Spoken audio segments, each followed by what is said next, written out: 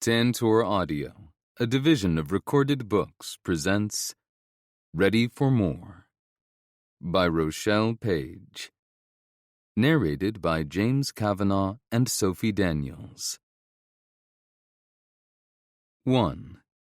Baxter. Even though I'd only spent a few weeks here with my grandparents each summer while I was younger, moving to Moorville felt like coming home. It royally sucked that it took me almost 40 years to realize this was where I'd belonged all along, but I was damn glad to have come to my senses while they were still alive and well.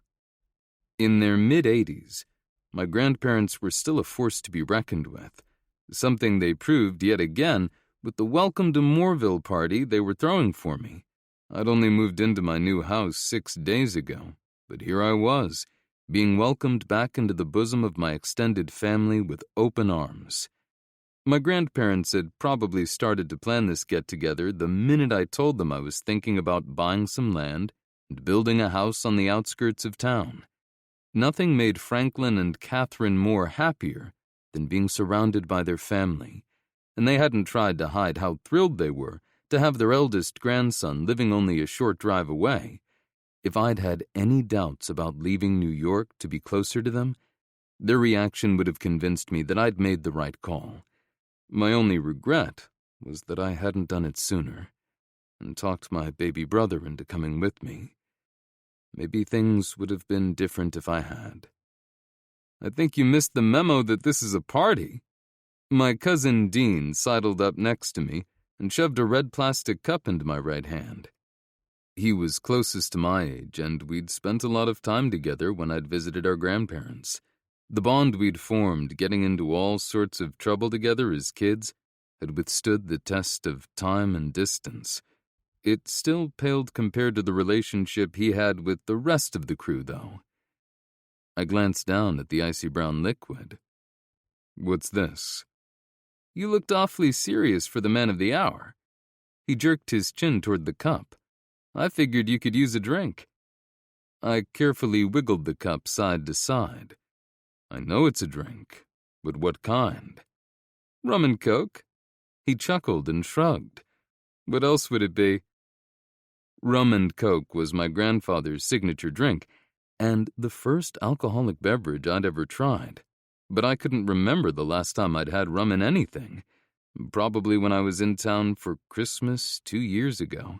I was more of a single malt whiskey kind of guy. But he was right. I should have known what was in the cup before I asked, since Dean took after our grandfather in a lot of ways. "Good point." I took a sip and tried my best to hide my grimace. The combination was too sweet for my taste, no matter how good the rum was. "Rigdon supplied the alcohol?" "Always," Dean confirmed with a grin. "Having a cousin who owns an artisan distillery definitely doesn't suck." Since I'd provided the startup funds, Rigdon kept me in the loop about what he was working on, including shipping me samples of every new batch of spirits. "Did he bring any of that rye whiskey he started making at the end of last year?" "Probably." He jerked his chin toward where a makeshift bar had been set up on my grandmother's sideboard in the dining room. "The first thing I saw was the rum, so I didn't look any further, but a ton of bottles are back there. Seemed to me that he brought pretty much everything." Rigdon's rye was spicier than my favorite whiskey, but some of it on the rocks was more to my taste than a rum and coke. Noticing that his cup was almost empty, I handed Dean back the one he'd given me. "Here, take this. I'll get myself something else soon." "Your loss."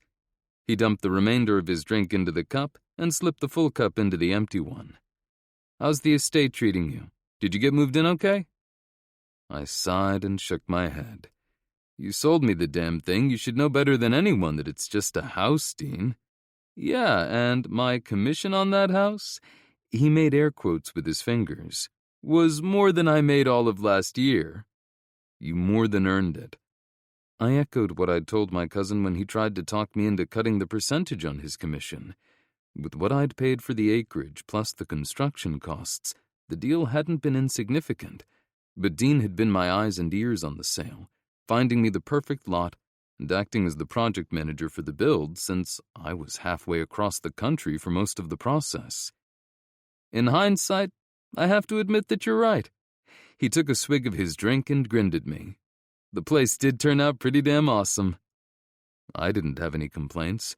By the time I'd gotten into town, all I'd needed to do was collect the keys from Dean. The interior designer had already decorated the entire place, and the staff who'd chosen to make the move with me had arrived a week earlier.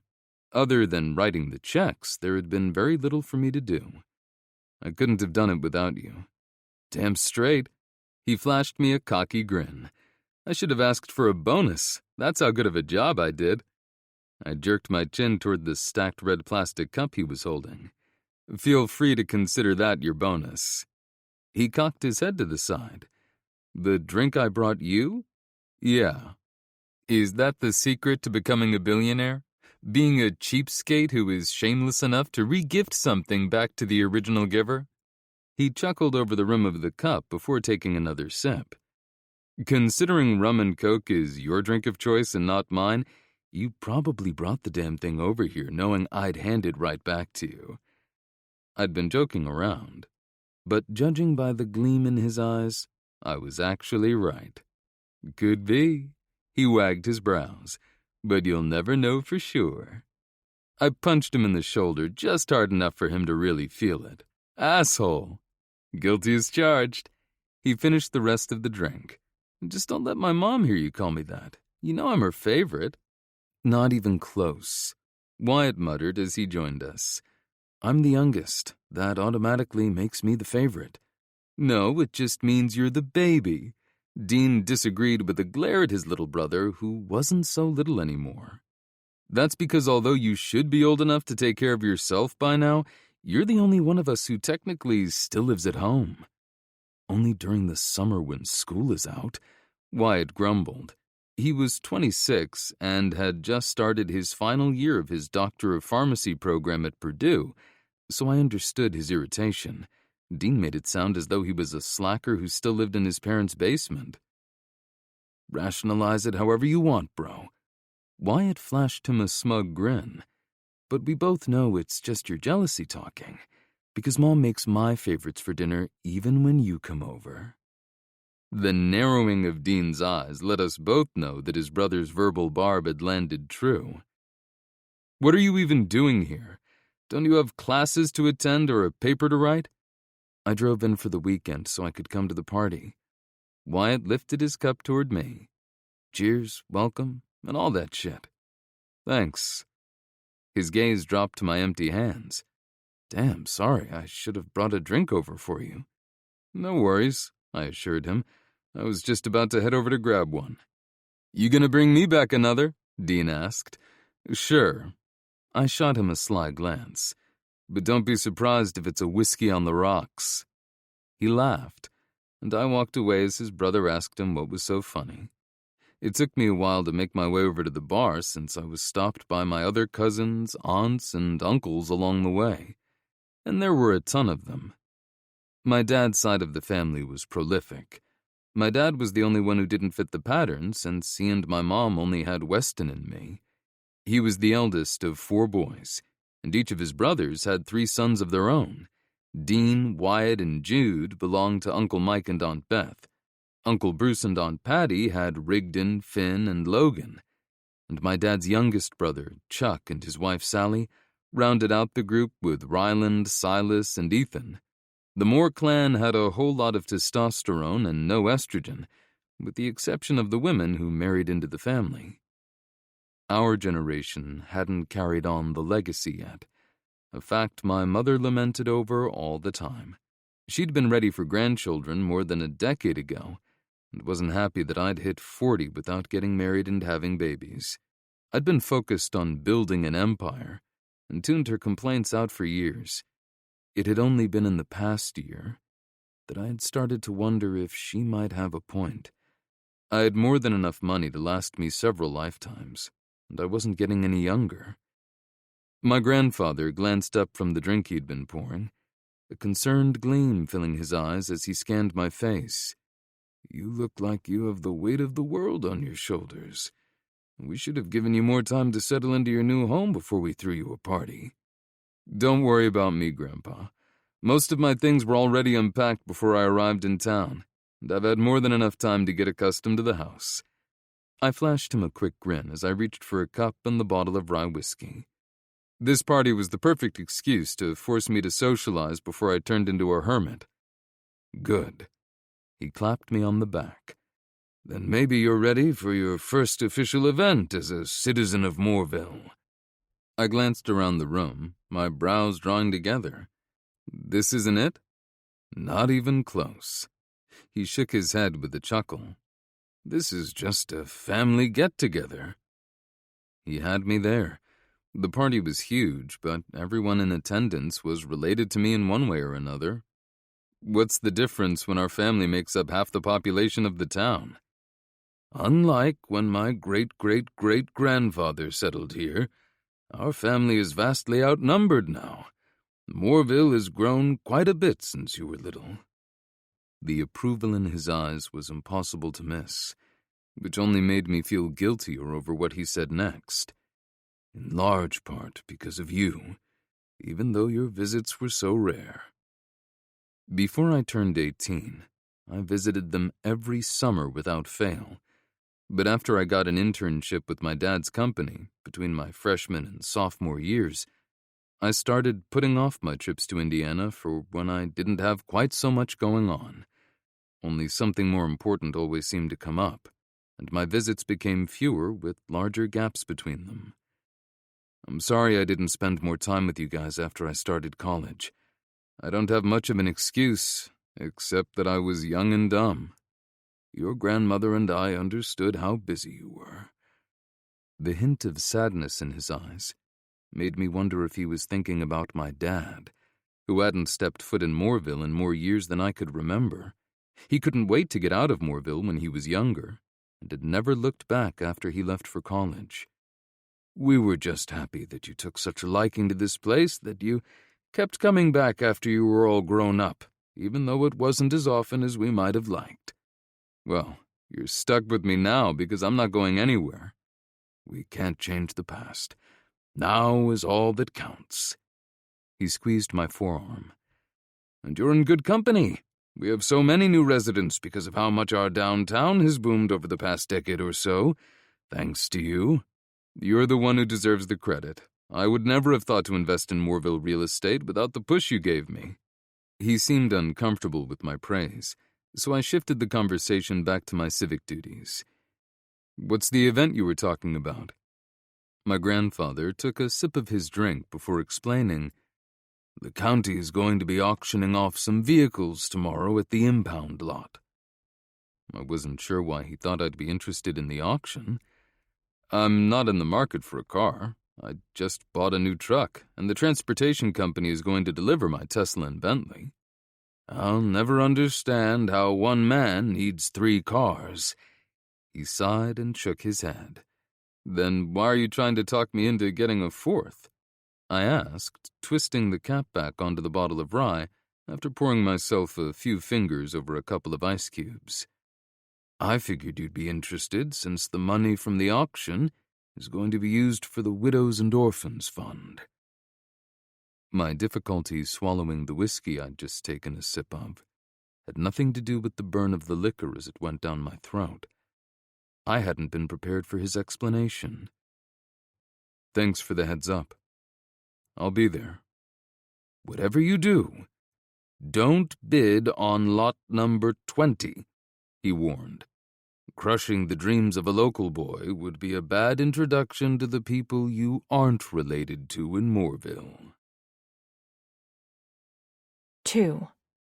Skylar. I'd never been to an auction before, let alone one run by the county to sell off vehicles they didn't want to keep in their fleet any longer. But ever since my son had heard about them and told me what he wanted to do, I'd learned as much as I could about the process. Even armed with all the information I'd found online, I was still nervous as we crossed the county's impound lot. Simon would be devastated if things didn't go his way today, and I couldn't do anything else to guarantee he'd walk away with the vehicle he so desperately wanted to buy. "Good afternoon, Skylar."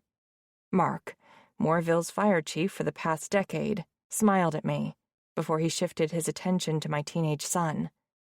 "Did you remember to bring all that money you've been saving up?" Simon shook his head and laughed. "Nah, but I did bring my debit card. My checkbook, too, in case they can't take a card." Mark quirked a brow. "Have you ever even written a check before?" "Nope. This would be my first." The hint of sadness that flashed in his eyes for a moment broke my heart. I guess that kind of makes it more special, in a way. "It sure does." Mark clasped my son's shoulder and gave him a quick squeeze. "Your dad would have been so proud of how hard you worked to make this happen today." "I'm not in the clear yet, sir." Simon looked around the crowded lot, his Adam's apple bobbing in his throat. "A lot of people are here. Someone could outbid me." I flung my arm around his back, remembering a time when I could easily have reached his shoulders instead. I could barely wrap my head around the fact that he was going to have his driver's license soon. Time was flying by, and he was growing so quickly. Everyone in town knows what today means to you. His dad had been the county fire marshal, and the marked vehicle he'd used while on duty was up for auction today. As soon as Simon knew there was a chance for him to own his dad's SUV, he'd stopped spending money on video games and other junk he'd previously been convinced was necessary. Every penny he had earned shoveling snow and mowing yards for our neighbors for the past 2 years had been set aside for today. Same with the cash his grandparents had given him for his birthday and holidays. Somehow, he had managed to save up a little more than $3,000. I'd offered to match him dollar for dollar, so I felt pretty good about his chances at being the winning bid, even if he went up against an out-of-towner who didn't know why nobody else was interested in that particular lot. Word had quickly spread around Moorville when Simon started saving up. Secrets tended to be difficult to keep in small towns. Plenty of people had hired him when they didn't truly need the help, and their support hadn't ended there. I'd been stopped by pretty much all of our neighbors, so they could assure me that everyone had been warned off Stephen's SUV after the auction's date was announced. Mark pointed toward a school bus on our left, where they'd set up a makeshift office out the back. "You'll want to head over there to check in. After your mom signs some paperwork, they'll give her a bidder card and the auction list. Your dad's SUV is the last lot, number 20. Simon's nose wrinkled, and I knew it was because he wasn't happy to get confirmation that I was the one who'd be doing the bidding today. "Come on, kiddo. You heard the chief." "This blows. I should be able to do this on my own since it's my money," Simon grumbled as we walked over to the school bus. We'd already had this discussion this morning over breakfast, when he noticed that his checks required my signature too, since it was a joint account with spending limits set in place for Simon because he was a minor. There was only one person ahead of us when we reached the back of the line. I turned my back toward them and lowered my voice as I said, "Like I already told you, the car will be yours as far as I'm concerned. I'm not going to hold it over your head or take it away from you as a punishment, like I have to do sometimes with your video game console. Unless I do something super stupid like drink and drive." He paused to roll his eyes and heave a deep sigh. "Which will never happen because I know better." Even with his tone and teenage attitude, I beamed him an approving smile. "And as soon as you're old enough, we'll transfer over the paperwork." "Which is gonna be like forever." He kicked the gravel beneath his feet. Reaching up, I ruffled his hair, earning me a death glare. Ever since Simon had started his sophomore year and became interested in girls, he'd gotten picky about every aspect of his looks. His usual athletic shorts and t-shirts with funny sayings were replaced by button-downs and polos with khakis. He went from me needing to pester him to take a shower to using up all the hot water each morning. He also wanted to go for a haircut every 6 weeks, asked for all kinds of hair product, some that I had no idea existed, and switched his shampoo and conditioner. Touching the hair was definitely a no-go. "Next," the person handling auction registrations called. After I filled out the required paperwork and got my bidding number, Simon and I circled the gravel lot until we stood in front of Stephen's old work vehicle. I hadn't ridden in the red SUV often, since we normally used my car when he wasn't on shift for the fire department. But that didn't stop me from feeling nostalgic as I stared through the windshield. I'd been so focused on helping my son get what he wanted that I hadn't stopped to think about how I'd feel, having a reminder of my past sitting in my driveway every day. But my pain didn't matter, only Simon's happiness. That was the mantra I'd lived by for the past 5 years, and I wasn't about to change it now. So I pasted a smile on my face and bumped his arm with my shoulder. "Are you ready to own your first car?" Unlike mine, his grin was genuine. "Beyond ready. And pretty soon, you'll even be able to drive it all by yourself." The timing of the auction was almost perfect. Simon had gotten his learner's permit 4 months ago, and only had 2 more to go before he could get his license. "Finally," he grumbled, with another kick at the gravel. "Come on, let's head over to where they're going to do the bidding, before you wear a hole in the bottom of your shoe." Since he was wearing his favorite pair of sneakers for good luck, I didn't get any pushback as we walked over to the folding chairs they had set up near the school bus check-in area. I was fidgety while we waited, my knee bouncing and my fingers tapping against my thigh.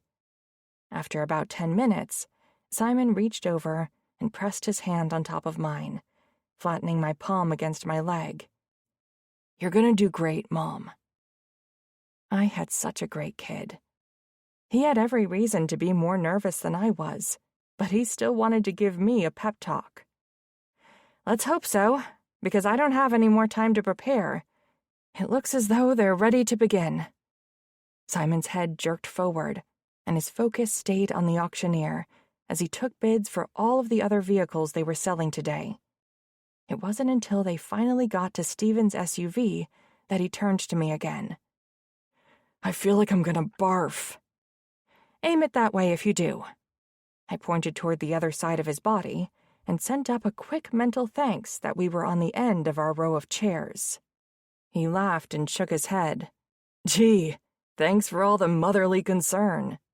"Sorry, but I'm already in mom mode for the auction." I jerked my chin toward the auctioneer as I gripped my bidder card. "All of my focus needs to be on these bids, just in case we're up against anyone else." "Good point."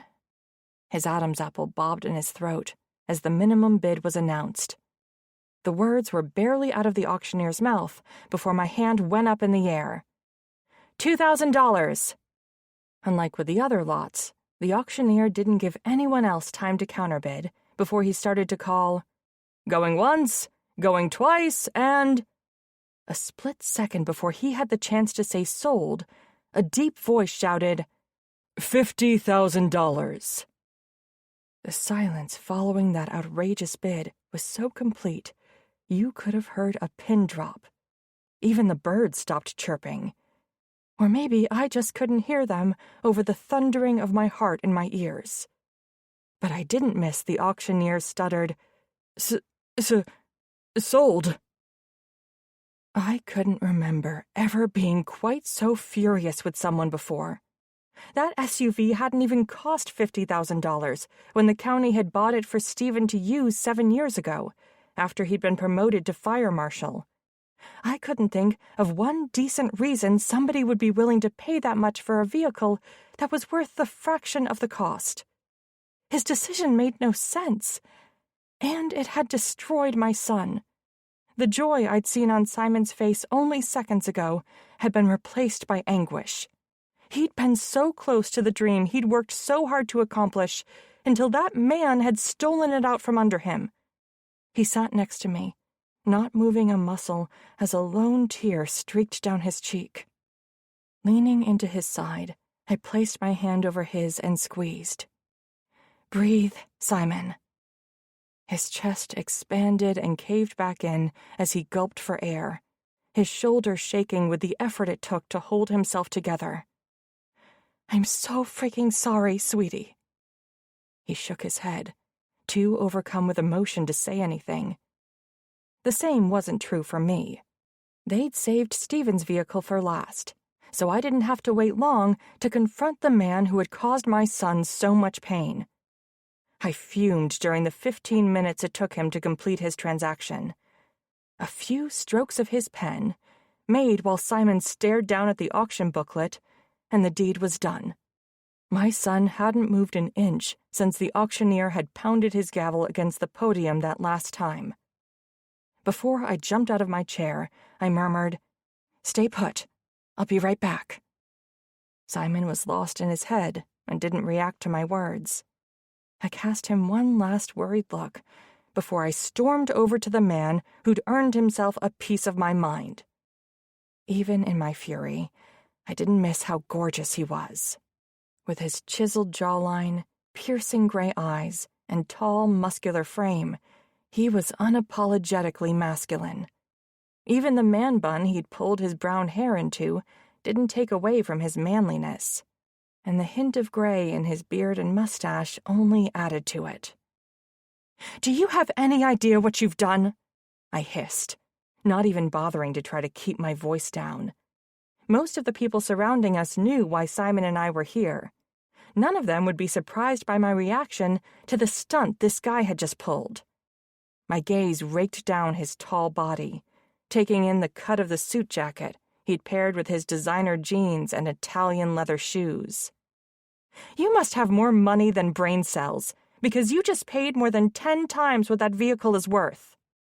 His lips curved into a small smirk that I longed to smack from his face. Not quite. That'd put me in the top 10 of the world's wealthiest billionaires, when I barely squeaked my way onto the list last year. I flung my hand in the air, my palm facing him. "Do not even." He pretended to zip his lips together, and I felt as though my head was about to explode. I didn't think I'd ever been this angry before, and the man had the gall to look like he was about to laugh at me. Planting my hands on my hips, so I didn't haul off and punch him, I leaned closer. "My son has been dreaming about owning that SUV you just bought on a whim for years. While you're standing there feeling proud because you're the big man in town who just dropped big money that'll help the widows and orphans in the county, you crushed the dreams of one of them beneath the soles of your shoes. That probably also cost way more than you needed to spend." The humor drained from his expression, and his lips parted. Before he could say something else to set me off, I shook my head. "Just don't.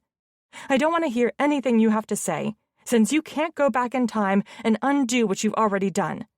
But hey, thanks for teaching my son a lesson about how unfair life is, as if he didn't already know that way better than any child should."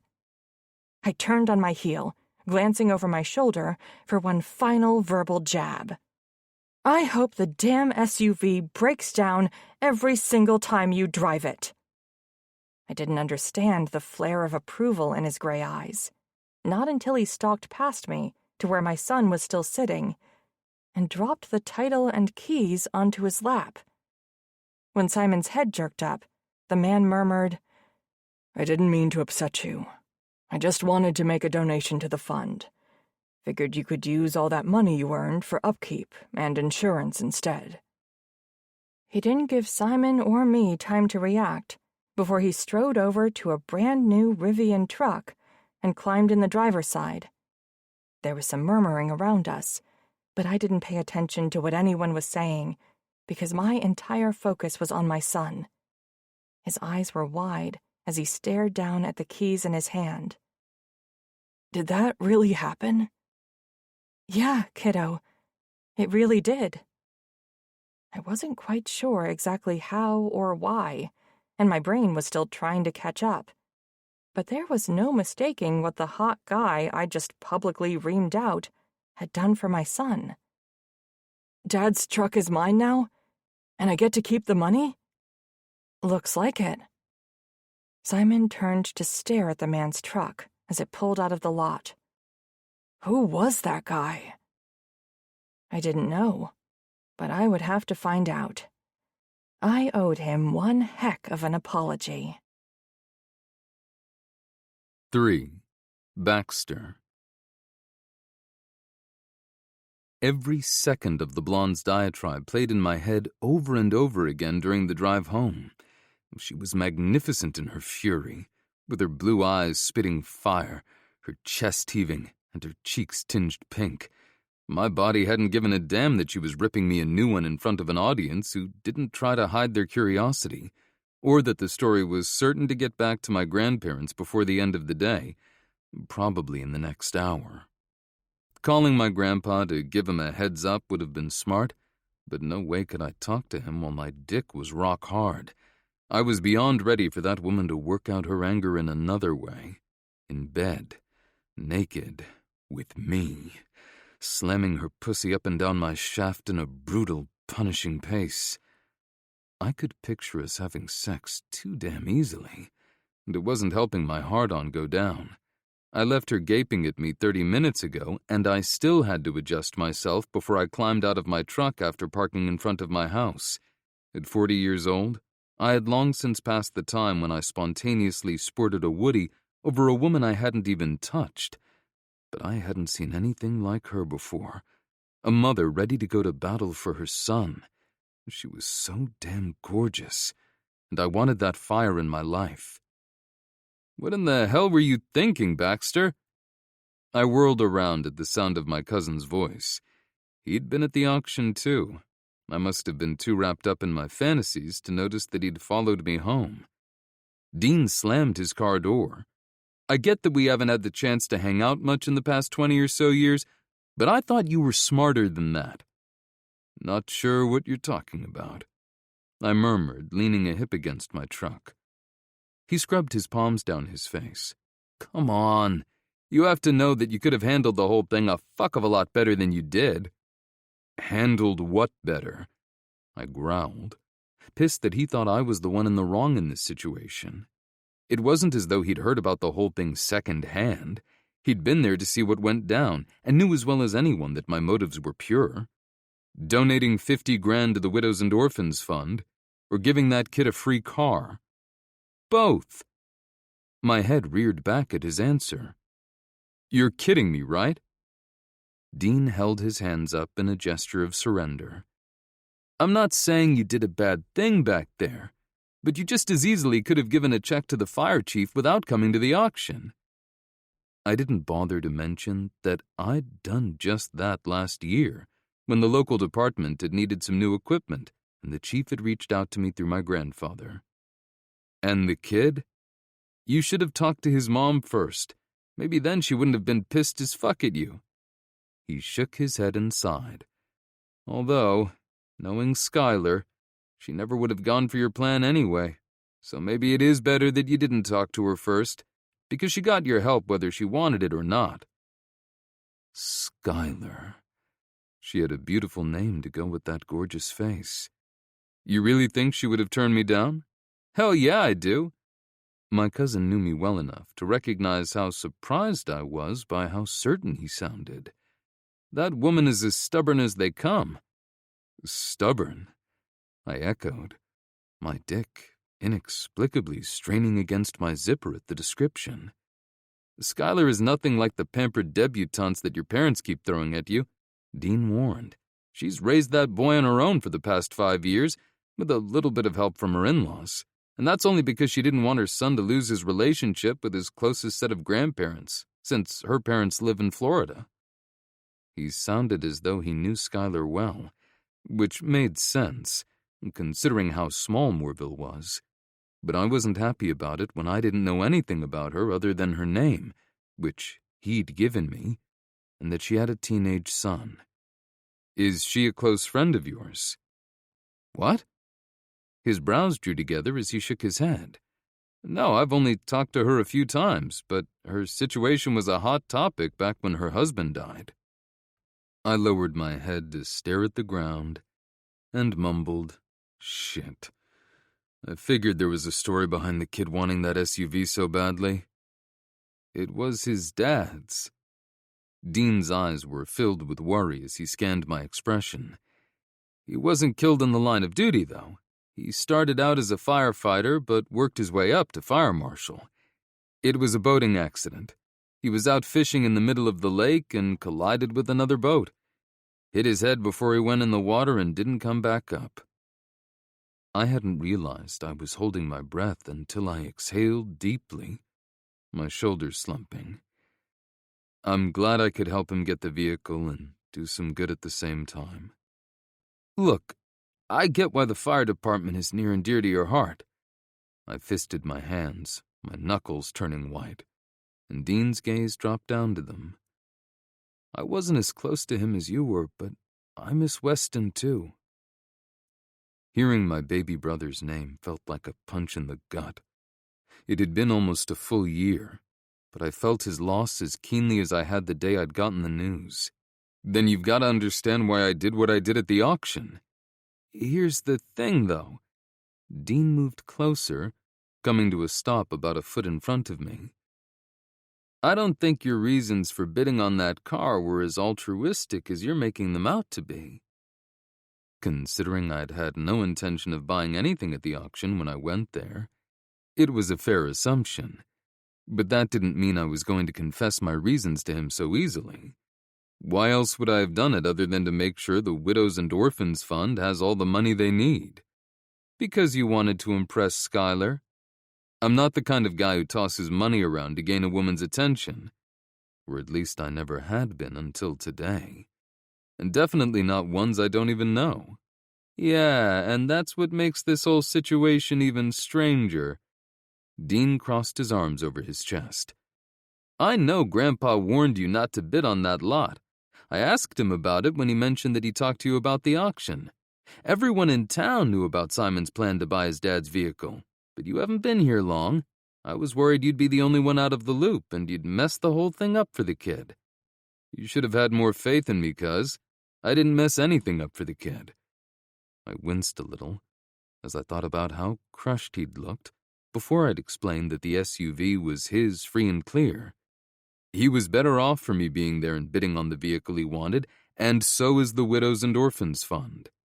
Here's the thing, though. He paused to make sure he had my full attention. You need to leave her alone. I couldn't believe what I was hearing. Are you warning me off a woman? Yeah, I am. Why? Are you calling dibs? We haven't done stupid shit like that since we were teenagers, man. The thought of my cousin with the beautiful single mom had my fists clenching tighter. Dean shook his head. No, I'm not one of the guys in town who have tried to talk Skylar into a date. With her looks and personality, I wasn't surprised to hear that Skylar had lots of men sniffing around her. Tried. From what I've heard, she must have loved her husband very much. If my hard-on hadn't already gone down, that information would have done it. He's been dead for 5 years, and she hasn't gone out with another guy even once. No coffee dates, no lunches, and sure as fuck no dinner and dancing. And it's not because she's been lacking offers, although they mostly come from out-of-towners nowadays, because the men in Moorville know better than to ask her out. At least I didn't have to worry about a local man interfering with my plans for Skylar, which was a lucky thing, since it sounded like it was going to take me some time to convince the grieving widow to give me a chance. Is that so? Fucking hell, he groaned, running a hand through his hair. I'm not going to be able to talk you out of pursuing her, am I? I shook my head. Nope. Dean's eyes narrowed.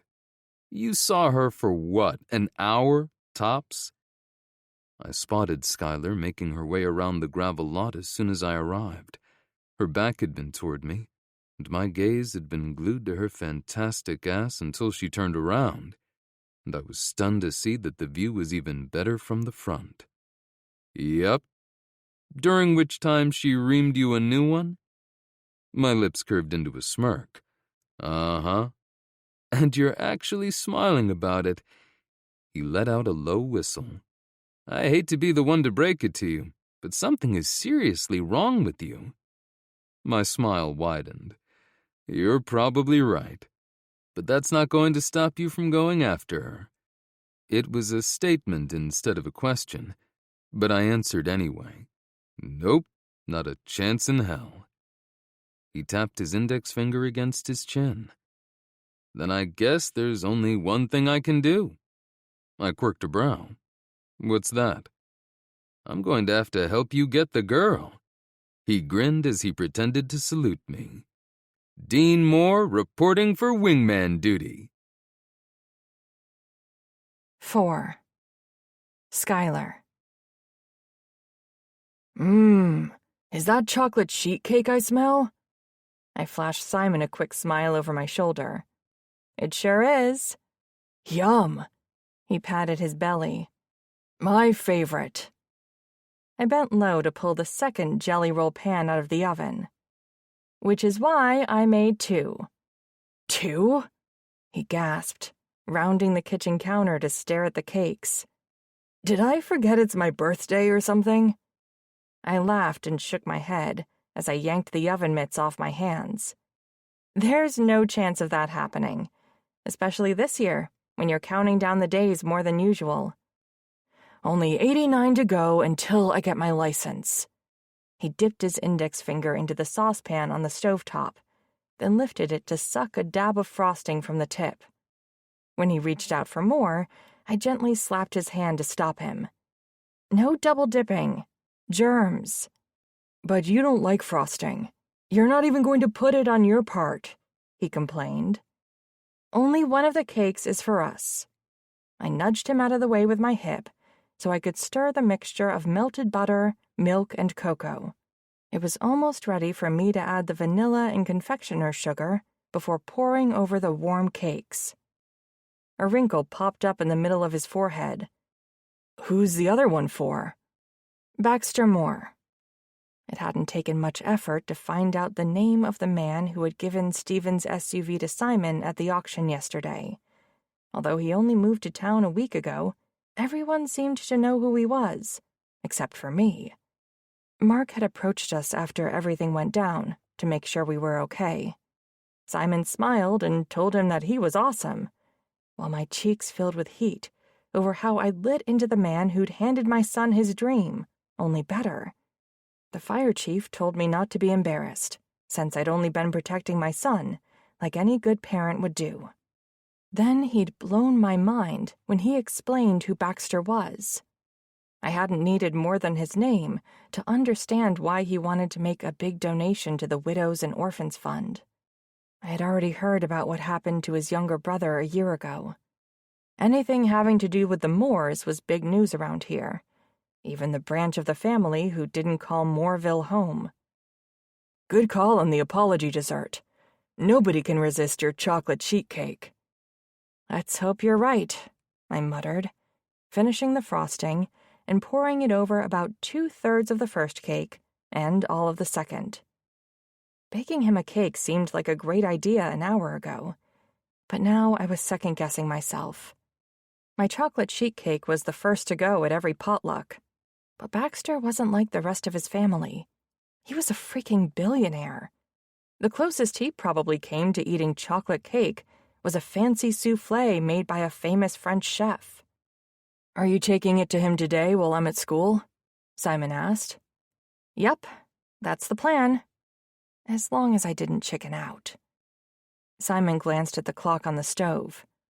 "Great. I have just enough time to write him a quick note before the bus comes." "A note?" I echoed, my eyes widening as I stared at my son's back while he darted out of the kitchen. His voice drifted toward me as he yelled, "Yeah, I think I owe him a thank you, don't you?" I absolutely did. What I hadn't expected was for my teenager to come up with the idea on his own. Not when I could barely get him to sign a thank you card for his grandparents after his birthday each year. Then again, they'd never gotten him a car, let alone the one his dad had used as a fire marshal. An hour later, armed with a cake and Simon's note, which he hadn't let me read, I inched my way down the long driveway that led to Baxter Moore's new home. The gate had been open when I pulled up, and the truck he'd been in yesterday was parked in front of the mansion I'd heard so much about over the past 6 months. The place was even bigger than I expected. A sprawling 2-story brick house with impeccable landscaping and a huge front porch. I was so jittery as I walked toward the front door, the pan shook from how much my hands were trembling. Afraid that I'd drop the cake when I rang the doorbell, I used my shoulder to lean against the button. While the bell chimed, I took a few deep breaths to help calm my nerves. Not that it did me much good, since my hands grew damp as the door opened. The man who greeted me wasn't the one I'd been expecting, but maybe that was for the best, considering the magnetic pull I'd felt toward Baxter Moore yesterday. He was cute, with short blonde hair and blue eyes, and appeared to be about my age, but there wasn't any spark between us. Handing the cake over to him was a much safer option, and I'd learned the hard way not to take unnecessary risks with my heart. "Hello," he greeted with a smile. "How may I help you?" "Could you give this to Mr. Moore for me, please?" I asked, extending my arms to shove the cake toward him. He instinctively reached out to grab the pan when it was inches from his stomach. "I'd be more than happy to do so, but wouldn't you rather give it to him yourself? My boss is quite partial to sweets, and chocolate is his favorite. I'm certain he'll want to thank you for the lovely cake himself." "There's really no need." I tapped the note that I had taped to the lid of the pan, grateful that Simon had given me the perfect out. "This explains everything." "What needs an explanation?" A deep, masculine, and unfortunately familiar voice asked. I pressed my lips together to stop myself from sighing when Baxter appeared behind his employee, looking every bit as sexy as he had yesterday. His gray sports coat strained against his broad shoulders, the top 2 buttons of his white dress shirt were unbuttoned, and his hair was pulled back again. Although his outfit probably cost more than everything in my closet combined, there was still a rough edge to his look that really did it for me. I took a step back as I lifted my hand in an awkward wave. "Hey." Baxter's gaze swept down the length of my body, and I was happy that I'd had the foresight to put some extra effort into my appearance this morning. My blonde hair was pulled back in a braid, I'd done my eye makeup a little heavier than usual, and I'd gone with a pair of jeans I hadn't worn in years. They fit me like a glove and made my butt look great. I really should have reconsidered this plan when I dug them out from the bottom of a dresser drawer. I hadn't given much thought to what I'd looked like in years. In less than 24 hours after meeting this man, I suddenly cared way more than I should. "I've got this, Paul," Baxter murmured as he took the cake pan. "Sure thing, boss." Paul flashed me a quick smile before walking away, leaving me alone with Baxter. When he was out of earshot, Baxter gestured for me to come inside his home. "Oh, no, that's okay," I muttered, taking another step back as I shook my head. "I just wanted to stop by and drop that off." His lips curved into a grin as he glanced down at the pan. "You baked me a cake?" I shrugged, my cheeks filling with heat. "I figured it's the least I could do after how I yelled at you at the auction yesterday. I am so sorry for going off on you like that." "The last thing you need to do is apologize to me." He stepped out onto the porch, balancing the cake pan in one hand as he used the other to shut the door behind him, giving us more privacy. "My heart was in the right place, but I handled the situation all wrong. If I'd given you a heads up about what I planned, your son wouldn't have gotten so upset, and there wouldn't have been any need for you to protect him." "Wow. Okay," I breathed, surprised by how easily he admitted to his part in what went down between us. His grin widened. "You were expecting me to be pissed, huh?" Yeah." I swept my arm toward his home. Aren't rich East Coasters supposed to be rude and unfriendly? I've met more than my fair share of gruff New Yorkers. He chuckled and shook his head. But my grandparents did their best to instill their Midwest values in me every time I visited when I was young. They sure did succeed. I shoved my hands into my pockets and rocked back on my heels. What you did for Simon yesterday was more than generous. He shrugged. Like I told him, I was already going to make the donation anyway. It was just a case of being in the right place at the right time to be able to help him out a little. It was a pretty big deal to Simon. I inched forward the tiniest bit, intrigued by how he was downplaying what he'd done when most people would be bragging. Which was why I didn't just write a check without bidding on anything. He closed the remaining space between us, the cake pan acting as a buffer between our bodies. My grandfather told me how hard your boy worked to raise that money. You should be proud of what he accomplished. I am. My deep breath to calm my nerves backfired, because I ended up dragging his scent into my nostrils. Holy heck, he smelled good. Which only makes me more grateful for what you did yesterday. Now he gets the best of both worlds, knowing he could have bought the car by himself, but getting to keep the money he earned, so he doesn't have to worry if something goes wrong with it. Buying his dad's work vehicle was his dream, and your generosity means he'll be able to keep it longer than I expected. Thank you. You're welcome. A hint of sadness filled his gray eyes, and I clenched my hand to keep myself from reaching out to comfort him in whatever small way I could. I'm glad I could help give your son something that means so much to him. Losing someone you love is difficult. Thanks to how quickly gossip spread in Moorville, I knew he was talking about his brother's death almost a year ago. Although his branch of the family barely spent any time in town, it had still been big news. Simon has had 5 years to adapt to life without his dad, but your loss is still new. I'm so sorry. You have my deepest sympathies. Thank you. He heaved a deep sigh and shook his head. That's one of the things I'll have to get used to with the move. There isn't any anonymity around here. Not that I got a ton of it in New York, either, since I found myself on gossip pages more often than I'd have liked. I'm sure you were. Considering he was a hot, single billionaire, I wasn't surprised. But it's kind of weird knowing something so personal about you, when I don't really know you at all. Seems fair to me, since I've already heard about how you lost your husband in a boating accident. I'm sorry for Simon's and your loss as well. My back straightened at the reminder of Stephen. Thanks. Small towns, huh?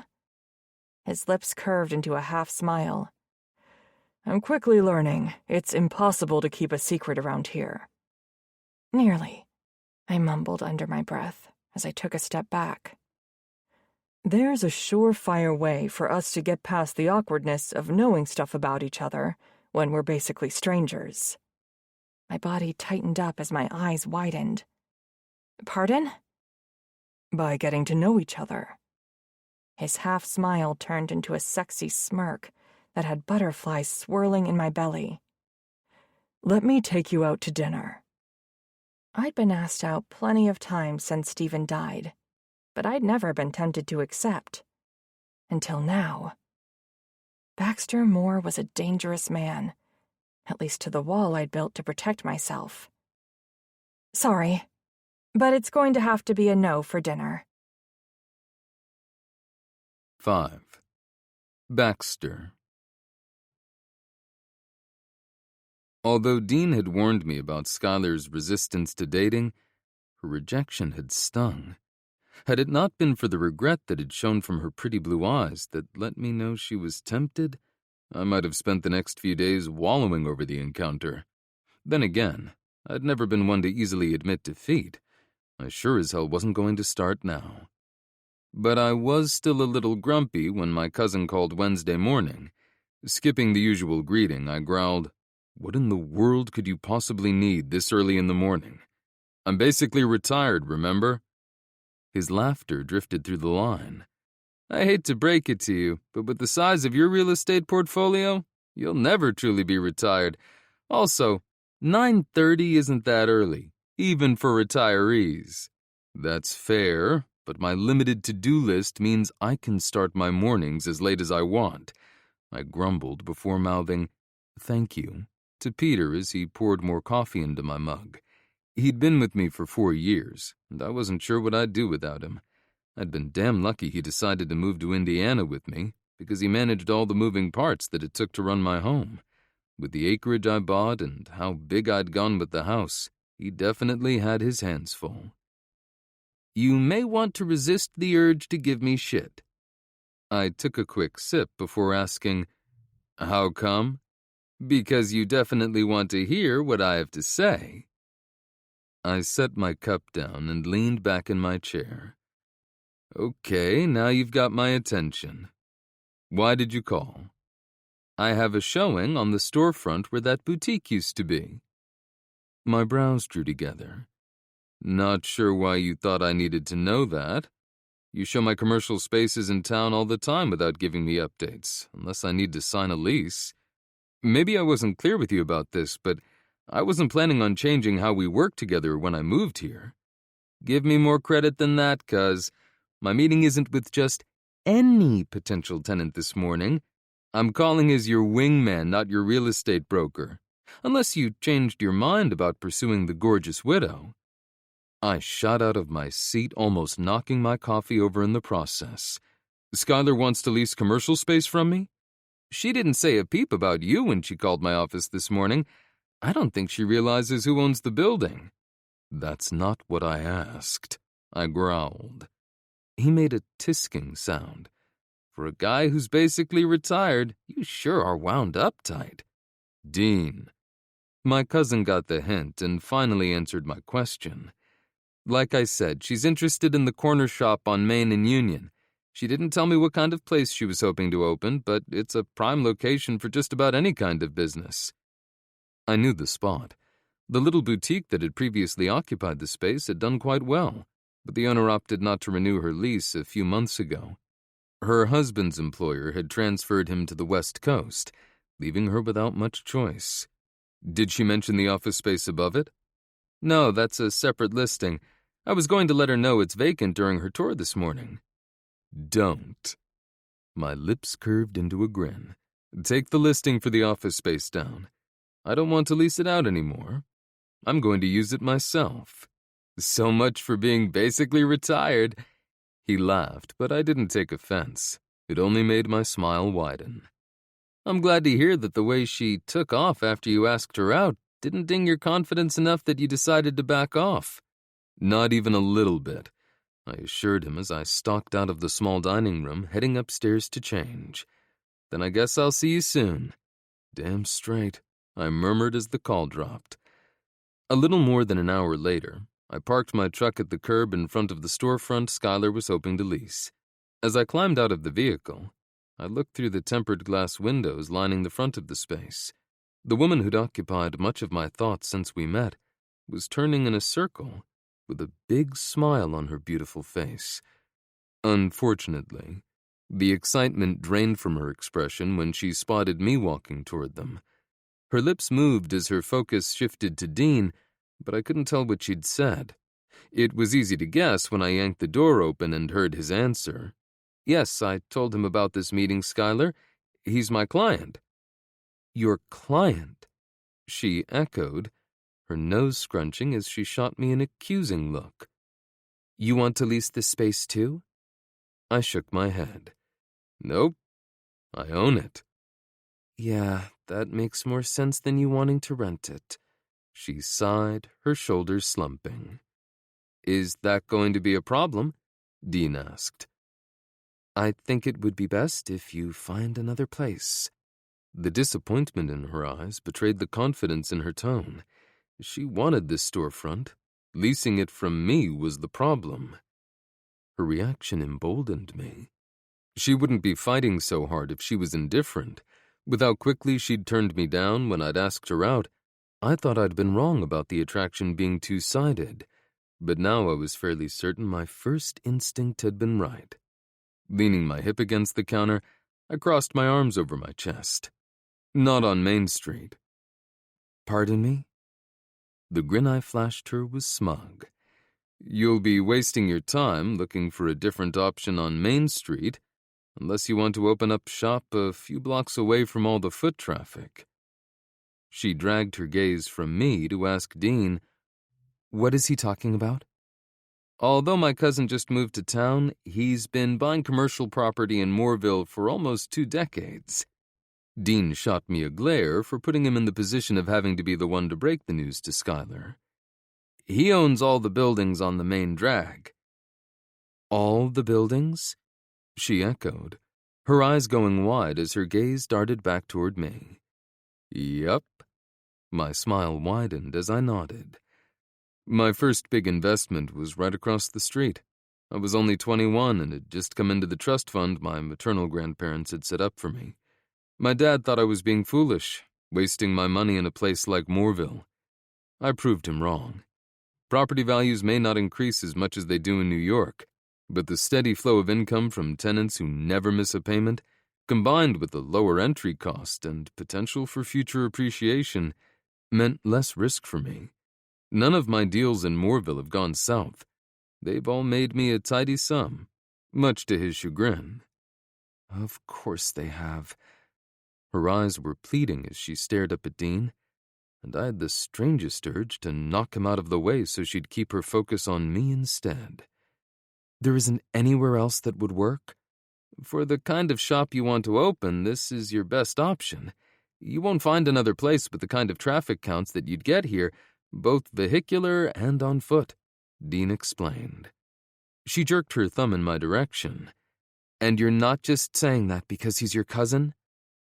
He shook his head as he tapped the screen of his phone and turned it so she could see what he'd pulled up. You don't have to take my word for it. I have all the data to back me up right here. After doing a quick check of the numbers, she heaved a deep sigh and turned back toward me. How involved do you plan on being with your tenants now that you live in Moorville? You can count on me taking a hands-on approach. The sensual undertone to my reply was impossible to miss, as was the flash of awareness in her blue orbs that she'd tried to hide from me. I should have known you'd say something like that, she muttered, walking over to the window to stare outside at the passers-by. The lease terms Baxter offers to the people of Moorville are quite favorable. Dean tapped his finger against the top of a stack of papers on the counter.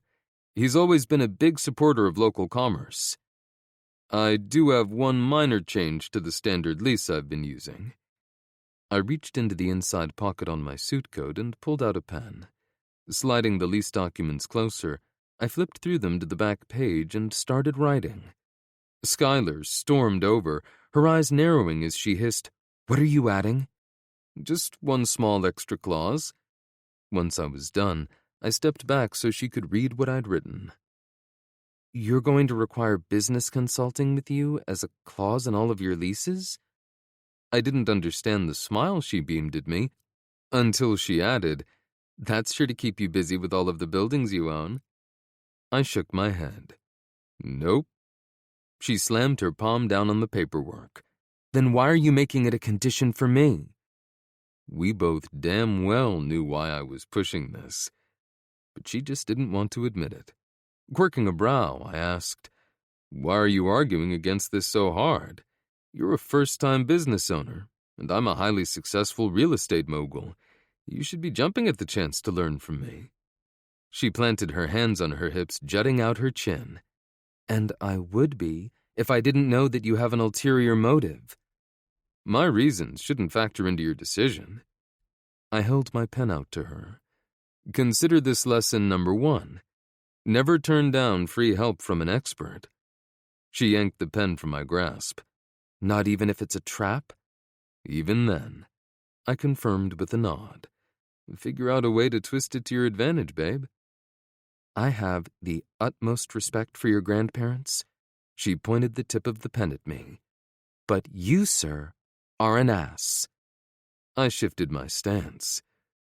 Am I an ass who's going to get his way? Yes, damn it.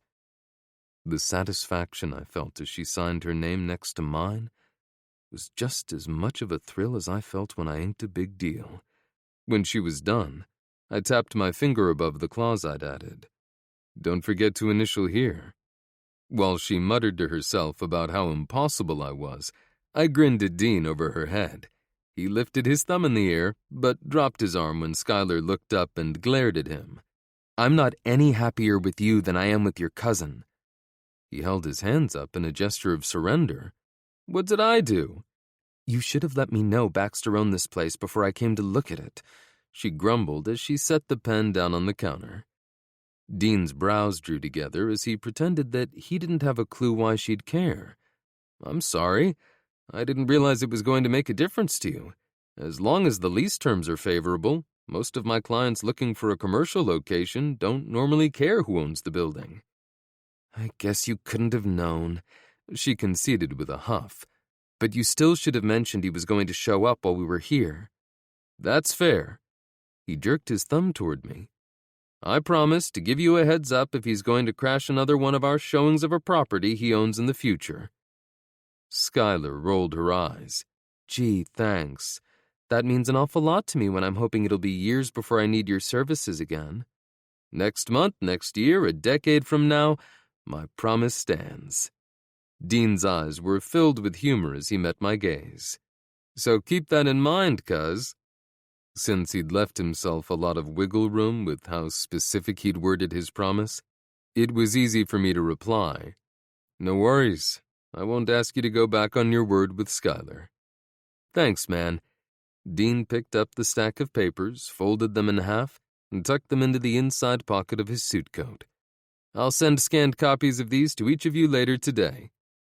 Thanks. The meaningful look he shot my way let me know he was aware that he had my gratitude for more than just the paperwork. I appreciate it. Skylar adjusted her purse strap and started to follow Dean toward the door. Not so quick. I wrapped my fingers around her wrist. We're not done yet. Her eyes narrowed as she looked at me over her shoulder. You may not be done, but I've accomplished everything I set out to do this morning. Have you already forgotten the clause you just initialed? I stroked over the inside of her wrist, enjoying the flutter of her pulse beneath my thumb. She was doing a good job of masking her reaction to me, but the little things kept giving her away. You can tell me about your plans for this space over lunch. She turned toward me, her voice firm as she announced, I am not having lunch with you. Then we'll do coffee instead, I suggested with a smile. She tugged her hand free and shoved it into her jacket pocket. You're not going to let this drop, are you? Not a chance. My answer frustrated her so much I could practically see the steam coming out of her ears. Fine, we can go to the diner for a coffee. I've heard that Trattoria serves the best espresso and cappuccino in town. The little Italian bistro's atmosphere was also bound to be a fuck of a lot more romantic, but that reason would sway her in the wrong direction. You think you're so smooth. She wagged her finger at me. Just remember, this isn't a date. It's a business meeting. I worked hard to keep my satisfied smirk under control as I placed my palm on her lower back to guide her out of the store. Call it whatever you want, so long as you sit across from me. 6. Skylar. I couldn't believe Baxter finagled me into joining him at one of the most romantic restaurants in town. After how difficult it had been to turn him down when he asked me out, I had every intention of staying as far away from him as I could. But here I was, sitting across from him in a cozy corner booth for two. At least with the late morning sunlight streaming through the windows, the ambiance was much less intimate than it was at night. Setting aside the menu the hostess had given me, I studied the man sitting across from me, trying to figure out why he'd pushed so hard to get me here. He couldn't be that hard up for female company, with his looks. Do you blackmail women into going on dates with you often? He settled back in his seat, stretching his arms out along the back of the booth as he arched a brow. I thought you said this wasn't a date. Crossing my arms over my chest, I muttered, "You know what I meant." He inclined his head, acknowledging my point. I wouldn't call this blackmail. What would you call it then? I asked, strumming my fingers on the top of the table. More like extortion. I narrowed my eyes. Nobody is going to press charges against you for either crime. You're splitting hairs so you can avoid the question. This is the first time I've extorted a woman into joining me for a cup of coffee. He traced his finger around the rim of his empty water glass. Or anything else. His answer shouldn't have mattered to me, but it did. I guess I'm special then. Definitely, he confirmed with a nod. I can't even remember the last time I was out on a date. Not a date. The reminder was for me as much as it was for him. Despite my denials, this very much felt like a date. How about this? His lips curved into a slight smile. I can't remember the last time I had the pleasure of sitting across from a beautiful woman like this. I quirked a brow and tilted my head to the side. I find that difficult to believe. It's the truth. He did a little half shrug. Why are you so surprised? My chin dipped low as my feet shuffled beneath the table. Sorry. I assumed billionaire bachelors went out with a different woman every week or something like that. You know what they say about assuming, he murmured. Luckily, the server arrived at our table just in time to save me from putting my foot deeper in my mouth. What can I get you? Baxter inclined his head to indicate that I should order first. I'll just have a cappuccino, please. The server's pen flew over her notepad as he rattled off, Please bring me an espresso, today's special focaccia, the meatballs and ricotta starter, an arugula and prosciutto wood-fire pizza, and the zeppole for dessert. When she walked away, I shook my head. That's a lot of food for one person. I chose items that are easy to share, hoping to tempt you into eating something. It was a smart plan, especially since he had picked several of my favorite dishes. But I wasn't willing to let him know that he'd won this battle. Not yet. You're lucky I love their cappuccino, or else you never would have gotten me here. Don't underestimate my tenacity. I have every faith that I would have eventually worn you down. His confidence was infuriating, and unfortunately, also sexy. It didn't help that I was flattered by his persistence. Every other guy I turned down had quickly moved on to someone else, but Baxter seemed to be stuck on me for some strange reason. I wouldn't be too sure about that if I were you. I can be fairly stubborn myself, I warned. He flashed me a cocky smile. Oddly enough, I like that about you. Even though my life would be a lot easier if you were more agreeable. I guess you'll just have to settle for the fact that I agreed to come here with you to discuss my business plan. I pulled a stack of papers out of my purse and slid them across the table. I thought Dean might need this for the lease agreement, but he barely asked any questions once I confirmed the monthly rent was within my budget. You may want to talk to him about how he screens potential tenants for your properties. I'm sure that won't be necessary. He's normally quite thorough. I narrowed my eyes at that little nugget of information, wondering if he'd talked to his cousin about me, and that was why Dean had skipped some steps in his usual leasing process. The idea should have been outlandish, but Baxter was a billionaire. He could afford the loss if I defaulted on the lease. Mm-hmm, I hummed beneath my breath, as the server dropped off our coffees and a basket with pesto and mozzarella focaccia. The bread smelled delicious, and I couldn't resist the temptation it presented. I lifted a slice to my lips, letting out a low moan of appreciation when the savory flavor burst across my taste buds. Baxter set my business plan to the side and snagged a piece for himself. "It's good, huh?" "Incredible," I mumbled after swallowing another bite. With how adamant I'd been about only having a cappuccino, I would have understood if he gloated over his little victory. I was impressed that he only flashed me a small smile before devouring his piece of focaccia. We didn't talk much over the next 20 minutes as we worked our way through all the dishes he had ordered. It wasn't until the server dropped off dessert that he reached for my business plan again. "Tell me about the shop you want to open." "Leaves and Pages is going to be a combination tea room and bookshop." He nodded. "I like the name. It's catchy." "Thanks." I smiled at him, touched more than I should have been by his approval. "What made you want to combine the two?" he asked, turning to the next page of my plan. "Tea and books are my favorite things, besides my son." He jerked his chin at the cappuccino I'd finished in the middle of our meal. "And here I thought you were more of a coffee woman, with how much you enjoyed your cappuccino." "I usually limit my coffee to a cup in the morning to kickstart my day, but I can drink tea all day long. If I had to pick, I'd choose tea over coffee 9 times out of 10. "Duly noted." The wrinkling of his nose made me laugh. "I'm guessing you're not a tea fan?" One of his shoulders lifted in a casual shrug. "I'm definitely a coffee man." "Maybe I'll be able to change your mind. Some dandelion root blends taste a lot like coffee." He recoiled, his lip curling in disgust.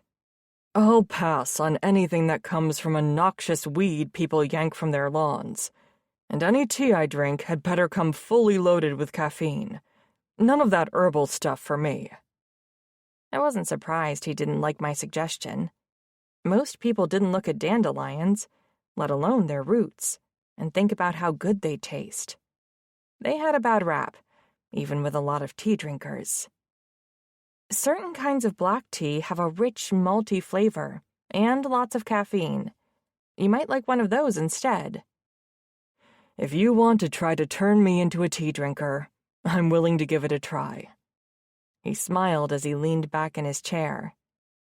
"Just so long as I don't try to trick you into drinking any dandelion roots." My cheeks filled with heat when I realized how flirtatious that had sounded.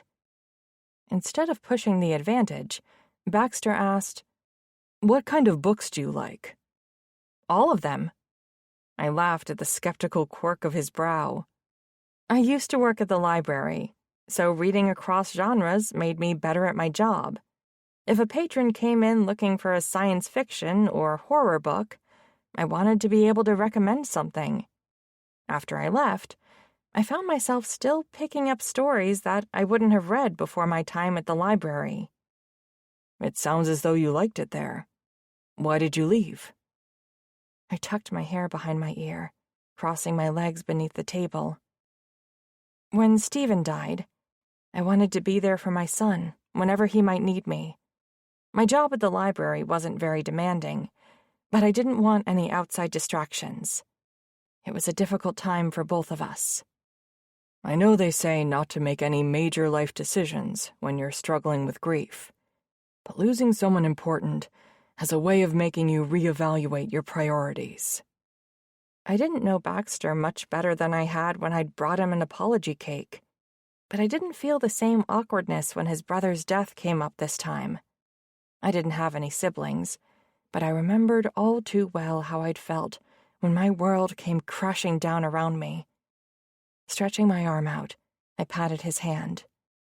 "Like packing up your life in New York to move to Moorville?" "Yeah. I've been told that I'd come to regret my knee-jerk response to Weston's death." His hand shook as he pushed the plate with his half-eaten zeppole away from him. "But he would have respected my decision. He was 15 years younger than me, but so much wiser. He was only 21 when he bucked our parents' expectations and dropped out of college to live his dream of becoming a firefighter. The pain was evident in his voice, and there was a tortured gleam in his eyes. I swallowed past the lump in my throat to ask, "Your parents weren't happy with your choice?" He sighed and shook his head. "Absolutely not. My dad couldn't wait to leave Moorville behind him when he started college, and my mom hasn't stepped foot in this town in all the years they've been together. Neither of them understands what drew me here." "How are they dealing with their loss?" "I didn't just leave New York because of Weston's death. If my parents had handled things differently, I probably wouldn't have sold all my property there. But they made it impossible for me to be near them." A muscle jumped in his jaw. "When Weston died on duty, their first instinct was to rant about how they told him not to become a firefighter, and if he'd just listened to them, he'd still be alive." If anything ever happened to Simon, I wouldn't know what to do with myself. But one thing I did know was that I would bend over backward to do whatever it took to ensure he was happy and wanted me in his life. "I'm so sorry." His chin dipped slightly. "I was lucky, though. I had the rest of my family to help me navigate through the loss of my brother. They rallied around me, even though I hadn't done a good job of keeping in touch throughout the years." That's what family is for. I just wished mine was bigger, because then Simon would have more people to rally around him if he ever needed it. And I wouldn't have been stuck with only Stephen's parents to depend on in our darkest moment. "Sorry, I'm getting awfully personal for a business meeting." His apologetic smile kind of made me wish I hadn't insisted this wasn't a date. But that would have been the height of foolishness, because I wasn't ready to get involved with anyone. Even if I was, jumping into the dating pool with Baxter would have been asking for my heart to be broken, since the sexy billionaire was way out of my league. No worries. My business plan doesn't exactly make for riveting conversation. "You're not giving yourself enough credit. You did a great job with this." He scooted the stack of papers in my direction. "What type of vibe are you hoping to achieve?" After flipping through the pages, I tapped my finger against the pink and green logo I'd had designed. I want the space to be unabashedly feminine. There will be lots of pink, live plants scattered throughout the store, and shelves of books everywhere. I want it to be a place where the people of Moorville can come to press pause for a little bit, leave the hectic pace of their lives behind while they enjoy a pot of excellent tea that will leave them feeling refreshed and restored. But I also wanted to incorporate my love of books, which is where the pages part comes in. "Unabashedly feminine isn't exactly my style, but I see the appeal in what you want to create. Are you planning to host events?" I nodded. Absolutely. I'd love to host birthday parties, going all out on the tea party theme on the weekends. "I'm sure they'll be quite popular with all the young girls in town." His expression softened. "Do you have a plan for the books you'll carry?" I leaned forward, my words tumbling out. Since I'll only have so much room for them, they'll be carefully curated, with priority given to local authors. "Are you thinking about doing events with them?" I would love to. "Good. I'll talk to Silas. I'm sure he'll jump at the chance to support your shop." Baxter's cousin was a best-selling thriller author. Any event he participated in was bound to be a big draw. Really? Thank you. That would be amazing. "Happy to help." I also want to have one of those little free libraries out front for used books that my customers want to share. I'd expected him to be against the idea, since giving away free books could cut down on my revenue. But he tilted his head as he considered it. "You should put it in the back of the shop, like grocery stores do with the milk, to draw people in. Then they might buy a tea before leaving with their free book, or even find something else on the shelves they'd prefer to read."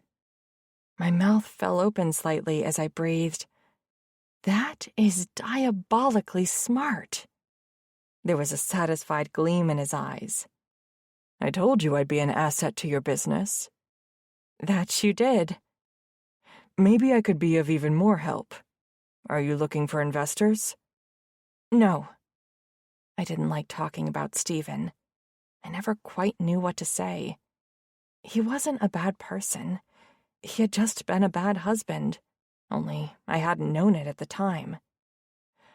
My husband was a little obsessive about life insurance. A muscle jumped in his jaw. As a firefighter with a wife and child, that was a smart call. This part of the explanation was easier, since it was focused on the positive. I'm not sure why he kept so many policies after he was promoted to fire marshal, but it turned out to be a godsend in the end. Between the term life policy paying out double because it was an accidental death, and the private mortgage insurance paying off our house, I was able to stay home with Simon when he needed me the most. And there's still more than enough left over to pay for his college education and launch my business. Then I guess I'll have to figure out some other way to become indispensable to you. His statement sounded a bit like a threat, and I had a feeling he meant it as a promise. 7. Baxter. Using the office above the shop that Skylar leased from me had seemed like the obvious move, but it hadn't yielded any results a week later. It seemed like I'd bumped into just about everyone else in Moorville except for her. If she knew I was using the space, I might have become paranoid that she was avoiding me after our business lunch that had felt a whole lot more like a date. Even though she refused to think about the time we spent together as anything other than business, there was no denying that our conversation had taken a personal turn, or that the attraction between us had grown. I was still convinced that she'd eventually give in to our chemistry if we spent more time together. I just had to find her first, and not in a creepy stalker way or I'd just scare her off. I'd popped into the office 3 times in the past week, but from the town gossip Dean had shared with me, Skylar had visited the shop on the 2 days I hadn't been there. I was hoping my luck would improve today. Unfortunately, as I drove past her storefront, the lights were off, and there was no sign of her car. Circling the building, I parked my Tesla in back and trudged inside. Even though I'd unloaded most of my properties in New York, I had more than enough tasks on my to-do list to keep me busy for at least a few hours. Settling in the Herman Miller executive chair that had been delivered on Friday, I checked my email. The first message that caught my eye was from my dad. Instead of opening it, I logged into my accounts to manage my stock portfolio. It didn't take me long to lose myself in the numbers, for which I'd always had an affinity. My knack for math had given me an advantage in college, helping me graduate summa cum laude from Harvard during my undergraduate studies in quantitative economics and earning me a coveted Rhodes Scholarship. My parents were proud of my achievements, and my dad had been grooming me to take over my maternal grandfather's company when he was ready to step down. I'd leveraged my trust into the kind of wealth that meant my children's children, if I was ever lucky enough to have any, would be set for life. But my accomplishments weren't much comfort when Weston died, and neither was my mom and dad's approval. Even though I'd worked with my dad since I was 25, I hadn't been close to my parents. They'd never been hands-on with Weston and me growing up, leaving our care mostly to a succession of nannies. I'd tried to be there for my younger brother as much as I could, even with the 16 years that separated us. My parents hadn't listened when I'd urged them to pay more attention to Weston than they had me, or when I'd backed him on his decision to join the fire department, something they'd held against me after his death and drove us further apart. About an hour later, I was finally thinking about reading my dad's email when my cell phone rang. Seeing the name on the screen, I grinned as I accepted the call. "Good morning, beautiful." Hey, Baxter. My smile widened at the breathiness in her voice. "How can I help you?" I was hoping you could meet me at the store sometime today. I have some plans for the renovations on the space that I wanted to run by you. That was an offer I couldn't pass up. Absolutely. What time works for you? The sooner the better, since I'm working around Simon's schedule and I'm already here. I glared at the door I'd shut behind me and made a mental note to leave it open from now on. Then I'd have a better chance at hearing her when she was downstairs. If she hadn't called me, I probably would have missed out on this golden opportunity to spend time with her. Give me a couple of minutes and I'll be right down. Right down? Her confusion was adorable. Yes, I took over some open office I own downtown. I decided that it would be good for me to get out of the house more often, so I didn't become a recluse. She proved she was as smart as I thought when after a short pause she asked, Is the office you just so happened to decide to take over upstairs from my shop? It is, I confirmed, smiling big enough that my cheeks started to hurt. And when did you come to the conclusion that you were at risk of turning into a hermit? She asked. The same day you signed your lease. My answer gave a lot away, but I didn't mind. It wasn't as though I was trying to hide my interest in her. She heaved a deep sigh. I don't know what to do with you, Baxter Moore. I have quite a few suggestions that I'm more than willing to give you. And it went without saying that a fuck ton of them involved us getting naked. She laughed. I'm sure you do, but I'm going to ask you to keep them to yourself while you're down here looking over my plans for the build-out. As you wish. For now, at least. Uh-huh. She sounded skeptical, but I couldn't blame her. It would be damn difficult to keep things professional with her, but that wasn't exactly what I'd promised to do. Asking her out was different than telling her what she could do naked in bed with me. Be there in a minute. Just talking to her on the phone got me hard, and I had to adjust myself before I headed downstairs. The office I was using was a quick walk to Skylar's shop, and I found the back hallway door unlocked. Striding through it, I called, "Skylar?" Over here. I followed the sound of her voice and found her standing on a step stool, trying to measure how tall the windows lining the front wall were. I raced across the room, placing one hand on the small of her back to steady her and reaching for the tape measure with the other. Let me do that for you. Thanks. The tape measure was being a pain in my butt and wouldn't stay in place. I waited until she stepped down to grumble, probably because you were trying to write down the numbers perched on a step stool in heels while taking the measurement all at the same time. She ducked her head and mumbled, I'm used to figuring out how to get things done by myself. Feel free to take advantage of me being upstairs whenever you want. I'm more than happy to help. I offered, looking over my shoulder to smile at her, before taking the measurements she needed and calling out the numbers. All part of making yourself indispensable to me, she muttered as she jotted down the dimensions of the window. It's a start. When I was done, I folded and picked up the stool before she could grab it. Do you need anything else measured? Nope, that's it. I have appointments with a few general contractors this week to discuss options for the build-out, but since they won't be handling the logo for the windows, I thought I'd get started on it while I'm picking out the team I want to work with. She'd just given me the perfect opening to insert myself into the renovation process.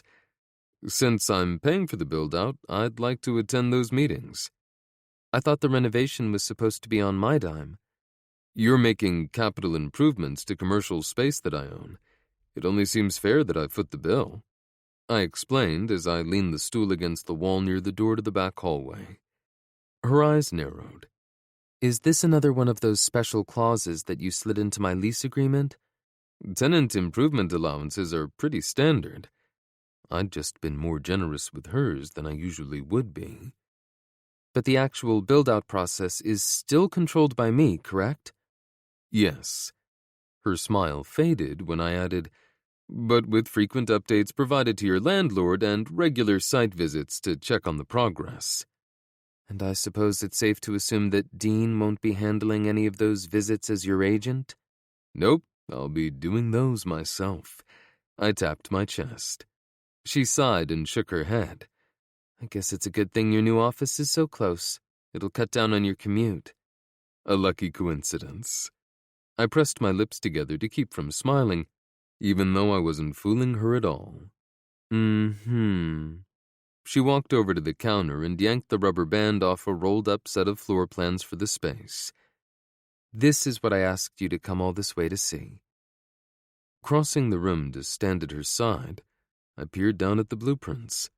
I followed along while she explained her vision for the space, tracing her fingers over the areas she wanted to make the most changes. Her ideas were great, and I only had a few suggestions to offer. When she was done, I hated for my time with her to end. I'd been in hundreds of similar meetings on much larger projects, but never enjoyed them as much. Her enthusiasm was contagious. After rolling the plans back up, she tapped them on the counter with a smile. Thanks for all your help. I meant it sincerely when I replied, "It was my pleasure." I guess I'll see you tomorrow? She asked, referring to the meeting with the first of the contractors on her list. "I'll be here." I wrapped my fingers around her wrist when she turned to leave. "We could have lunch today, too." She shook her head. Sorry, but no. I wasn't going to give up that easily. "Is tomorrow better for you?" I didn't say no because I was busy today. "Why then?" She tucked her hair behind her ear and broke eye contact with me. We have nothing in common. I'm a small-town single mom and you're a billionaire bachelor. I pressed a finger under her chin, tilting her head back until she met my gaze again. "That's not true." Okay. Name one thing we have in common. She challenged, balling her free hand into a fist and planting it on her hip. With what I'd learned about her, it didn't take me long to come up with something. "Neither of us is interested in dating." She rolled her eyes and scoffed. You asked me out on a date the second time we saw each other, blackmailed me into having coffee the next, and turned that into a full-blown lunch by tempting me with food I couldn't resist. All of that was true, except I came to a different conclusion. Good point. What I should have said was that neither of us was interested in dating until we met each other. Her cheeks turned a pretty pink shade as she whispered, "Damn your confidence and charm." Although I would have greatly enjoyed having lunch with her again, I had a feeling I'd lose what little progress I had made if I pushed too hard. Lifting my hands in a gesture of surrender, I murmured, "I'll back off for now, but please think about it." She took the out I offered, whirling around to escape through the front door of the store. Our eyes met through the glass as she locked the door, and I continued to watch her as she walked to her car, captivated by the sway of Skylar's hips.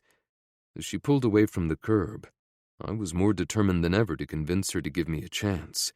If the attraction had been one-sided, I would have reluctantly backed off. But the sparks between us grew every time we were around each other, which meant that I needed to give us even more opportunities to bump into each other. And I had the perfect idea for how to make that happen, while also giving Skylar a helping hand, multitasking at its finest, with a little assistance from my cousin. Stabbing my finger against the screen of my cell phone, I waited for Dean to pick up. "Hey, Baxter, what's up? I need your help as both my real estate agent and wingman." "Double duty. I am definitely up for the task, whatever it may be." I scanned the space, picturing the changes Skylar wanted to make. "I want the best team available working on the renovation for Skylar's shop." I must be better than I thought, and that's saying a lot, because I've always known I was damn good. I already hooked her up with a great guy. I growled at his choice of words. His laughter drifted through the line before he said, "What I meant was I already gave her the name of a contractor who does great work on commercial build-outs. Do me a favor and give him a call tonight. Let him know that I'll make it more than worth his while to prioritize her project." "Why are you in such a rush to make this happen?" "The sooner the build-out is done, the sooner she can open the store. Then I could visit her there whenever I wanted." And I hadn't liked the catch in her voice, when she'd said she was used to figuring out how to do things on her own. She deserved to have someone in her life who lent her a helping hand when she needed it. And I aimed to be that man for her. 8. Skylar. It was amazing what a difference a couple of months made. Between Dean's recommendations and Baxter's input, choosing a contractor had been easier than I'd expected, and the guy I'd gone with had worked wonders in bringing my vision to life. As I walked through the space where my dream was becoming a reality, I was blown away by what had already been accomplished. When I was working on my plans, I thought it would take a minimum of 6 months before the place would be almost ready to open. But that was before Baxter had come into my life and shaken things up in a big way. He had more than fulfilled his promise to help get my project off the ground. And he'd become indispensable, just like he'd threatened. The walls were painted a pale pink, with 4 rows of white oak shelves lining 2 of them. I'd swapped the boring LED drop ceiling lights with 3 oversized wood veneer ring chandeliers in a pale rose finish. A row of matching pendant lights hung over the counter and display case. The carpet had been torn out and replaced with a light engineered hardwood in a pale oak color. The open cabinets behind the counter were also a light oak, and the countertop was rose quartz. The furniture I'd ordered was a mixture of pale oak, pinks, greens, and a light camel brown. A couple of pieces had already arrived and were sitting in the corner, and I could barely wait until the rest of it was here. The colors worked great together, and I definitely nailed the unabashedly feminine look I'd been aiming for. I whirled around at a loud knock on the door. My best friend Sarah waved at me through the glass. Rushing over, I opened the door and greeted her.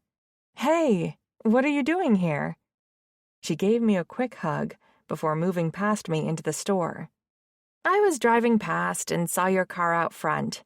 I thought I'd stop by to see how things were shaping up." I swept my hand through the air and grinned. "As you can see, I am way ahead of schedule."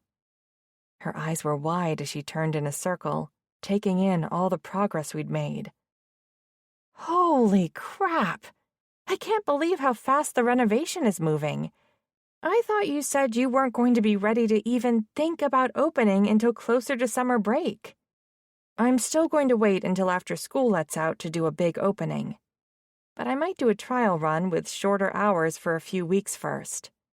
"Like a friends and family thing?" "Definitely a friends thing," I murmured with a grimace. Although Stephen's parents made it a point to do something with Simon every couple of weeks, we hadn't really spent much time together since his death, except for holidays, and my parents weren't due for a visit until after the store would be open. "Rest assured, this friend," she pointed at herself, "will be ready whenever you are." "You better be." I laughed and shook my head as I pointed at the display case next to the counter. "I'm counting on you for all the baked goods I'm going to sell." "Only until this place really takes off," Sarah reminded me. She was amazing in the kitchen and made 8 of the top 10 best desserts I'd ever tasted. Since she was self-taught, she tended to downplay her skills. But she'd built a nice little side business, baking custom-order cakes over the past couple of years, including a stunning 3-tier baseball-themed one for Simon's 15th birthday. I couldn't wait to see what she did for him next month. I'd had to do a heck of a lot of convincing to get her to agree to supply me with the treats to go along with my teas. She'd only been willing to commit to a trial run, convinced that I could do better with a commercial bakery. Figuring she wouldn't be able to deny how amazing she was when my clientele raved over her baked goods, because I had no doubt they would love them, I jumped at the chance to prove her wrong. "We'll see."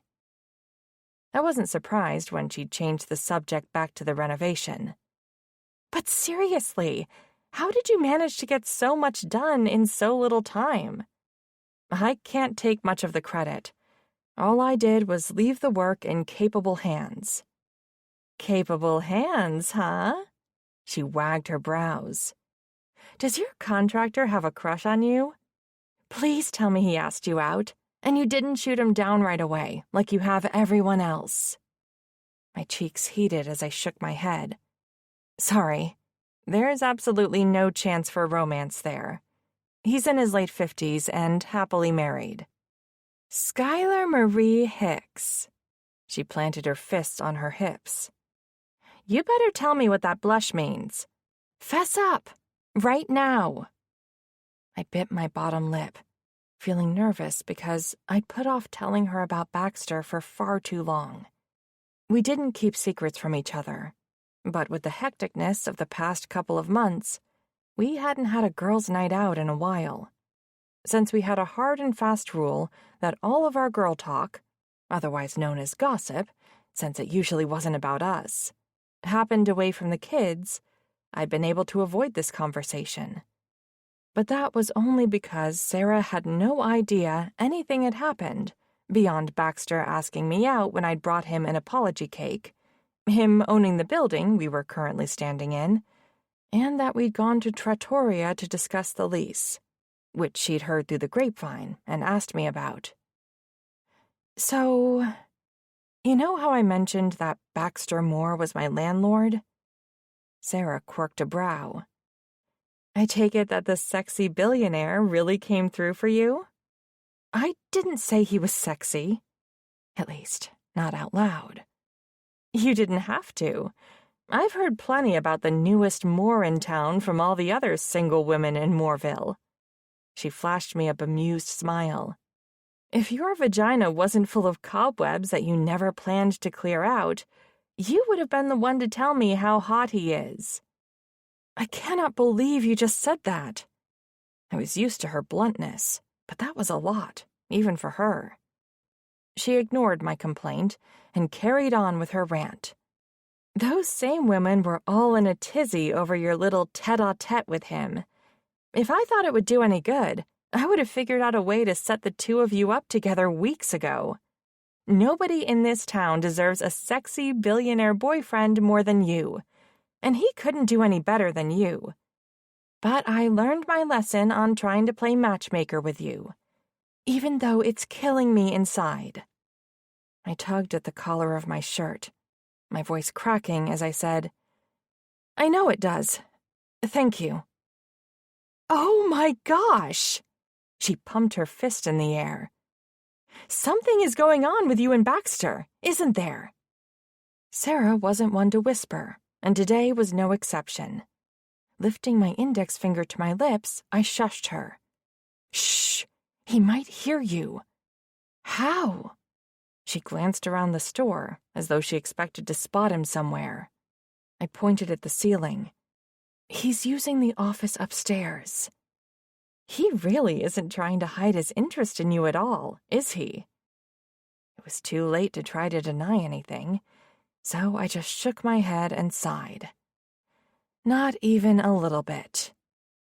She stomped over to the back door and flipped the lock. Then she pulled her phone out of her back pocket, pulled up a playlist, and put the volume at one of the loudest settings before placing the device on the counter. Once that was done, she grabbed me by the elbow and led me into the back room, where there was a small walk-in refrigerator. Dragging me inside, we were squished together when she slammed the door shut behind us. There, he can't hear us now. Tell me everything. It's freezing in here, I protested, rubbing my arms with my hands in an attempt to stay warm. She tapped her foot on the metal floor. Then I guess you'd better talk fast. I heaved a deep sigh before it all came spilling out. He's asked you out how many times? I tucked my hair behind my ear. 12, maybe more. At first, he asked pretty much every time he saw me. But he slowed down once the renovation started. Her eyes widened. Is that disappointment I hear in your voice? I don't know. Maybe. My gaze bounced around the inside of the cooler.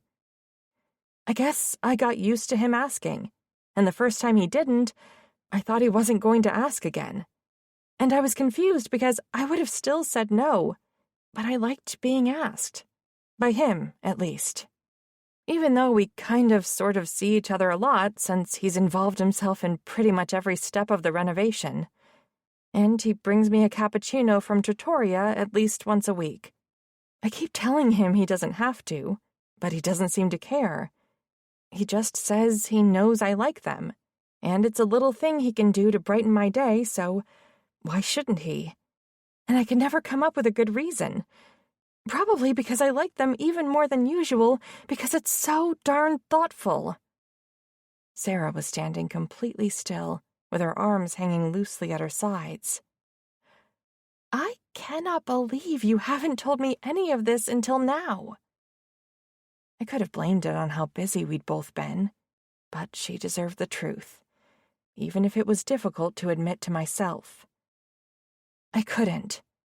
If I had, it would have made the whole thing more real, and I wasn't ready for that. How about now? Are you finally willing to admit you're interested in him?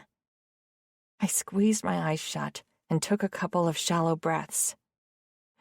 I think I just used up all my courage telling you what's happened so far. I'm not ready to think about what might come next. Okay, Skylar. Her voice was gentle, and my eyes popped open when I heard the cooler door open. I heaved a sigh of relief as we stepped out and walked back over to the display case. After she turned the music off, I pointed at the empty shelves. How about we discuss all of the delicious baked goods you're going to supply me with when Leaves and Pages opens? I made sure there was plenty of room, because they're bound to be big sellers. Her eyes were filled with understanding as she nodded. You know I can't resist talking about my baking.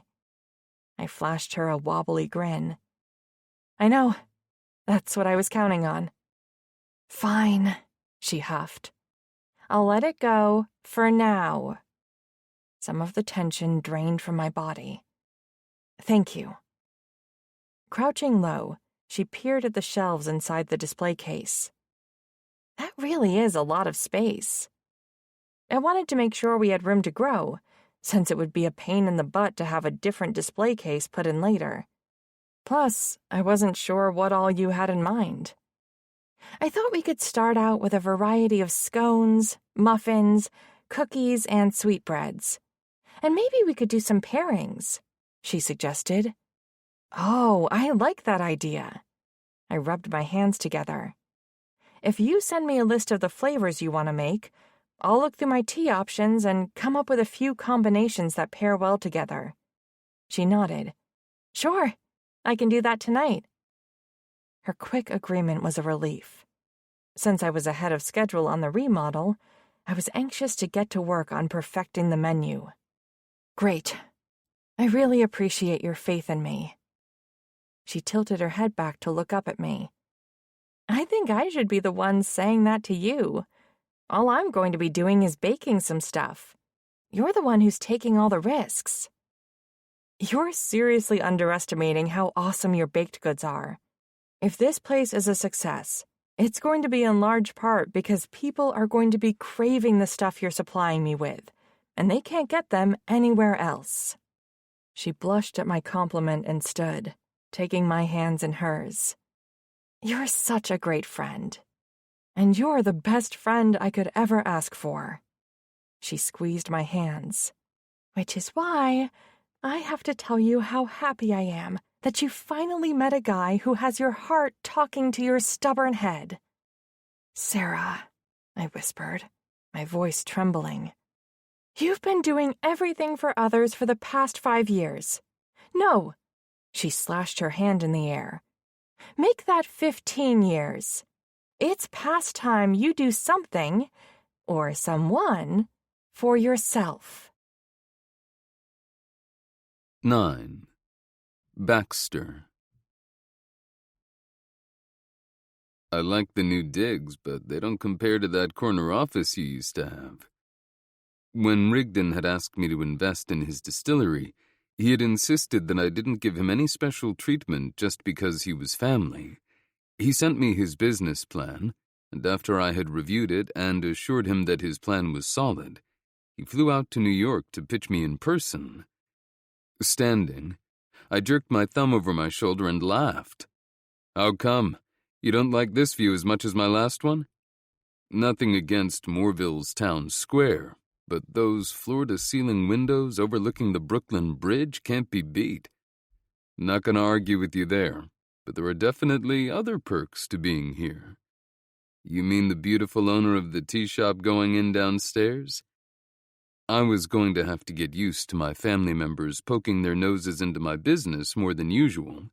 Not that my mom hadn't done her best when I lived in Manhattan, but she was only one person. Now that I had moved, a whole slew of relatives was interested in what I was up to.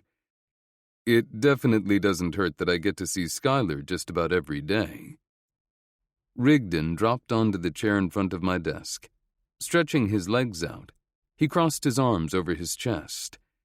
Is she why you're spending so much time here? I thought you had decided you were going to work less, now that you don't have that high-stress job anymore. She's part of it, I conceded. But I also quickly realized that I get bored very easily when I have too much time on my hands. There's only so much golfing I can do to keep me busy. Yeah, I can see how it would be rough, going from 60-hour work weeks to having nothing on your calendar. I didn't trust the mischievous gleam in his eyes. And Skylar is one hell of a motivator. In fact, I'm thinking about asking her if she'd like to offer some spiked teas in her new shop when it opens. Not only would it be good for business, since she has a primo spot on Main Street, but working with her would give me a great excuse to spend some time with her. I had no rights over Skylar. Although the chemistry between us was impossible to miss, she hadn't given in to it. Yet. But logic didn't seem to apply when it came to her, and I didn't like the idea of my very single cousin spending time with her when mine was limited, even if it would be good for both of their businesses. How hard is it to get a liquor license around here? Rigdon laughed and shook his head. Really? You can't come up with a better excuse than that? You know damn well that she'd have no problem getting one if I was the one supplying the alcohol. We're related to half the members of the town council. I narrowed my eyes. I thought you weren't a fan of nepotism. Are you always going to give me shit for wanting to do things the right way? Probably. I smirked at him. Did it ever occur to you that my approach gave me a free trip to New York City and confirmation from a well-respected businessman that my business plan was solid? Did it never occur to you that you were always more than welcome to come for a visit, and I was more than happy to give you whatever advice you needed? I retorted with a quirk of my brow. His smug grin disappeared. You got me there, man. After our little verbal back and forth, my brain refocused on his suggestion. I like your idea. Why do I hear a but in there? I think I should be the one to make the pitch to Skylar. He cocked his head to the side. I didn't think silent partners made pitches. Just remember, turnabout is fair play, I warned, strumming my fingers on my desktop. When you find a woman, my conscience will remain clear while I give you exactly how much shit you decide to toss my way over Skylar. He grimaced. Shit, good point. I guess I should get to the real reason I stopped by. And that is, I wanted to give you a heads up about your dad. That was the last thing I expected him to say. What kind of a heads up? He's been calling my dad a hell of a lot more than he ever has before. That wouldn't take much. Rigdon's dad was the second oldest behind mine. I wouldn't call them close exactly, but it was the relationship my dad put the most effort into besides his parents. But by effort, I meant that he called his brother on his birthday and major holidays. Do you have any idea what they've been talking about? Rigdon pointed at me. You. Yeah, I assumed that was a safe guess. But what about me in particular? Your dad seems pretty damn sure that you're going to regret your decision and come crawling back to the East Coast and his company. Leaning back to stare at the ceiling, I heaved a deep sigh. He doesn't understand, and he never will. Does it matter either way? Rigdon asked. I shook my head. Not really. I've already made my decision and there's no going back for me. As happy as I am to have you here, it would be wrong of me not to point out that there actually is. I didn't mean it that way. I sat up and met his gaze. I'm happy with the choice I made. I like being in Moorville even though it's different from what I'm used to. Good. I like having you around. He nodded. Enough that I'm willing to make an exception to the silent bit of our partnership this one time only. You can talk to Skylar about my idea. Let me know if she wants to move forward with it. Will do. I stood and headed for the door. I guess I'll head that way and say hello on my way out. When I slid him a suspicious glance, he chuckled. I swear I'll be there for a minute tops. Fine. I grumbled as I led him down the stairs and through the door that nobody but Skylar and I used. Hey, Skylar. Nice to see you. Rigdon greeted, taking in all the changes that she'd made. I like what you did with the place. Thanks. She returned his smile before her gaze landed on me. I owe a lot of thanks to your cousin for how smoothly everything has gone. Rigdon clapped me on the back. He has something he needs to talk to you about that will hopefully be as helpful as his assistance with the build-out has been. You do? She asked, tilting her head to the side. I'll leave you two to it. He grinned and gave me a thumbs up behind Skylar's back before turning on his heel to head out the front door. Skylar's brows drew together at Rigdon's quick exit. That sounded awfully mysterious. He actually had a really great idea about mixing his liquor with your tea to offer some special drinks when you open. If you approve, I can get working on the liquor license. It shouldn't be too hard to pull some strings and make it happen before you open. Tea cocktails with alcohol from a local distillery are a great idea, but I'm not a big drinker. Her nose wrinkled. I probably wouldn't be great at coming up with recipes to use. You're familiar with tea, and I know Rigdon's liquor. If we put our heads together, I'm sure we can come up with a few options that'll work, I suggested. She looked over her shoulder at the canisters of tea she'd placed on the shelves behind the counter. I was actually thinking about taking some of the blends I'm not that familiar with home, but maybe we could do a little tasting now instead? Maybe you'll be inspired. I was thrilled to have her all to myself, even if it meant I had to choke down some tea. You're not going to make me drink that dandelion stuff you mentioned, are you? She laughed and shook her head. No, I have a small amount in stock for the die-hard tea fans, but I don't want to scare you off. I held her gaze so she could see how serious I was when I said, I don't think there's much you could do to scare me off. Her expression softened as she murmured, The things you say, they're all true. Her, I'm starting to think they are, was so soft that I almost didn't hear it. I did, though. But I didn't push her to explain because she burst into a flurry of activity that let me know she wasn't ready to discuss it yet. Her admission had confirmed her protective walls were starting to weaken around me, and that was enough of a victory. For now, at least. I kept our conversation light as she heated water and brewed 10 kinds of tea.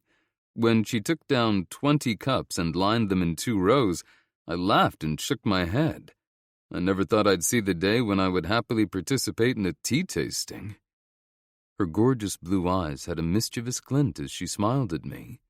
Should I get a spit bucket, like they do for wine tasting? I shook my head. As long as you don't try to sneak that dandelion crap in, I think I'll be okay. Whirling around, she grabbed another tin from the shelf and handed it to me. Here, you can hold this, just in case I can't resist the temptation. Good idea, I murmured. I studied her movements as she filled our cups halfway full with the different flavors she'd selected. She was so graceful, I could have happily stared at her all day. When she had everything set up, she stayed on her side of the counter and nudged the cup on the far left toward me. This one's Earl Grey. After our conversation about which kind of tea coffee drinkers might like best, I did a little research. It's the safest bet.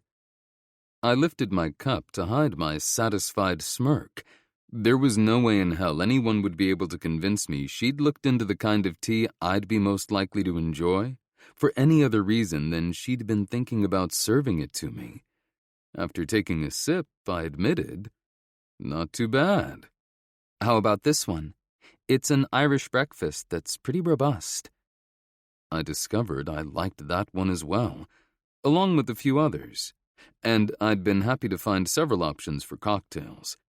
After I'd jotted down some notes about the Earl Grey, orange spice, and cinnamon teas that I thought would pair well with Rigdon's gin, rum, and rye whiskey, I noticed the considering gleam in Schuyler's eyes.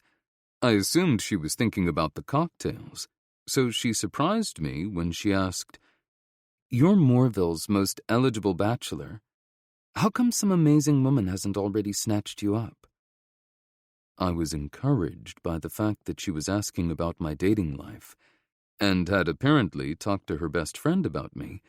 Hopefully it meant she was starting to think of me as more than just her landlord. I know it's a cliché, but I was married to my work. I've never even come close to popping the question to anyone. Clichés are clichés for a reason. She pressed her lips together, her shoulders slumping. I reached across the counter to interlace our fingers. And now you've given me another reason to be glad that I left all that behind me in New York.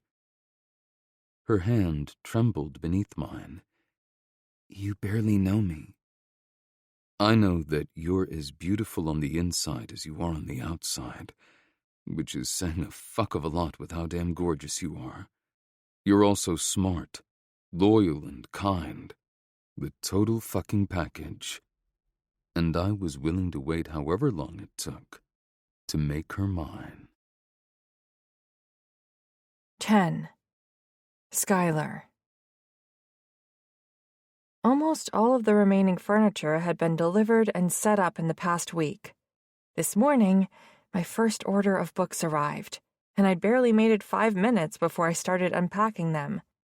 Sitting cross-legged on the floor, I appreciated my decision to wear jeans and a sweatshirt today, because cutting open boxes was dirty work. I'd used my outfit to wipe the cardboard dust from my hands several times, and I probably had some in my hair, too, since I had fixed my ponytail when it had started slipping. I was a mess, but that didn't stop me from smiling when Baxter rapped his knuckles against the back door as he walked through it. Now that I had inventory in my shop, I probably should have started to keep it locked when I was here by myself, which was most of the time. But I didn't want to give him a reason to think his visits were unwanted. I liked how he popped in to see me whenever we were in the building at the same time. "Hey, beautiful." He flashed me a sexy grin as he strode over to where I was sitting and stretched his arm out. I accepted the to-go drink with a smile. "You don't have to bring me a cappuccino when you come to see me. You know I like to brighten your day." My heart melted at the sincerity in his voice. He'd said the same thing often, but I was only recently starting to understand how much he meant it. "You don't need to come bearing gifts to make that happen. Just bring yourself. Whenever and wherever you want," he promised as he dropped down the floor next to me, stretching his long legs out instead of crossing them. "Just say the word, and I'll be there."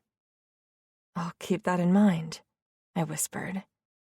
He scanned my expression, and his smile widened.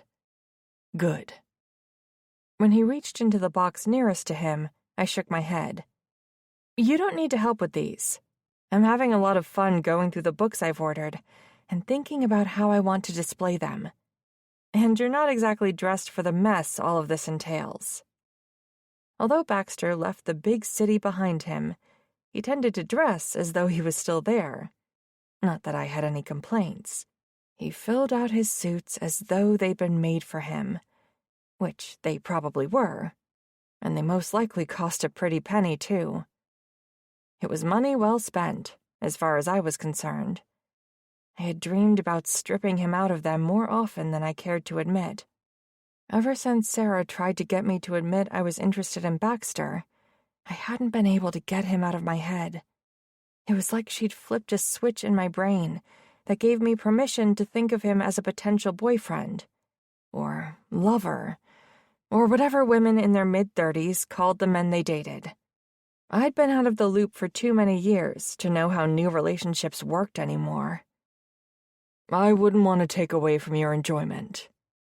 He got to his feet, and I shamelessly stared at his butt when he turned to look at the changes to the shop since he'd last been here a few days ago. The place is really coming together. I smiled, because he seemed to have learned how to back off just when I needed him to, and was surprised to discover that his insight into what I was feeling didn't scare me as much as it used to. It was even a little comforting that he'd come to know me so well. It isn't too pink for you? I have to admit, I wasn't sure I'd feel comfortable here when you described the vibe as unabashedly feminine. He trailed his fingers along the back of a camel-colored leather chair.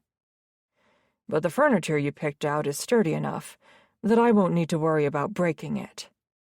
Give it a whirl, I suggested, jerking my chin toward the chair as I stood. It'll definitely hold you. He sat down and settled in, crossing his ankles and resting his elbows on the armrests. I hope you're planning on your customers not wanting to leave, because this is comfortable as fuck. I'm counting on it. I rubbed my hands together. The longer they stay, the better the odds that they'll spend more money. He flashed me an approving grin. I like the way you think. Let's hope the customers do, too. Can you give me the contact information for the company you bought these from? He leaned his head back and squeezed the armrests. I think I want one for myself. I did a double take, my eyes going wide. When I popped into his office last month, I recognized the chair behind his desk from a magazine. The ergonomic executive chair was a similar shade to the one he was sitting in, but that was where the similarities ended. The one he'd bought cost about 5 times what I paid for mine. You like it that much? You have excellent taste. His approving grin sent butterflies swirling in my belly. You can have that one. I'll even help you move it upstairs to your office. I'm not taking one of your chairs. You're not taking it. I'm giving the chair to you. I jiggled the cappuccino I'd been slugging back while we were talking. You give me stuff to brighten my day all the time. Why can't I do the same for you? He patted the arms of the chair before standing. There is a big difference between the coffee I bring you and a piece of furniture you bought for your store. Not when you factor in the overly generous build-out allowance you put into my lease that made it possible for me to up my furnishings budget in the first place. I swept my arm in a circular motion in front of me. The shop wouldn't look nearly as good if it weren't for you. Giving you a chair seems like the least I can do. He considered what I said before nodding. I'll take it, but only if you let me show my gratitude by taking you to lunch. My conversation with Sarah had been on my mind for the past couple of weeks, her final words replaying in my head over and over again. I hadn't wanted to admit that she was right, because that would mean I needed to take a long, hard look at why I kept turning Baxter down on his offers. But she had made a good point. It was past time for me to think about living for myself, not just Simon. And I couldn't deny that my heart yearned for me to say yes, even though my head kept reminding me why getting into a relationship was a bad idea. I must have taken too long to respond, because Baxter held his hands up in a gesture of surrender. Never mind, beautiful. If you have to think about it that hard, then you aren't ready yet. I understand. Do you? I asked with a sigh. Because I don't. He tilted his head to the side. What don't you understand? Why, it's getting harder and harder to say no to you, I confessed. Maybe that's because you're supposed to be saying yes instead, he suggested with a small smile. Baxter had put the past couple of months to good use. I had watched him prove how dependable he was. Week in and week out, he showed up for me, solving problems before I knew they existed. I paid attention to how he brought me cappuccinos because he knew I liked them. Watched him try a variety of teas, even though he didn't like them, just because it meant something to me. Not to mention how he had helped my son achieve his dream before he knew who we were. I had seen for myself that he didn't toss money at problems to make them go away. He gave his time and energy too, and not once had his interest in me wavered. I wouldn't have been able to blame him if it had, considering I had put him through the ringer with no guarantee of a payoff in the end. I think you might be right, I conceded, my voice wavering as I threw caution to the wind. Yeah? Yes. This time, my tone was firm. But I don't want to go to Trattoria this time. Anywhere you want to go is more than fine by me. You name it, and I'll take you there. I had a feeling that if I told him I wanted to see the Eiffel Tower, he would whisk me off to Paris in a heartbeat. Knowing the lengths he would go to for me made it easier to accept the decision I had already made. I don't have anywhere specific in mind. My only preference is that I am not ready for us to be out in public together on a date. I really don't want the whole town to gossip about us. At least, not until we figure out where this is going, and I figure out if I need to talk to Simon about us. The last thing I want is for him to hear about us dating from someone else, and he already asked me about you after we went to Trattoria. He moved close and gripped my hands with his. I'm not going to be mad at you for being the kind of woman who protects her kid. That's a huge part of what drew me to you in the first place. I appreciated his understanding, and liked that he was okay with me being a mom first and a single woman second. Thank you. No, thank you for giving me a chance.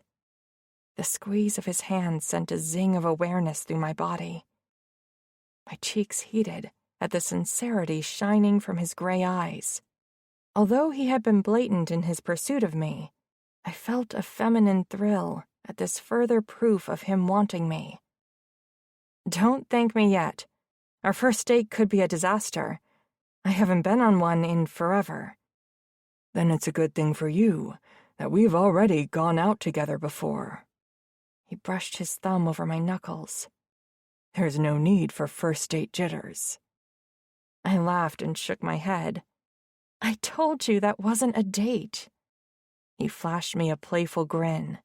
Deny it all you want, but we shared a meal that I paid for in a romantic restaurant. Typical date stuff.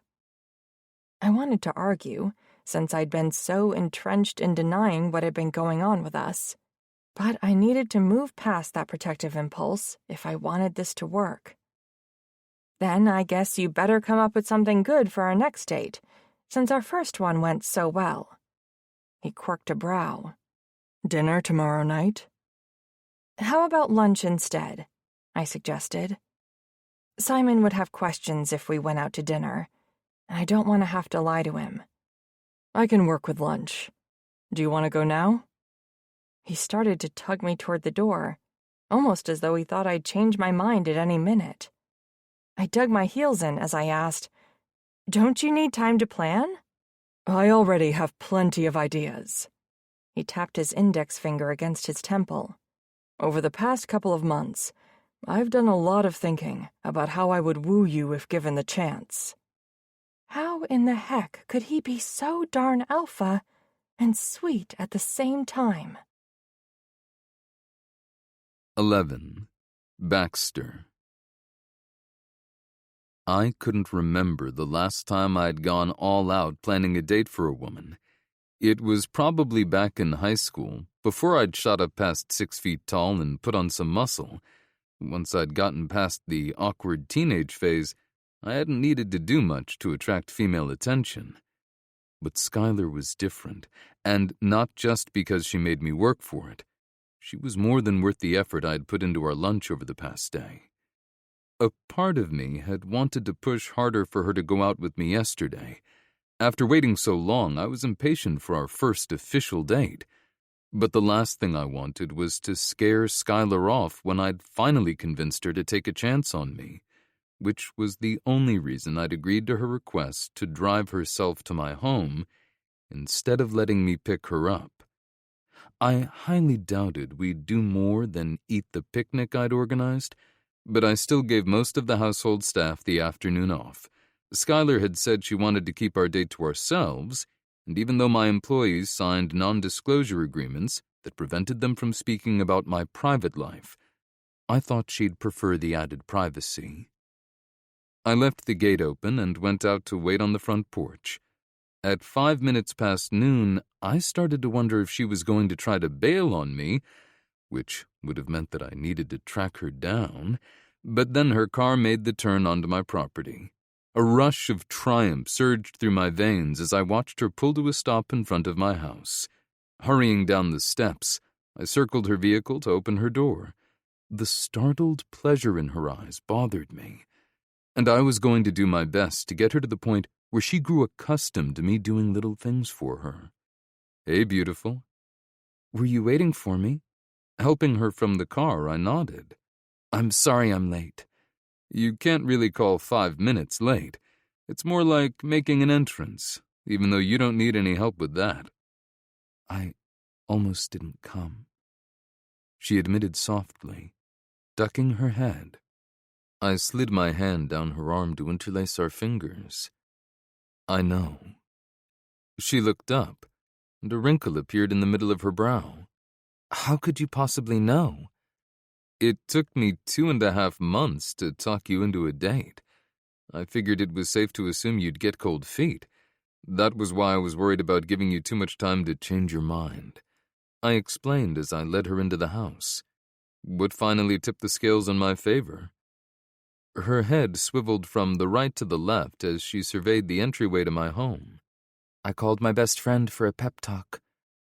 I'd been expecting her to say something along the lines of not wanting to let me down after she gave me her word, but her answer was even better. If her best friend was on my side, that boded well for me. Remind me to thank her for advocating in my favor. "Sarah is a fan of Trattoria's tiramisu." Skylar tilted her head back and winked at me. "Just in case you need a suggestion for a thank you gift, since you're so big on giving people things to brighten their day." A slice of dessert isn't nearly enough for giving you a nudge in my direction. I pursed my lips and looked up as I pretended to consider a more appropriate gift for her friend. Maybe a trip to Italy. There's a small, tucked-away eatery not too far from the Colosseum that serves the best tiramisu in the world. Her spurt of laughter made me feel as though my heart was expanding in my chest. I wanted to hear it bouncing around the walls of my home on a regular basis. "Don't repeat that offer in front of Sarah. Knowing my best friend, she'd run home to grab her passport so you could book the tickets."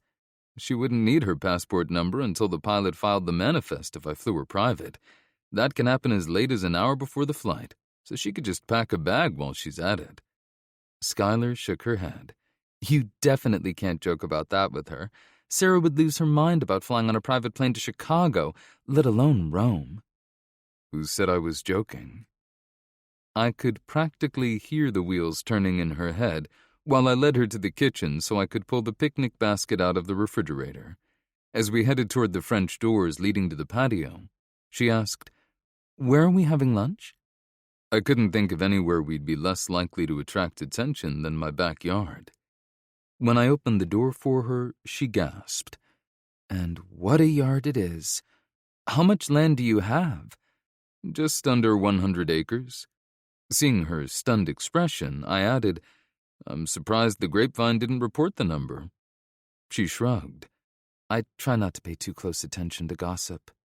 Considering trading rumors was a favorite pastime in Moorville, I was impressed with her answer, but not surprised, because Skylar was one of the kindest people I'd ever met. From what I'd seen, She didn't have a mean bone in her body. I set everything else up over there. I pointed toward the blanket spread out on the lawn to our right. Pillows and cushions were stacked on one edge, lanterns on two corners, an umbrella for shade, a low table with place settings, silverware, linen napkins, and wine glasses. She pressed her free hand against her chest. Wow, it's so romantic. I hadn't blushed since I was a kid, but her compliment made my cheeks heat. I'm glad you like it. It's a good thing I didn't go with a skirt, she murmured as she got comfortable on the blanket. I set the basket next to the low table before sitting down across from her. You wouldn't have gotten any complaints from me about the view if you had. She laughed softly, shaking her head. I'm sure you wouldn't. I started pulling items out of the basket. A bottle of white sangria, ginger peach iced tea, sliced fruit, grilled vegetables, cheese, a salad with strawberries and feta, caprese skewers, a selection of sliced meats, olives, crackers, chicken panini sandwiches, and a box of chocolate truffles. Skylar's eyes widened as I unpacked the food and drinks. I have to admit, I'm pleasantly surprised. I glanced at the spread I'd laid out. I may have gone slightly overboard. Just a little bit. She leaned forward to start pulling lids off the containers. But I like how you will. It shows that you really did put as much thought into this as you said. And the iced tea is a particularly nice touch. I know how much you enjoy your tea, and wasn't sure you'd want wine since you said you're not much of a drinker. I poured 2 glasses from each bottle.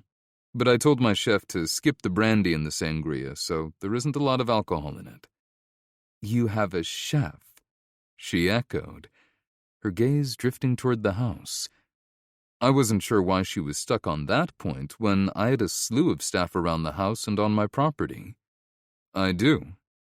A light blush crept up her neck as her nose scrunched. I feel kind of silly that I made you a chocolate sheet cake when you have a chef. It isn't very fancy, but at least I used a real recipe. Most of my baking comes from a box mix, when I even bother. It's so much easier just to ask Sarah to bake for me, since her stuff is better than anything I could get from a bakery. But after the way I put my foot in my mouth, having someone else bake your apology cake seemed wrong. She was so damn sweet, and so was the cake she made for me. I'll have you know, I ate every single bite of that chocolate sheet cake. Twisting a lock of hair around a finger, she murmured, Then maybe I should make you another one sometime. I'd love that. As great as the cake had been, I liked the idea that she was thinking about doing something for me in the future even more. Our conversation flowed smoothly as we made a dent in the mountain of food I'd asked my chef to prepare. Leaning back on a stack of pillows with a soft smile, Skylar was more relaxed than I'd ever seen her. Tell me one thing about you that nobody else knows. Her nose wrinkled adorably before she blurted, I've always wanted to go skydiving. I tilted my head back to look up at the sky, trying to picture her jumping out of a plane and failing. I'm not sure what I was expecting, but it definitely wasn't that. Maybe someday I'll even do it. There was a far-off look in her pretty blue eyes, but not until Simon is older, since it's so dangerous. I wasn't surprised that she'd put off something she wanted because of the potential negative impact on her son. You're a great mom. Simon makes it easy. He's a great kid. She had a tendency to minimize compliments, as though she didn't know what an incredible woman she was. I hoped I'd be able to get her to see herself the way I did at some point. But for now, she'd given me the perfect opening to ask about her son. Her entire face lit up whenever she mentioned him. What's Simon like? Simon is the typical almost 16-year-old boy. She laughed and shook her head. He's obsessed with baseball, thinks school is boring except for the girls, and can barely wait to get his license so he'll finally be free from me chauffeuring him around. Is everything good with his dad's SUV? Yeah, he's been cleaning it inside and out. Stephen had taken good care of the vehicle when it had been his, but the fire marshal who took his place wasn't as much of a neat freak. Her nose wrinkled. Simon has vacuumed the carpet and seats at least 4 times already and hung an air freshener from the rearview mirror, but the interior still smells like there used to be a deep fryer in the back seat. In all of the time we had spent together, Skylar had only mentioned Simon's dad a couple of times, before quickly moving on to another subject. With what Dean had told me about her lack of a dating life since he died, I assumed it was because he was a painful subject for her to discuss. But if we were going to be in a relationship, I had to get her to open up about him at some point. Now seemed as good a time as any to try. I've seen your desk at Leaves and Pages. As on top of everything as you are, you're definitely not a neat freak. Did you and Steven bump heads a lot about keeping things organized? Crap. Her gaze slid away from mine and she bit her bottom lip. We don't have to talk about him right now if you're not ready yet. I was mentally kicking myself for ruining our date when she mumbled, "No, I just realized that it isn't fair of me to let you go on thinking I haven't been on a date since Steven died because I've been mourning him all this time. That's not why." My palms were sweaty, so I swiped my hand against my jeans before reaching out to interlace our fingers. You can tell me anything. When she lifted her head, the pain in her eyes was visceral. I was already reeling from Steven's death when I learned that some things do stay hidden in Moorville. When I first found out, I was worried that I'd been the last to know. But Sarah promised me that there wasn't any gossip about my marriage. She's the only person I've talked to about what I discovered because I never wanted to get out. I squeezed her hand, hating that she was hurting, but grateful that she was finally opening up to me. Your secrets will always be safe with me. She took a deep breath before her confession came tumbling out. Steven had left his personal cell phone in the SUV when he took the boat out fishing on the lake that morning. It was in the box of his things the fire chief brought to me about a week after his death. The battery was dead, and I plugged it into the charger out of habit more than anything else. I don't even remember why I decided to scroll through the pictures, except that I was missing him something fierce. I never expected to find a photo of him with another woman. There was just that one, but it was more than enough for me to go looking for an explanation. I thought maybe she was someone he'd saved in a fire before he was promoted, and that was why she had stars in her eyes when she looked at him, until I found the string of texts that left no doubt about who she was. His mistress, who lived on the other side of the county. Fuck. Her reluctance to go out with me despite the strength of the attraction between us suddenly made more sense. She hadn't been grieving her lost love. She'd been trying to get over his betrayal. Finding out that he'd been cheating on me was devastating. I couldn't understand how the man I married had turned into the man I buried. One who would betray me like that. Never in a million years would I have thought that Steven would cheat on me. And I had to be super careful with who I talked to about everything. No matter what I was feeling at the time, I needed to protect Simon's memories of his father. Her eyes pleaded with me to understand. You did the right thing. If you hadn't kept Steven's secret, your son would have been the one who paid the price. I knew that a lot of the spark had gone out of our relationship, but I thought that was just because we weren't teenagers anymore. I figured we were turning into an old married couple, even though I was only 30. She sighed, her shoulders slumping. In hindsight, I came to realize that was who Steven had been all along. He would never have married me if I hadn't gotten pregnant. He wasn't the man or husband I thought he was. But at least he gave me Simon, who's been the reason I breathe since he was born. Even with that, if he hadn't already been dead when I found out he was cheating on me, I would have been tempted to kill him myself. I can't blame you for feeling that way. Not only had her anger been justified, but she'd had to keep it bottled up inside. Her eyes were full of worry as she bit her bottom lip. My reaction doesn't scare you? Come here. Scooting closer, I wrapped my arms around her and positioned us so she was sprawled on my chest while I was propped up by the pillows she'd been using. As angry as you were back then, we both know you never would have done anything to Stephen. Except maybe yell at him before divorcing him. Then you would have figured out a way to get along with him, because that's what would have been best for your son. And his pain matters to you more than your own. Yeah, She sniffled.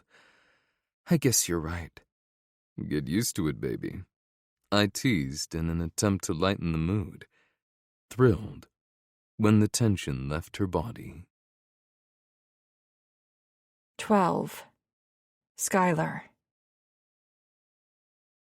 Sharing my secret with Baxter felt freeing in a way I'd never expected. It was as though a weight had been lifted from my shoulders, and I was finally able to fully relax. I stared up at the sky, enjoying the peace and quiet almost as much as the feel of his strong body beneath mine. When the alarm I had set on my phone, to make sure I didn't lose track of time, went off, I groaned. Darn it! His arms tightened around me as he asked, "Do you have to go?" Only if I want to finish any of the chores I plan to get done before Simon gets home. Which seemed much less necessary than when I left my house to head here for our date. "Come on, up you go." He nudged me to my feet before piling the containers into the basket and flipping the lid shut. "I'll bring everything inside after I make sure you get home okay."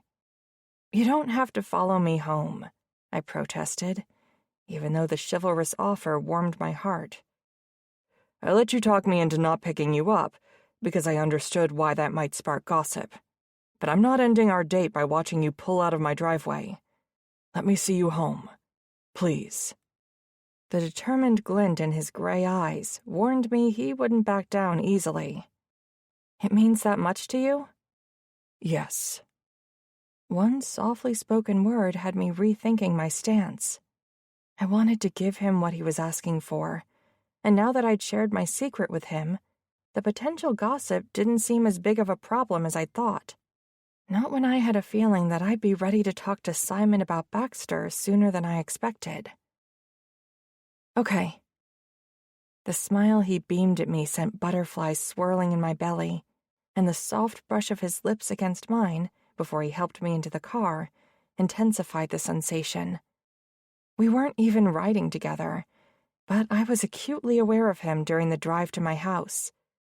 It was as though his brief kiss had brought my long-dormant libido roaring back to life. When he pulled into the driveway behind me and got out of his truck to follow me to the door, my thoughts were still on his kiss. I wanted our date to end with another, which had me opening the door wider when I walked inside. I bit down on my lower lip as Baxter accepted my silent invitation and followed me into the house. His presence was so overwhelming as he crowded my space after kicking the door shut behind us. It wasn't that I didn't want him to be there with me. It had been my idea, after all. It was more the thought of being intimate with someone again, even if all that happened was that kiss I'd been thinking about all the way here. It had been so long since I'd been touched by a man. The living room looked well lived in, with pictures of Simon on the walls and a pile of his shoes by the door. Thinking about my son reminded me of his father. I reached up and rubbed my breastbone, as if that could somehow ease the ache of his betrayal, but it didn't. It never did. "I love this room," Baxter rumbled behind me, his body so close to mine that the heat of him seared me through my clothes. "Where did you get these curtains?" A slight dash of both relief and disappointment shafted through me. He'd been so interested in my design choices for the store. I should have known he'd want to talk about the darn curtains. I turned to answer him, and my mouth opened to respond when he dipped his head low and captured my lips with his. Tingles flowed from the top of my head to the bottom of my feet as his tongue teased the edges of my mouth, demanding entrance. I opened further, groaning as he swept in, his tongue dancing with mine. I longed to join in, but I felt awkward. It had been so long, and Stephen never really kissed me like this. It was always a peck. If I was lucky, his lips would linger on mine for a few moments. Another sign I'd missed about how doomed our marriage had been. But Baxter was different. He devoured me with more gusto than he had with the delicious picnic feast we'd just eaten. He made me feel desired. When he lifted his head, I blurted out the first thought that popped into my head. This was only our first date. Not by my count. He brushed his lips over mine again, gripping my hips with his hands. It's more like our 20th, if you count all the times we've had coffee together. I thought those cappuccinos you brought me were gifts to brighten my mood. Sorry, baby. That's just what I told you to get you to go out with me. We've really been dating this whole time, he teased. I laughed softly. Sneaky. I had to do something to slip behind those walls of yours. I was surprised to discover how successful he'd been at his mission. Reaching out my hands, I skimmed his chest, bunching his shirt into my fists. If he cared about wrinkling, he didn't show it. Farther down, I rested my hands about his waist and marveled at the abs I could feel just underneath. For a guy in his late 30s who used to be married to his work, his body was amazing. Shivers raced down my spine as he slid his fingers in my hair, tugging me even closer to him. I wanted to do this all during lunch, he breathed against my lips. Same, honestly. Except for the part where I was sharing my biggest secret with him. He looked surprised by my admission. Why didn't you? I stared up at him, my brain whirling at his words. I mean, we were eating. Outside. I couldn't start something with you where someone might see us. No? I wouldn't have minded if you did. His lips curved into a wide grin as he leaned in again. Was that why the picnic basket was so big? I teased, pushing him back. So we could get hot and heavy if the mood struck? The mood has definitely struck. His strong arms circled my waist, pulling me into him. Instead of swooping down like last time, he slowed his approach, skimming his lips over mine, teasing me, tantalizing me. I reached up, sliding my hands up his back to grip him as well. His scent surrounded me, the hot smell of man and aftershave. He made me think of decadent nights by the fire, sex outside in the cool, crisp air of the morning. If only I was daring enough. Baxter groaned once more against my lips, before shifting down to slide his hands under my knees. Startled, I pushed him back, my heart racing with the thought of what he was about to do. Like an idiot, I asked anyway. What are you doing? Picking you up, so we can continue this elsewhere? Or am I misreading the signals? He pulled back, his brows drawn down into a frown. I don't want to rush you into anything, even if it's technically our 20th date. My cheeks heated with a mixture of desire and embarrassment. You're not rushing me. I want more kisses. It's just... You were trying to pick me up. His brows drew together. And? I mean, I'm not the lightest woman in the world. You'll either drop me or hurt your back. I hated admitting the fact that being picked up not only frightened me, but further showcased our differences. I was a curvy woman with a teenage son, where Baxter was a billionaire bachelor with lean muscles and a body that could have made him millions if he needed them. As strong as he was, the fact that he thought he could easily carry me somewhere was laughable. No one had picked me up since I was a kid. His face darkened for a moment as he stared at me, his gray eyes drifting up and down my body. A sharp nod of his head was the only warning I got before he bent over and scooped me over his shoulder. Within moments, I was face down, my gaze glued to his fabulous ass as he strode into the living room. What was amazing was that he didn't seem bothered by my size, or the fact that I wasn't in the same toned league as him. He'd probably dated models half my size when he lived in New York, but he seemed completely content maneuvering me. I was never maneuvered, not by anyone. Yet I found it oddly thrilling that he was able to put me where he wanted me. I get that you're not used to compliments, but never diminish yourself in front of me. If I didn't think I could handle you, I wouldn't have done it. Trust me, I'm more than able to handle you. I've waited months to get you right where I want to. The last thing I'm going to do is fuck this up now. After setting me on the couch, he dropped onto the cushion next to me and motioned for me to sit on his lap. I wasn't sure if he was trying to prove a point or just be flirtatious, but I sure as heck didn't want to upset him any more than I had. He just didn't understand. Men who looked like him never had to worry about the same things I did. Not that I'd been overly concerned about how I looked until I met Baxter. Being attractive to men hadn't been important before he came into my life. His hands patted his thigh as he waited for me, his quick smile once more meeting his eyes. Shaking my head, I stood, prepared to sit on his lap, when his fingers dug into my hips. Look at me.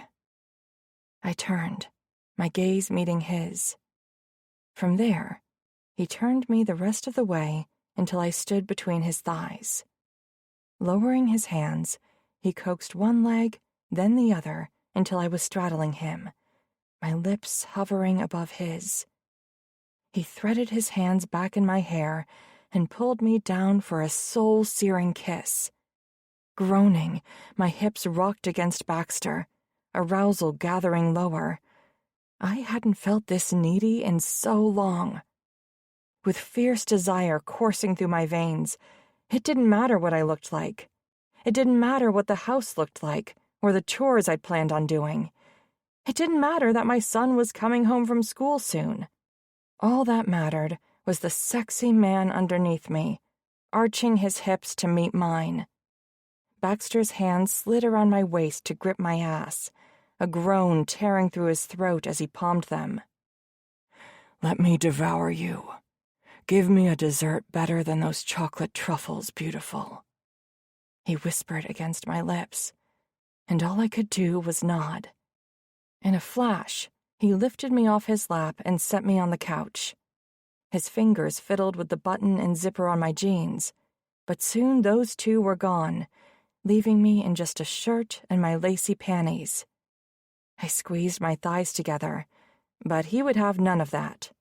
With gentle but insistent movements, he spread my legs apart, glancing up at me before licking his lips. I was drenched, so much so that I was sure my panties were soaked. His thumbs skimmed the lace edges before dipping just under the fabric to graze the sensitive skin of my pussy lips. Groaning, I leaned back on the couch and let my legs fall farther apart. Baxter bent low, sliding his cheek across my inner thigh before blazing a trail of hot kisses up to my clit, his tongue gliding over the wet fabric as he lapped at the sensitive nub. Reaching down, I gripped his hair, drawing him even closer. His hot chuckle seared my skin as he continued to tease me through the lace. Before I could beg him to do more, he hooked his thumbs around the band and slid them off, laying them on top of my jeans. I glanced over at the clock, not wanting to be distracted, but also not wanting my son to walk in on me in flagranti delicto. It would be beyond mortifying.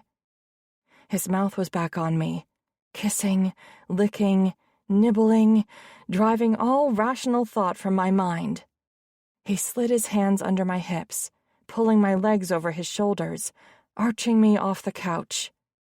When Baxter licked my pussy, it was as if I was the best-tasting dessert in the world. He moaned, he sighed, he groaned. Pleasure coiled through my body as he tipped his head lower and speared me with his tongue. Baxter licked deep, filling me as best he could, flattening out his tongue to give me as much sensation as possible. I had never felt anything like this, never been devoured with this much enthusiasm, as though Baxter couldn't get enough. He kept licking me, tasting me. He ate me out like I was his last meal. His attention alone set my stomach to fluttering, much less what he was doing with his heavenly lips. Pulling back, he stared at me through my splayed thighs, holding my gaze as he slid a finger inside me. Unable to keep quiet, I tipped my head back and moaned, my core fluttering around his digit. Lord Almighty! If just his finger felt this good, what would his dick feel like? My muscles squeezed at the thought of him filling me up, stuffing me full while he stared at me with that erotic, intense gaze. Baxter pumped his finger in and out a few times, stretching me just a little bit, before sliding out to ease 2 fingers into me. It felt better than I could have ever hoped for. The stretch was intense, as his fingertips sparked along all my nerve endings until I was a writhing, quivering mess. I looked back down, shuddering at his knowing, seductive smirk. I wanted to look away, but I couldn't. He held me there with his gaze, and I watched as his fingers slid in and out of me, the sight sexier than anything I'd ever seen before. He winked and dipped his head back down to lick at my clit. Lightning shot through my body as he found just the right spot and kept at it, not moving, not varying pressure, just listening to my body and going from there. My body stiffened as my stomach plummeted. It was as though I was free-falling, even though I was safely on the couch. I tensed as pleasure flooded my body, crying out as the orgasm hit me hard and didn't let go. Neither did Baxter. He kept pumping his fingers, riding out my orgasm until I was a babbling mess. Once my body settled, he stayed kneeling between my knees, smiling at my pussy, as if the mere act of getting me off gave him pleasure as well. Smiling, I let him drop my feet to the floor and gave it a second before sitting back up to face him. I leaned in, brushing my lips against his and tasting myself. It sent another ripple of desire through me. I reached down, my lips widening even farther. We still had time before Simon got home. As I reached for his belt, his hand encircled my wrist. "Sorry, beautiful. I'll have to take a rain check." All the good feelings I had experienced evaporated in an instant, doubt quickly creeping in. He must have been able to tell, because his hand slid up to cradle my face, a tender smile on his lips. "It's not because I don't want to. Trust me, I want you more than anything." He took my hand and brought it to the front of his pants. The bulge behind the zipper was unreal and eased my bruised pride. "I just don't ever want things rushed between us. When I finally get my cock inside your perfect pussy, I'm going to take my time. And you're going to be damn sure you're ready to be mine." 13. Baxter. It had only taken one taste for me to become addicted to Skylar. Keeping myself in check after giving her an orgasm had been one of the most difficult things I'd ever done. I'd wanted nothing more than to sink my cock into her pussy and pound away until we came together. It had taken all of my willpower to walk out of her house and drive back home.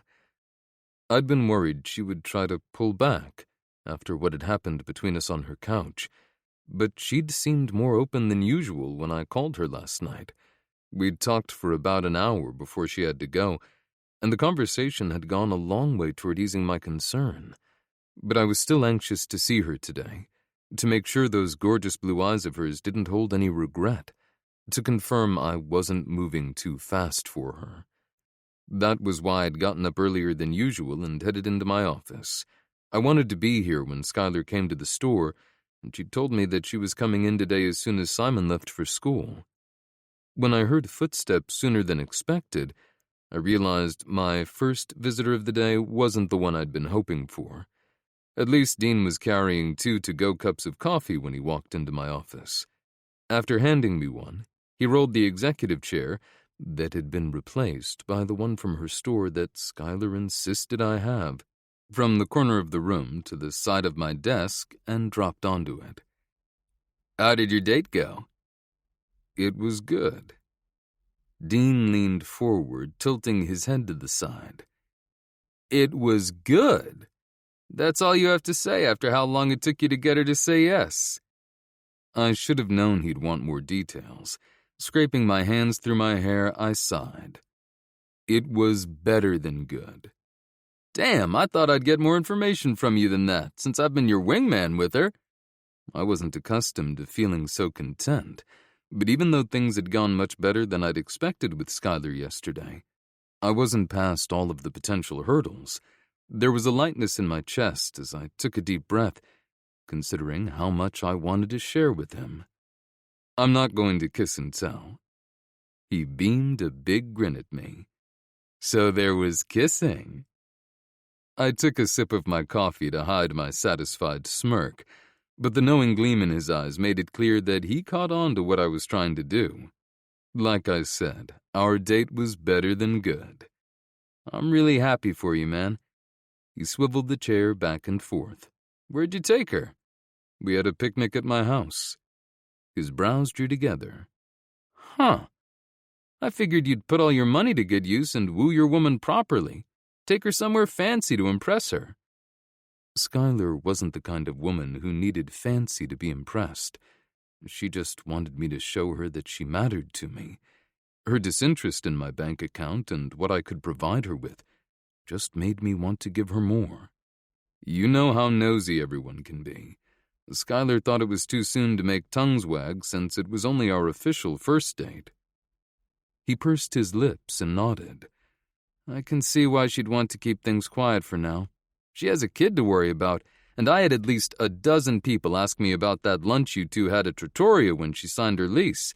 With her not dating in so long, and you being who you are, there was a lot of speculation."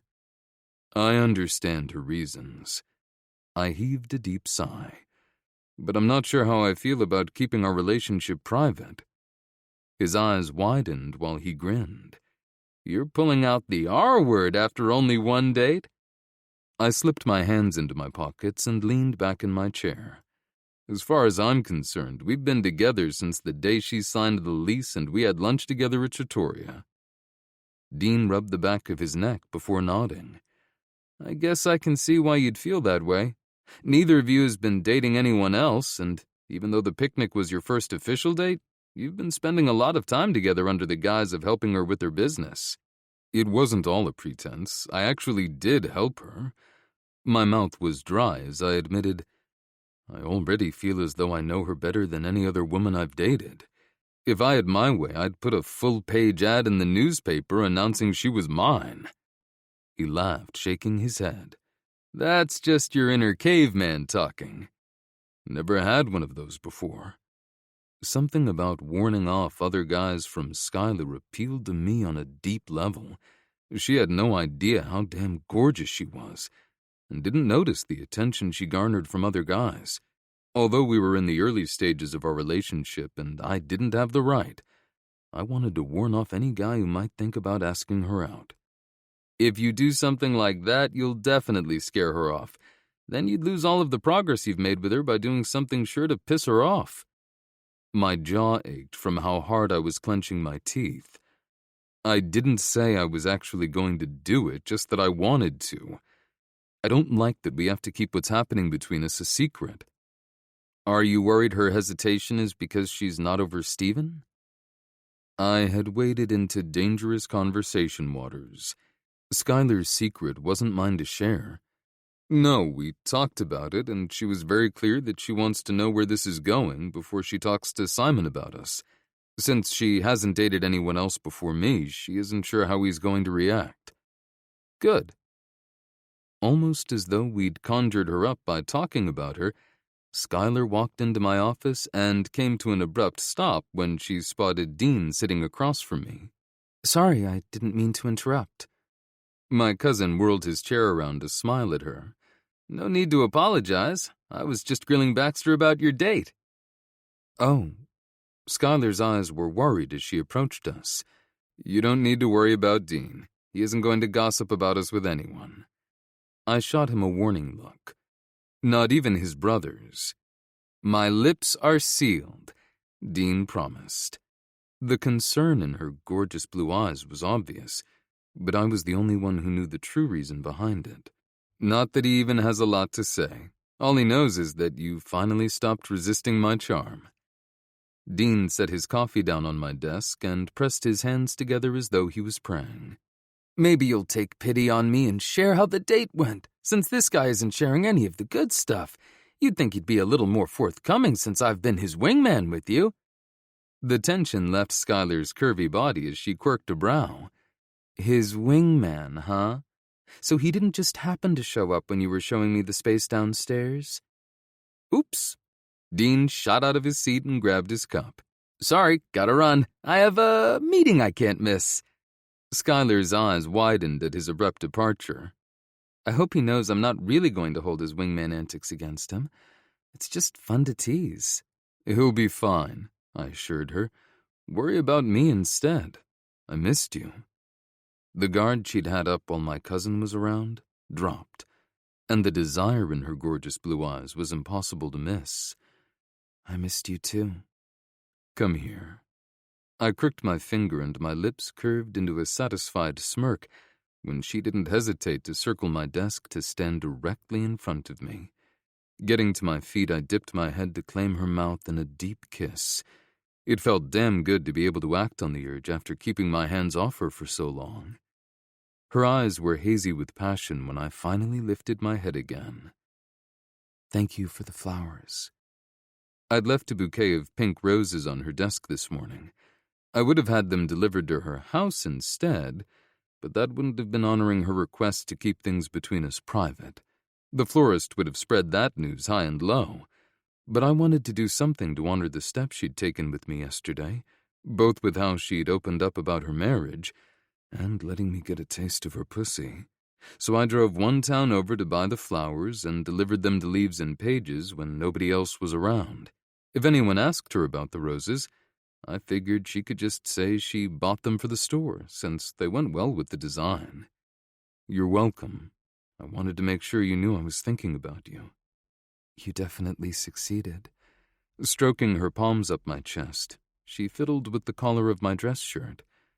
I actually wanted to let you know that Simon's grandparents called this morning before I took him to school. They were hoping he could spend the day with them tomorrow, and he was on board with the plan. So I suddenly find myself with some unexpected free time on my hands, and I'm wondering if maybe you want to do something. I felt a rush of adrenaline at her news. Hell yes, I want to do something with you.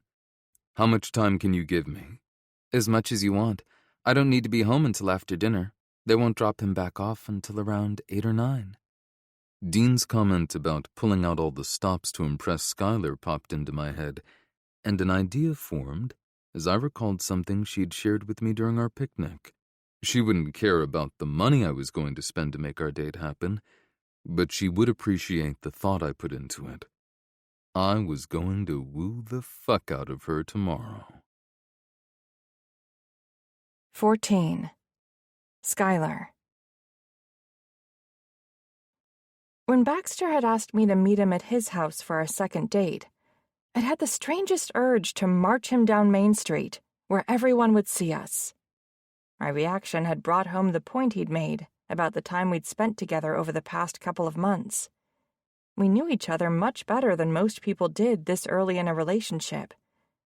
And it was scary to admit, but I'd been falling for him a little bit at a time without realizing it was happening until now. Our non-dating had accomplished more than most people's dating did. Pulling up in front of his house, I found Baxter waiting on the front porch for me again. This time, though, other people were milling about the property. A gardener was trimming the hedges on the far side of the house, and the man who answered the door when I came to apologize was on the porch talking to Baxter. Or, at least he was trying to. All of Baxter's attention was on me, so he wasn't paying much attention to whatever was being said. The man remained where he was, while Baxter came toward the car to open my door for me. I loved how chivalrous he always was with me. "Thanks." "My pleasure, beautiful." With his hand on my lower back, he guided me up the steps. "Skylar, this is Peter. He's the one who keeps my life running on a day-to-day basis." I smiled at Peter. "Hello." "Nice to see you again, ma'am." My cheeks heated as I remembered how I'd tried to get him to take the chocolate sheet cake when I'd nearly chickened out on apologizing to Baxter. "Please, call me Skylar." His gaze slid toward Baxter before he nodded and held a tablet out to me. "If you could check the box and sign your name, everything will be set for your date when you arrive." "What am I signing?" I asked, peering down at the fine print listed. Baxter covered the top of the screen. "Nuh-uh. That would ruin the surprise."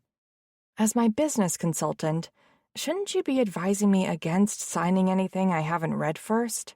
I muttered as I tapped my finger to check the box and then drew my name on the screen. "Normally, yes," he conceded with a grin. Taking the tablet from me, he handed it back to Peter, who headed inside, leaving the door open for us. "But you can trust me. I'll always have your best interests at heart." "Where are you taking me?" I asked as he led me through the house. When we stepped through the French doors off the kitchen, he answered, "Remember when I asked you to tell me something nobody else knows about you?" My gaze darted toward where we had our picnic on the lawn just 2 days ago. "Of course I remember. It was our first date." 20th, he corrected with a grin. "Agree to disagree." "Uh-huh." He pointed to the left. "I thought you might like to make that dream come true." When I saw the helicopter, I gasped. "Did you forget the part where I said skydiving was going to have to stay on my bucket list, at least until Simon started college? There's no way I'm going to jump out of that." "I didn't forget a thing. Hello jumps aren't for beginners." He laughed as he tugged me outside. My brow wrinkled in confusion. "How do you know so much about skydiving? You didn't mention that you'd gone before when we talked about it." "I haven't, but I did some research into it." His answer made me smile. I should have known. His thumb brushed over my knuckles. "Whatever it takes to make your dreams come true." Butterflies swarmed in my belly, and they had nothing to do with my nerves over the helicopter waiting for us. If we're not jumping out of that thing, what are we doing? "I'm taking you to an indoor skydiving place in Indianapolis. You'll get the rush of skydiving without having to jump out of a plane." That sounded amazing, but I didn't understand why we weren't driving there. It only took 2 hours to drive to Indy. "And you rented a helicopter to get us there?" "No, baby. I own the helicopter." My eyes widened at the reminder of his wealth, and I was still wrapping my head around the fact that he owned the helicopter as he helped me inside. "I've never flown in a helicopter before," I whispered as he buckled the harness for me. As he kissed his way along my jawline, his breath was hot in my ear when he replied, "I'm glad I get to experience this first with you." I was trembling in anticipation when he climbed into his seat and let the pilot know we were ready to go. He held my hand during the 50 minutes it took us to get to Indianapolis, while I pointed out all the sights along the way. A car was waiting for us when we arrived, and the indoor skydiving place was a quick drive from the heliport that I'd had no idea was downtown. We were greeted by an indoor skydiving flight instructor when we arrived, who took us on a quick tour of the facility. I was in awe of the glass tunnel where we were going to dive. It was about 15 feet wide and 5 stories high. This is your first time with us, right? After Baxter and I nodded, Brian tapped the screen of the tablet he was holding. And it looks as though you've already filled out the necessary waivers. So all that's left to do before you go into orientation is put on your jumpsuits. After pulling the jumpsuit over my clothes and braiding my hair, I grinned at Baxter. If I'd known this was what we were doing, I wouldn't have worried about what I wore on our date today. You always look gorgeous to me, no matter what you wear. Flatterer, I mumbled, my cheeks filling with heat over the compliment. I'm only telling the truth. There was no mistaking the sincerity shining from his gray eyes, or the slight bulge in his jumpsuit that confirmed his desire for me. Ahem, you look great too. He swept his hand down the length of his body. I can't help my reaction to you, beautiful. You make me feel like I'm a teenager again. As Brian came back into the room, I whispered, maybe the fear of injury will help. We'll spend about 10 minutes going over what to expect when you're in the wind tunnel, including the hand signals we'll use and practicing the flight position. He pointed toward a door off to the left. Your first jump will be instructor-assisted, so we adjust your body positioning as needed. Baxter slung his arm around my shoulders, pulling me against his side. Who's going in with Skylar? Brian's gaze darted between us, taking in Baxter's territorial stance. I could ask Heather to do it? Heather sounds perfect. I couldn't stop my giggle at Baxter's response. He didn't know a single thing about the other instructor, except that she was female, but that was enough for him. Okay, please watch this video while I go get her. Brian pressed play on an instructional video before leaving the room. Only half paying attention to what was happening on the screen, I murmured, should I make sure Heather isn't helping you during your first flight? No worries there, beautiful. I'll make sure Brian goes into the tunnel with me. It was hard to be angry with him for being territorial when he applied the same standard to himself. And when Heather turned out to be a pretty brunette in her 20s, I was relieved that she was my instructor and not his.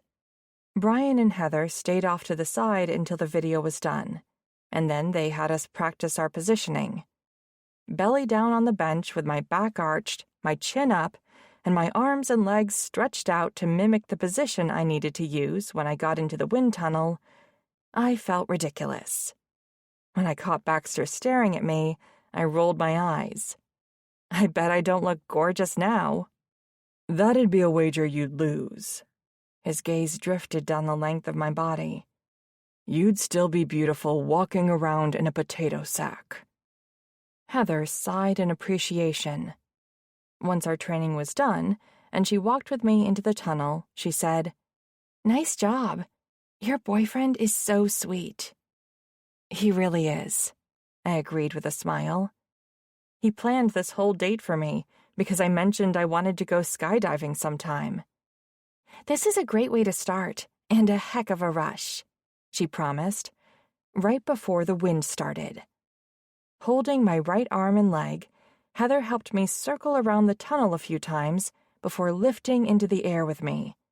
We rotated in unison, moving up and down several times. She'd been right. Indoor skydiving still gave me a heck of a rush. It was even better when I got to go by myself, with her staying in the tunnel, just in case I needed help. And I had just as much fun watching Baxter during his turn. When we were finished, and back in the car to head to the heliport, I stared down at the flight certificate Heather gave me. "I can't believe you did this. I've never had someone pay attention to me like you do." He stopped at a red light and lifted my hand to brush a kiss against my knuckles. "I would have taken you to do the real thing, but I know you're not ready yet." 2.5 more years to go, and then I can take a few more risks. Simon will be off to college. We'll save that for another first. My heart swelled as he casually mentioned doing something so far into the future with me. but take a chance on me in the meantime. I will, Baxter. I really will. Considering how distrustful I'd been when we met, my answer shouldn't have been easy. It slipped out without thought, but I discovered I meant every word. He'd somehow managed to do what I thought was impossible: earn my trust. 15. Baxter. Taking the helicopter had been important because the time we saved traveling to and from Indianapolis meant we didn't need to rush during dinner, and whatever might happen after. I wasn't expecting to have sex with Skylar tonight, but I sure as fuck wanted to get another taste of her pussy. I was already addicted to her, and I was driven to get her hooked on the pleasure I could give her. The look Skylar gave me as she sipped her water was pure seduction. She might not have meant it that way, but that was what it was doing to me.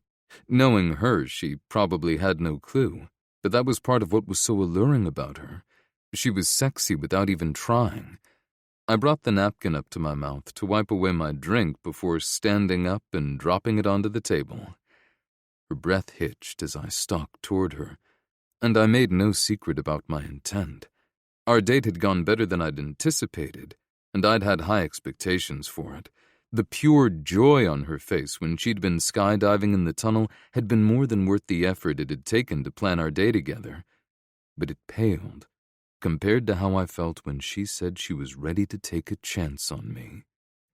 We'd been circling around each other for far too long. My balls drew up even more as I looked down at the table, a coy smile tilting the side of her lips. From the moment I saw her, I wanted her in my bed, and now it was finally going to happen. I reached out my hand, trying to be a gentleman, even though I wanted to throw her over my shoulder again, and smiled when she took it. It took every ounce of restraint not to just toss her up on the table and have my way with her.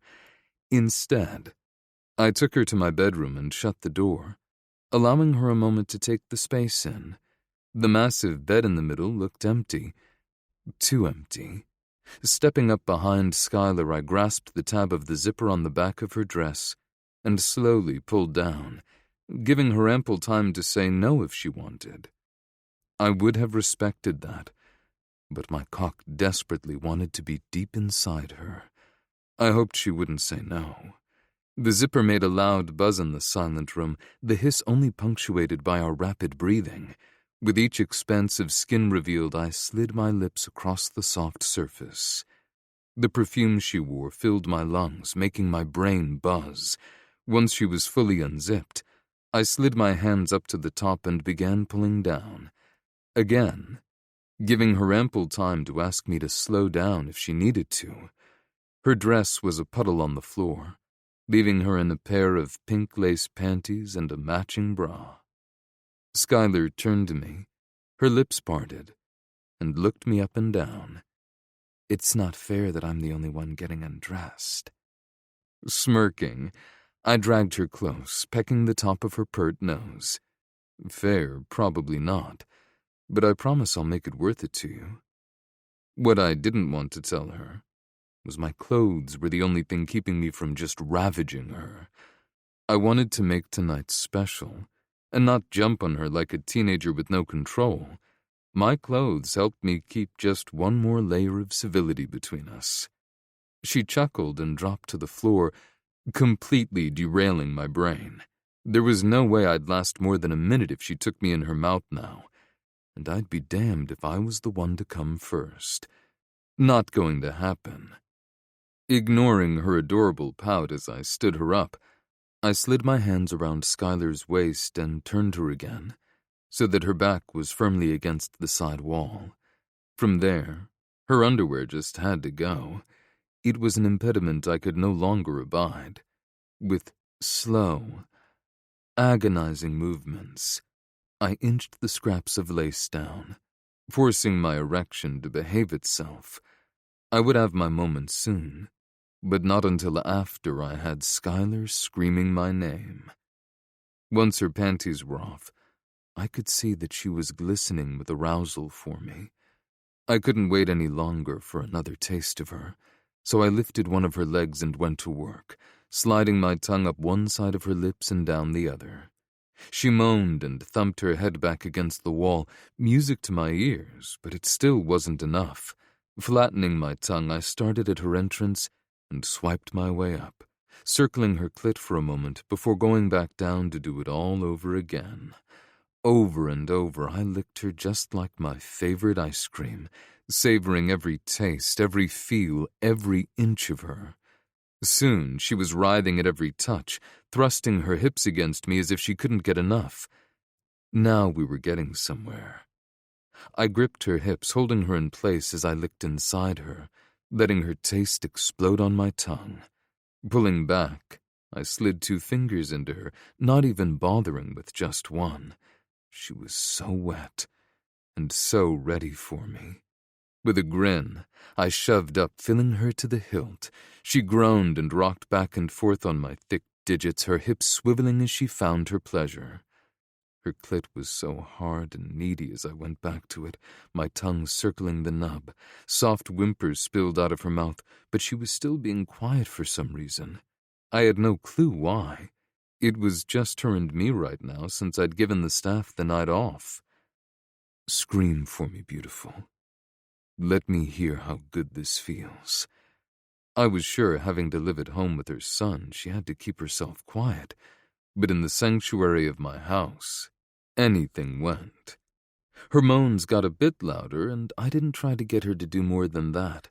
I knew it was probably hard enough for her to fully let go as it was. Soon, she bucked against me, her hips humping my fingers as the orgasm took over. "Pax!" she cried out, her body clenching around my fingers. Her grip was so tight around me, my eyes rolled back in my head. I couldn't wait to feel those muscles grip my cock, and I wanted to hear that shortened version of my name spill from her lips when she came with my cock buried deep inside her pussy. That's it, beautiful. Let go for me. Her body shuddered as aftershocks ran through her. Pulling out, I ignored her whimpers of protest as I gathered her in my arms and carried her to the bed. One of these days she was going to get used to it. She sprawled out over my sheets, her chest heaving as she took in deep breaths. She was a vision, glistening with sweat, and her body languid as she lay there. Standing over her, I made a show of unbuttoning my sleeves and rolling them up to reveal my muscled forearms. She knew the strength and power of my hands, but now she got to feast her eyes on me. Skylar's eyes widened as she watched my slow striptease. Each button took nearly a minute to undo as I dragged things out to further entice her. She probably had no clue how those innocent blushes and small smiles went straight to my cock. My rock-hard shaft pulsed against my pants, desperate to be free. She pulled her bottom lip into her mouth and bit down on it, nearly driving my need to take things slow out the window. A soft growl escaped my lips as I tugged the shirt tails out of my pants and tossed the whole thing to the floor. Next were my pants and boxer briefs, but at this point, I didn't have any further patience to continue dragging things out. I needed her. I needed her just as badly as I needed air. Reaching over to the drawer, I pulled out an unopened box of condoms and began fiddling with the plastic wrapper. She looked at me, her head tilted as if trying to figure out what I was doing. I wanted to make things special tonight. I didn't want to assume, but I wanted to be prepared just in case. I grabbed these when I bought your flowers, a town over, so nobody would be talking about it, and put 2 + 2 together to come up with you and me having sex. If I hadn't made it that obvious, I haven't had a woman share my bed in years. The smile on her face lit up the entire room. She beamed at me as if I were a superhero to her. And that hurt worst of all, knowing that something as simple as taking the time to care for her meant so much. It put into light just how badly she had been treated in the past. If anything, it was going to be my new mission to make sure I took every bad memory she had and erased it, putting new ones in its place. The plastic gave way and I tore open the box, pulling out one of the condoms inside. Grabbing the edge of the foil with my teeth, I ripped the packet, removing the condom. I went to place it over my cock when Skylar's hands reached out to stop me. "Please, let me." I couldn't say no. Placing my hands at the back of my head, I stared down as she forced the ring over the head of my cock and rolled the latex down over my shaft. Who knew condoms could be so sexy? Once I was fully sheathed, I laid her back down on the bed and loomed over her. She reached out her hand to slide it across my cheek, and I nuzzled into her palm, reveling in her touch. Since she'd already had one orgasm, I didn't feel bad about finally taking my pleasure. Lining up my head with her entrance, I slid in, groaning as her snug heat enveloped me, surrounding me with sensation. Her gasp intermingled with my groan as I leaned over and rocked my pelvis forward, fully seating myself deep within her. Holy fuck, you feel so damn good. I gripped her hips, bringing her legs to wrap around my back. Reaching down, I slid my hands behind her back to undo her bra and pull it off her. That, too, ended up on the floor along with my other clothes. Her breasts were more than a handful, the pebbled tips begging for my mouth. So fucking beautiful. Bending low, I sucked one of her nipples into my mouth, flicking my tongue against the peak.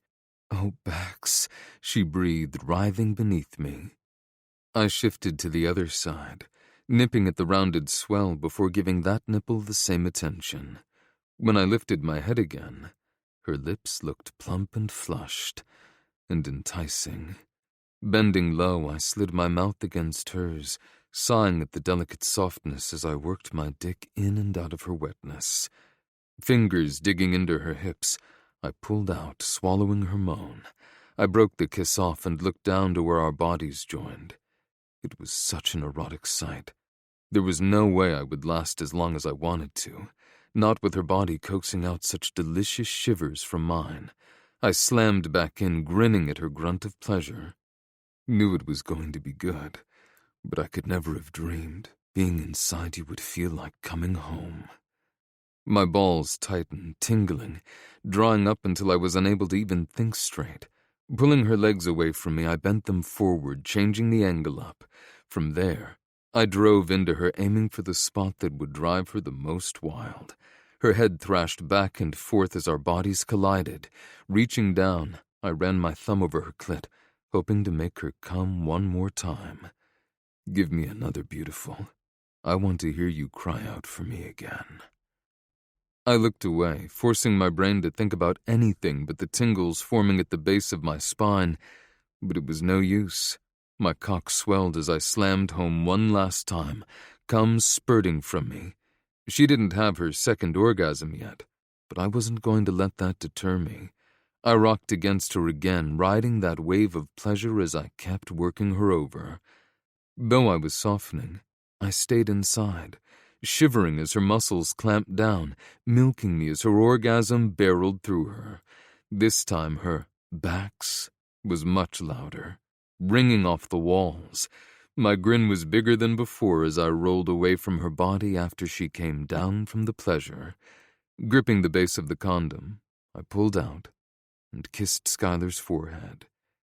"You just lay right there. I'll be right back." The bright lights of the bathroom sent spots dancing in front of my eyes as I made my way over to the sink. I disposed of the condom as quickly as I could and cleaned up before grabbing a separate washcloth and holding it under the warm water. She was already squirming as I made my way over, but stilled as I cleaned her up. Her smile was soft and warm as I dragged the cloth over her pussy. The small giggle as I found a particularly ticklish area was beyond adorable. Once she was cleaned, I tossed the rag over in the vicinity of the bathroom, not really giving a damn where it fell. Grinning, I crawled back onto the bed and pulled her into my arms. "I really have to go at some point," she teased, pushing against me with mock ferocity. "I know, but I get to keep you for a little while yet. Simon won't be home again for another 2 or 3 hours." I wished I had more time with her tonight, But I wasn't going to complain after what had just happened between us, even though I was looking forward to the day when I got to wake up with her in my arms. I'd take what she could give me until then. 16. Skylar. Instead of focusing on the marketing materials I was trying to finish, I was mooning over the gorgeous roses Baxter had given me, when the man himself pulled me from my thoughts. You seem nervous. Glancing up, I spotted him standing in the back doorway, with another bouquet of roses clutched in his large hands. I had left the door cracked open, in the hope that he'd venture down to see me at some point today. It was amazing what a difference a few days, along with a romantic picnic, helicopter ride, indoor skydiving, and a few mind-blowing orgasms, could make. I'd gone from trying to avoid him as much as possible to missing him in the blink of an eye, which was why I'd added an important task to my to-do list today. That's because I am nervous. How come? He asked, his brows drawing together as he strode toward me. Simon is getting dropped off downtown today, so he can help me out with some stuff here. I thought it would be a good idea to get him used to the space before the grand opening, since he's going to work with me over the summer. Baxter checked his watch. He'll be here in about 20 minutes? Yeah. I beamed a smile at him, pleased that he'd paid attention to my son's schedule during the time we'd spent working together on the shop's build-out. I'll make myself scarce before he shows up. He set the roses down on my desk. They were the same pale pink as the last bouquet, and in a matching vase that fit in perfectly with the vibe of leaves and pages. If you put these out front, maybe he won't wonder what's up with all the flowers. With what I was planning to do today, Simon noticing them wouldn't be a bad thing. I can't remember the last time I got flowers, and now I have 2 vases full of gorgeous roses in just a few days. Are you going to give me flowers after every date? Maybe not every time, since I plan on taking up most of your free time, but you can plan on lots of roses in your future. He circled my desk to stroke his thumb across my cheek. I like seeing that look in your eyes when I give them to you. His answer was exactly what I'd come to expect from Baxter, and perfect. I'm looking forward to spending most of my free time with you, even more than the flowers you'll give me in the future. You can't be so sweet, beautiful. It makes me want to do this. His mouth crashed down on mine for a quick, hard kiss. It was just long enough that my wits were scattered when he lifted his head and asked, "Is there anything I can help you with until Simon gets here?" My answering nod was hesitant. Actually, there is something that only you can help me with. He glanced over his shoulder at the door as he trailed his fingers down my arm. Do you need to relieve some tension, beautiful? What? No, not that, I sputtered, shaking my head, even while goosebumps spread across my skin in the wake of his touch. After the amazing day we spent together yesterday, I've been thinking that I should talk to Simon about us sooner rather than later. His head jerked back, his eyes going wide. You want me here when you talk to him? I shook my head. No, I just need you to reassure me that it's the right thing to do. You're positive that this isn't just a fling that will end now that I've slept with you. Because if that's all this is, then I don't want to say anything to him. He cupped my cheeks with his palms and brushed his lips over mine. Is there something I've done to give you that impression? No. I heaved a deep sigh before burying my face in his chest as I mumbled, I'm just freaking out a little over here. He stroked my back. If it helps, I can say with the utmost certainty that my interest in you will not disappear just because we had sex. It's not just the chase? I voiced my deepest fear. I already caught you, beautiful. He pressed my palm against his hard-on. And it only made me want you even more. I heaved a deep sigh of relief. Okay, good. Then I guess I'll be telling my son about us today. The smile he beamed at me was worth all my nerves. Does that mean I can take you out on a real date soon? Hey now, you've already given me the 2 most romantic dates of my life. I swatted his chest playfully, but his expression remained determined. But yes, you can take me out somewhere all the prying eyes in Moorville will see us. Just as soon as I know Simon is okay with me dating. That is fucking fantastic news, beautiful. He brushed his mouth against mine again. I can't wait to take you out for dinner. Dancing, too, if you want to go. Yes, please. I'd love to. I couldn't remember the last time I'd gone dancing. Not counting my wedding, it might have been when I was still in high school. Let me know how your talk goes with Simon, and I'll make the plans for our next date. Friday night. At his look of confusion, I added, Simon is supposed to sleep over at a friend's house. If you want to go out dancing after dinner, Friday night would work great, because I won't need to worry about when I get home. His eyes turned heated. I want you all night. We can wake up early, if Simon and his friend won't sleep in. But I want you in my bed as late as you can stay. My chef can make you whatever you want for breakfast. I pressed the pad of my index finger against his lips. You had me at, I want you all night. You don't have to bribe me with a fancy breakfast, although I'll still take it. Are you gonna stay until morning? Yup. I smiled up at him. I might even get a little tipsy while we're out dancing, since I don't need to worry about driving home. I didn't think it was possible with how amazing last night was, but you made today even better than yesterday. Thank you. The things he said to me. It was no wonder I was ready to tell my son about Baxter. Thank you for somehow making every day better than the last. My new mission in my life, he murmured against my lips, claiming them in another passionate kiss before reluctantly pulling away. I'll be upstairs if you need me, beautiful. Knowing he wouldn't hesitate to step in and help me with Simon if our conversation went south was exactly what I'd needed to soothe my nerves. Giving him a little nudge, I promised, "Will do, but you better get going, so you don't distract me into forgetting Simon is coming.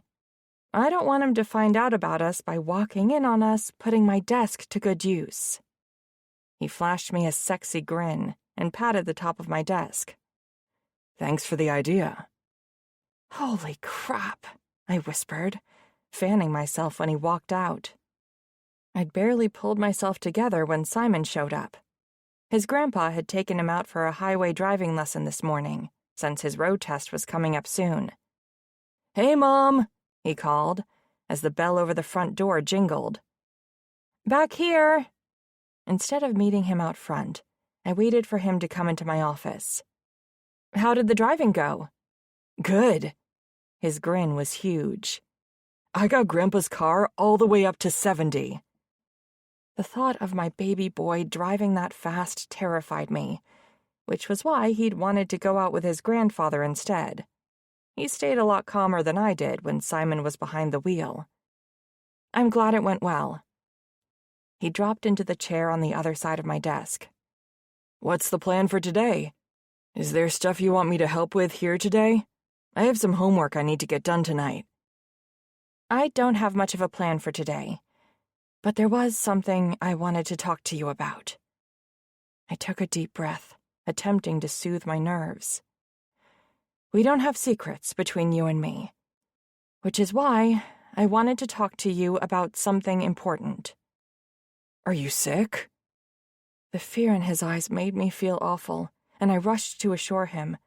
No, sweetie, nothing bad like that. Or at least, I'm hoping you don't think it is. Then what did you want to talk about? Are you thinking about opening the store sooner? I couldn't let him keep making guesses. I needed to just get it out there. How would you feel if I started dating? Simon shrugged. I guess I'd be okay with that. I've always kind of wondered why you haven't already. Most of my friends with divorced parents had to deal with them dating super soon after they split up. I figured it's probably different because you didn't divorce Dad. He died. I had to be very careful with my reply because I didn't want to lie to him. Yes, my situation was different. But it's been just you and me for a long time. I'd understand if you need to think about this. Now that I'm going to be 16, I won't be around as much, since I'll have my license. Plus, it won't be long until I leave for college. It would suck to think about you being lonely without me. I want you to be happy. My boy was so sweet. It's my job to worry about you, kiddo. I get to worry about you, too. I'm the man of the house, Mom. There was a mischievous gleam in his eyes as he added, which means I get to look over the guys you want to date, the same way you always do whenever I have a crush on a girl. About that. I trailed off, my cheeks filling with heat, as I tried to figure out how to tell him someone was already in my life. Oh, I see. This isn't you telling me you're thinking about dating. There's already a guy, isn't there? I nodded. Yes, there is. Is it anyone I know? Please tell me it's not Garrett's dad. My nose wrinkled. Why would you think it's him? Garrett called you a MILF the other day. Simon made a gagging noise. When I threatened to kick his butt for talking about you like that, he told me that he was just repeating what he'd heard his dad say about you. I made a mental note to avoid the guy. I could just imagine Baxter's reaction to him if he tried flirting with me. It isn't him. Who is it? Baxter Moore. He blinked slowly. The guy who bought Dad's SUV for me? I nodded. Yep. Wow. I guess I can't complain too much about him then. He shrugged. He seemed like a nice enough guy. You should bring him to one of my games when the season starts. Then Garrett's dad won't get any ideas in his head about asking you out. Garrett can be kind of a jerk sometimes, but I'd hate to lose him as a friend because I needed to kick his butt. His expression brightened. But at least I'd have Baxter to help me take care of his dad. I gave him my best mom glare. That's enough talk about butt kicking. Sure thing.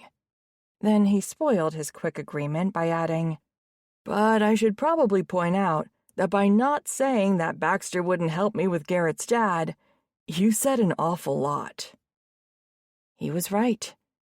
And the message I'd made by not saying anything was all true. 17. Baxter. I smiled as Skylar whirled around me, her body dancing from side to side with jerky movements.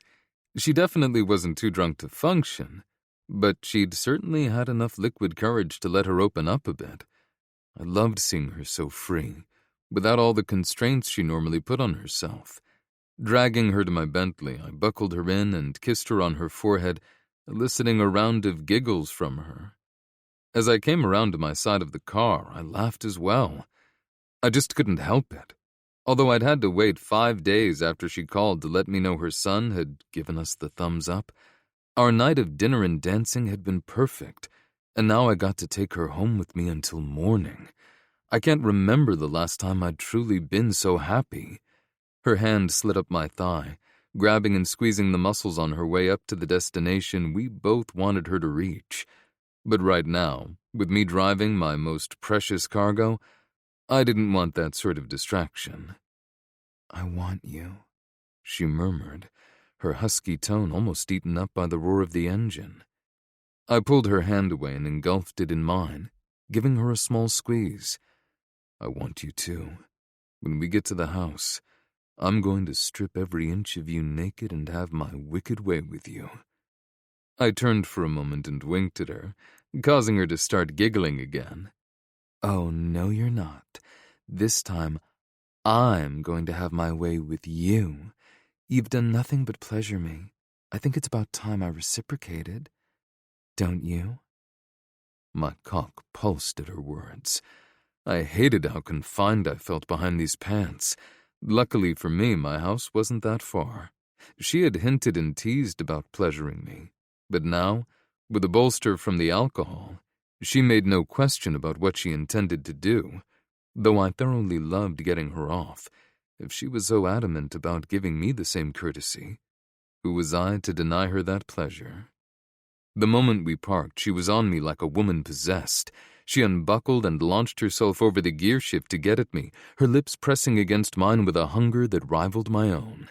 Grabbing the back of her head, I slanted my mouth against hers and kissed her, my tongue sliding across the seam of her lips to demand entrance. When she opened for me, her tongue did the demanding. She thrust it deep inside, sliding in and out with unpracticed movements. I let her, allowing her to take the lead right now. Once she had her fill, I would take control again. Pink spread across her face as she pulled back, her grin widening as she looked at me in the dim light of the car interior. "Let's get you inside." She didn't have to ask me twice. Unbuckling, I exited my side and went around to open her door. She took my outstretched hand and stumbled out, her movements still a bit shaky, though I wanted to carry her inside. I had a feeling it was important for her to be the aggressor right now, so I tamped down the caveman urge to just throw her over my shoulder and have my way with her. There was more than enough time for that later. As we made our way inside, I barely had enough time to turn on the light when she tackled me, pinning me against the wall as her hot mouth slid up the side of my neck. My balls tightened as she ground up against me, her hips rubbing against my erection. If she kept up this teasing, I'd have no choice but to take control again and order her to satisfy me. Groaning, it was my turn to let my head thump against the wall as she sank to her knees and fiddled with my belt. It felt like it took forever, but in reality, probably only 10 seconds had passed. Soon my pants were inching down, her hungry fingers grazing over the bare skin she revealed. Skylar tugged on my boxer briefs, finally allowing my erection to spring free. The skin was so sensitive that even just her blowing on my tip made my hard shaft bob up in front of her. Pre-cum purled up at my slit, which she lapped up with more enthusiasm than I thought was possible. Her tongue was magic as it danced about, licking here and lapping there. I desperately wanted to grab her by the hair and force her mouth onto my cock, but I restrained myself. Once again, this was about Skylar and her pleasure. Maybe we could try something like that one day, but for right now, I was willingly at her mercy. "Your tongue feels so good on me, beautiful." My raspy compliment emboldened her. When Skylar's mouth opened above me, I shot up several prayers of gratitude to the heavens. Her mouth was a warm haven as she took me in and sucked. Moaning, I rocked into her, murmuring nonsensical adorations as she took me even deeper. I wasn't expecting her to deep-throat me. If it happened, amazing. If it didn't, I would be grateful for anything she did. Just having her touch me was more than enough. She grazed her fingers across my balls, sending another jerk of pleasure up my shaft. When her grip tightened as she cupped them, my eyes rolled back into my head. Her mouth inched down a bit more as she took me deeper inside, her other hand massaging my balls until I thought I would come right there on the spot. Oh, fuck. You've already got me so close. As usual with this woman, all thoughts fled my brain. I took pride in reducing her to a babbling mess of need and want, and here she was doing the same thing to me. Grunting, I rocked into her, reveling in the sensation of her tongue and mouth working me over. My fingers slid into her hair, but I kept my grip light, still allowing her to control everything. "God, beautiful," I moaned. "Your mouth feels so fucking good." Skylar pulled back and rewarded me with a grin so dazzling that it punched me in the gut. She was such a treasure. I stared in awe as I watched her go back to blowing me. Watching my cock disappear into her mouth was more erotic than anything I'd ever seen before. One of her hands gripped my thigh while the other circled the base of my shaft. As she stroked her hand in time with the bobbing of her head, I knew I wouldn't be able to last much longer. Tingles started up my spine and flowed up and down my body as she pumped me in and out of her. My balls tightened even more, alerting me to how close I really was. My shaft pulsed as her tongue slid up the underside and around the tip. "I'm going to come soon. If you don't want me in your mouth, you better pull away." My words were harried, gasping, and almost incoherent. I pressed against the wall, waiting for her to pull away. But she didn't. Instead, she shuffled closer, her lips sealing around me as she sucked. My hand left her hair and slammed against the wall as her lips ripped the orgasm out of me straight from my soul. Fuck!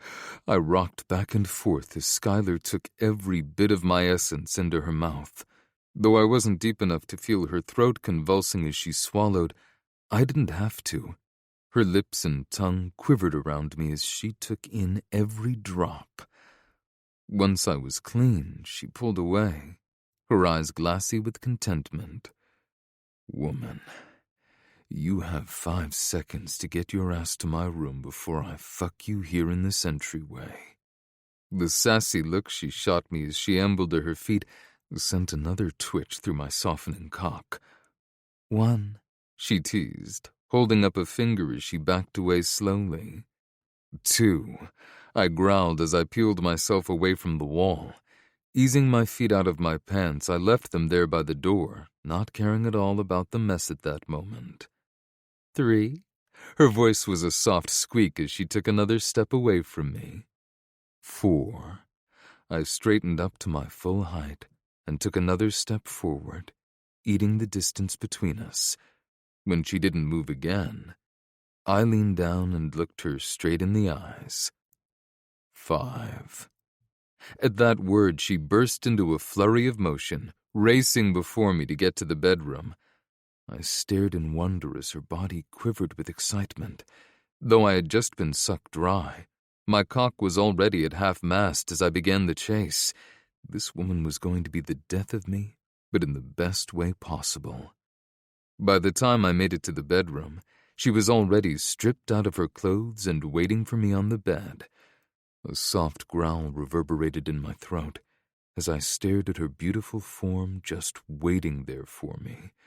Her eyes went from my face to my rigid cock, a look of bewilderment passing over her features. If it helped her, I was bewildered too. This was a fast recovery period for me. "What can I say?" I smirked, padding over to the bed. "I have a beautiful woman who just snatched my soul with her mouth, and I want nothing more than to fuck her over and over again." Sliding my palm across her cheek, I bent down and gave her a soft kiss.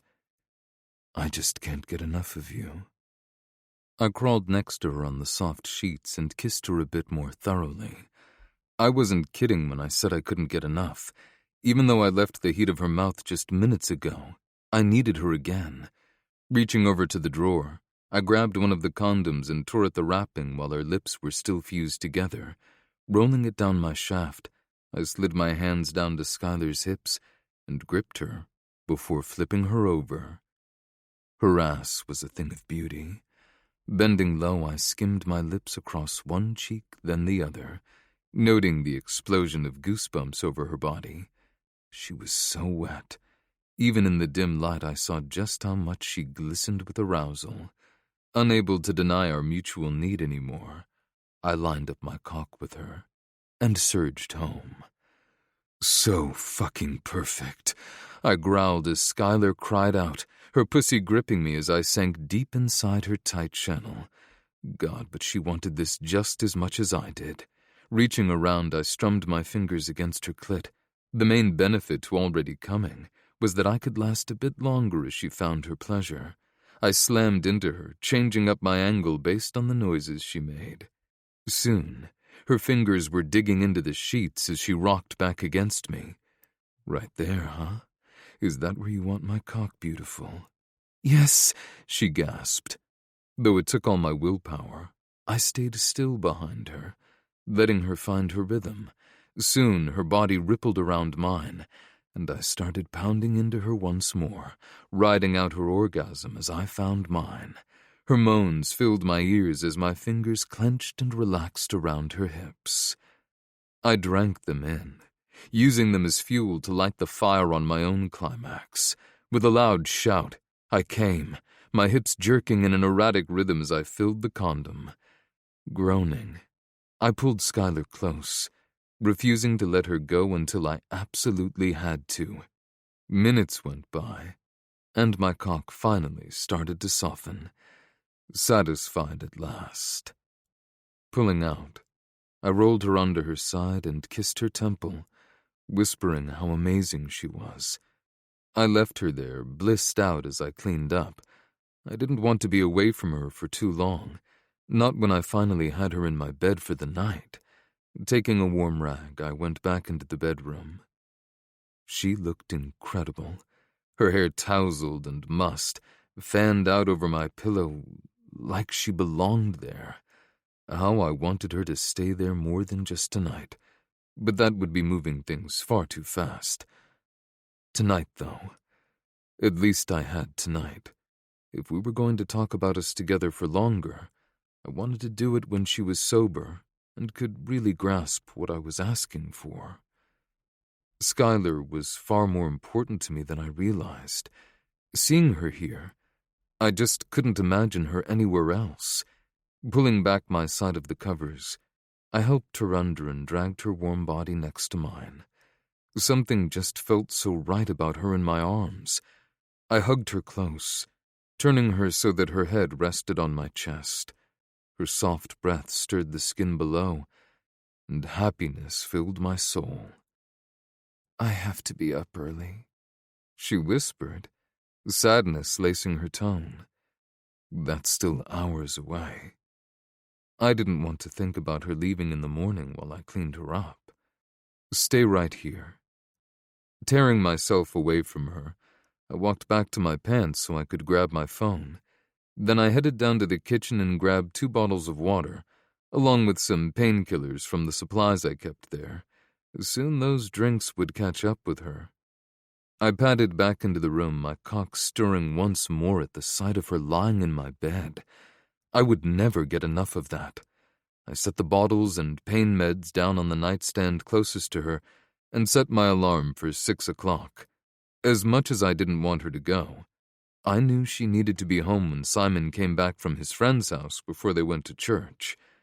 With my alarm set, even if we fell asleep, I could still get her up and back to her house. I didn't like it, but I understood. Slipping back into the bed, I pulled her close, breathing her scent deep into my lungs. She was so soft and warm.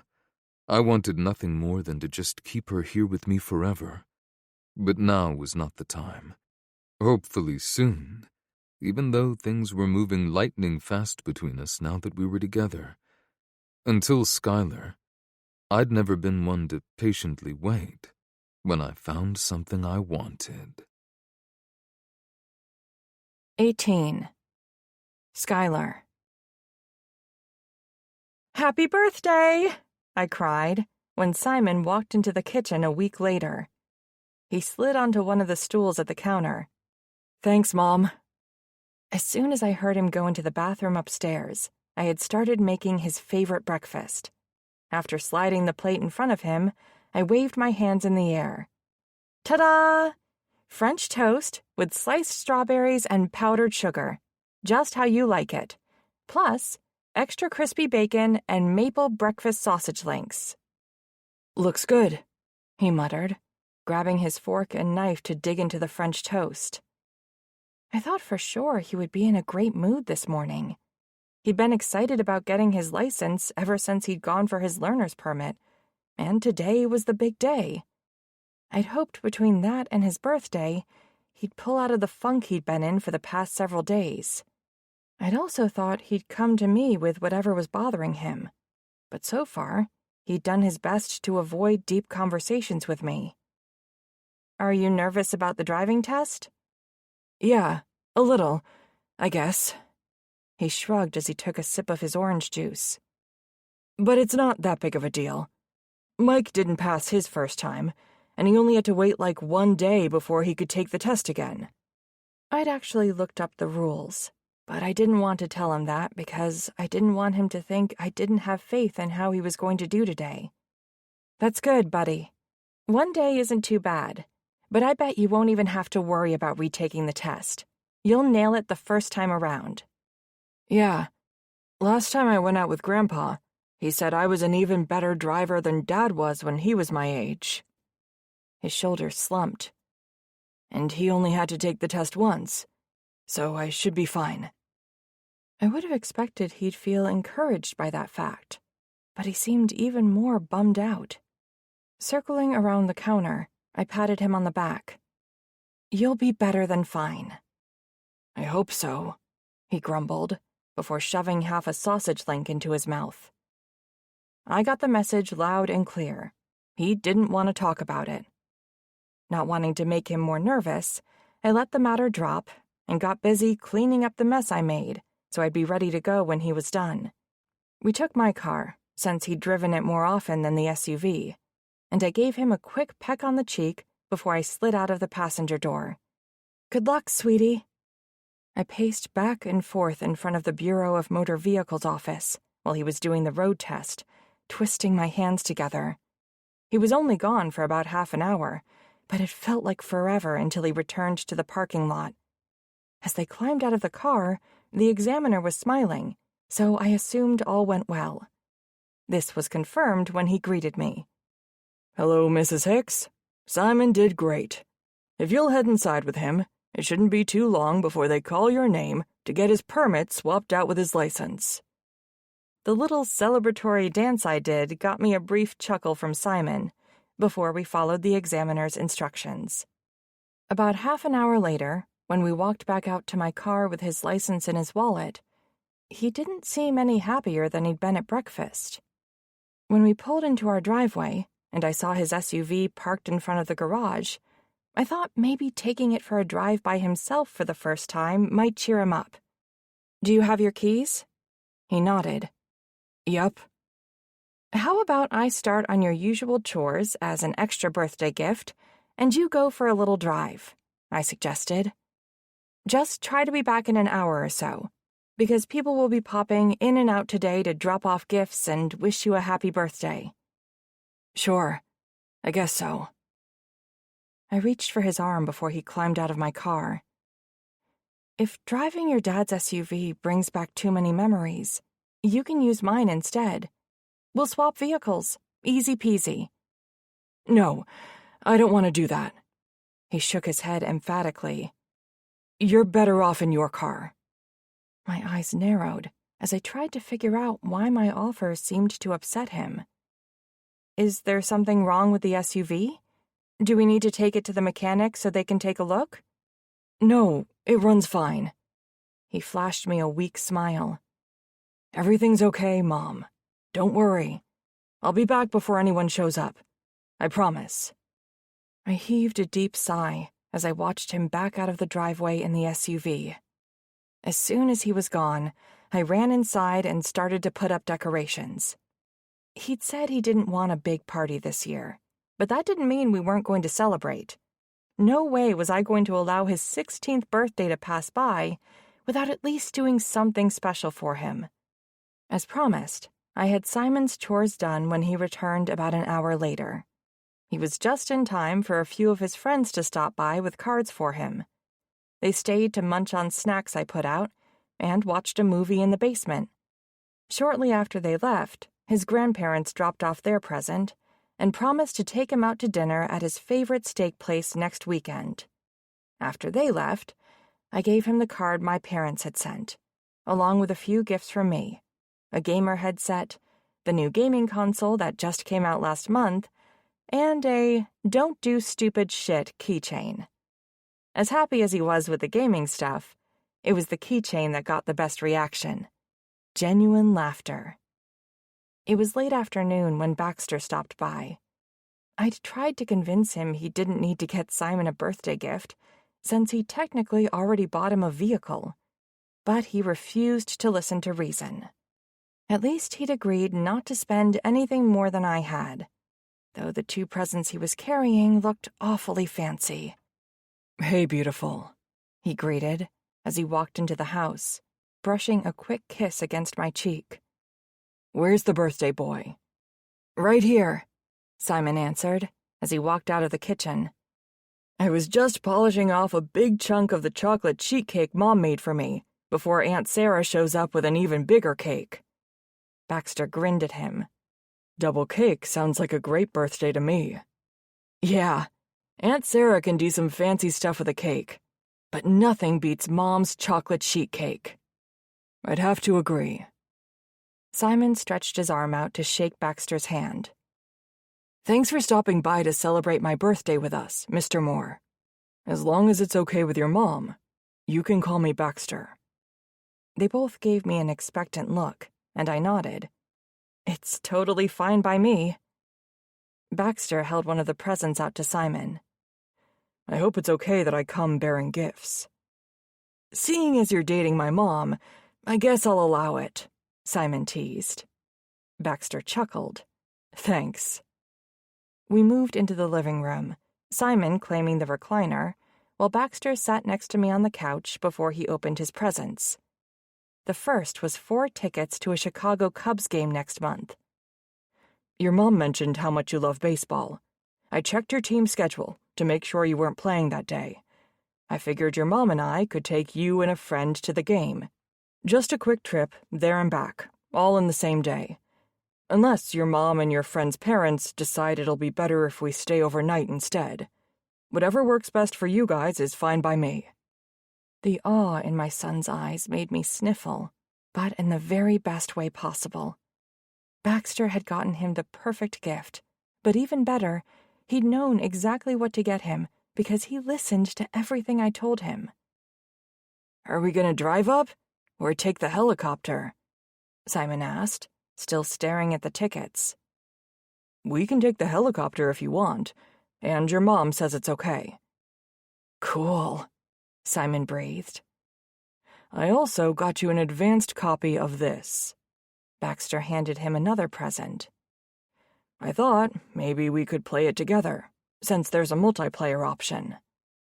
Simon ripped into the wrapping paper, his eyes widening and his jaw going slack at the baseball game that wasn't due to be released for another 2 months.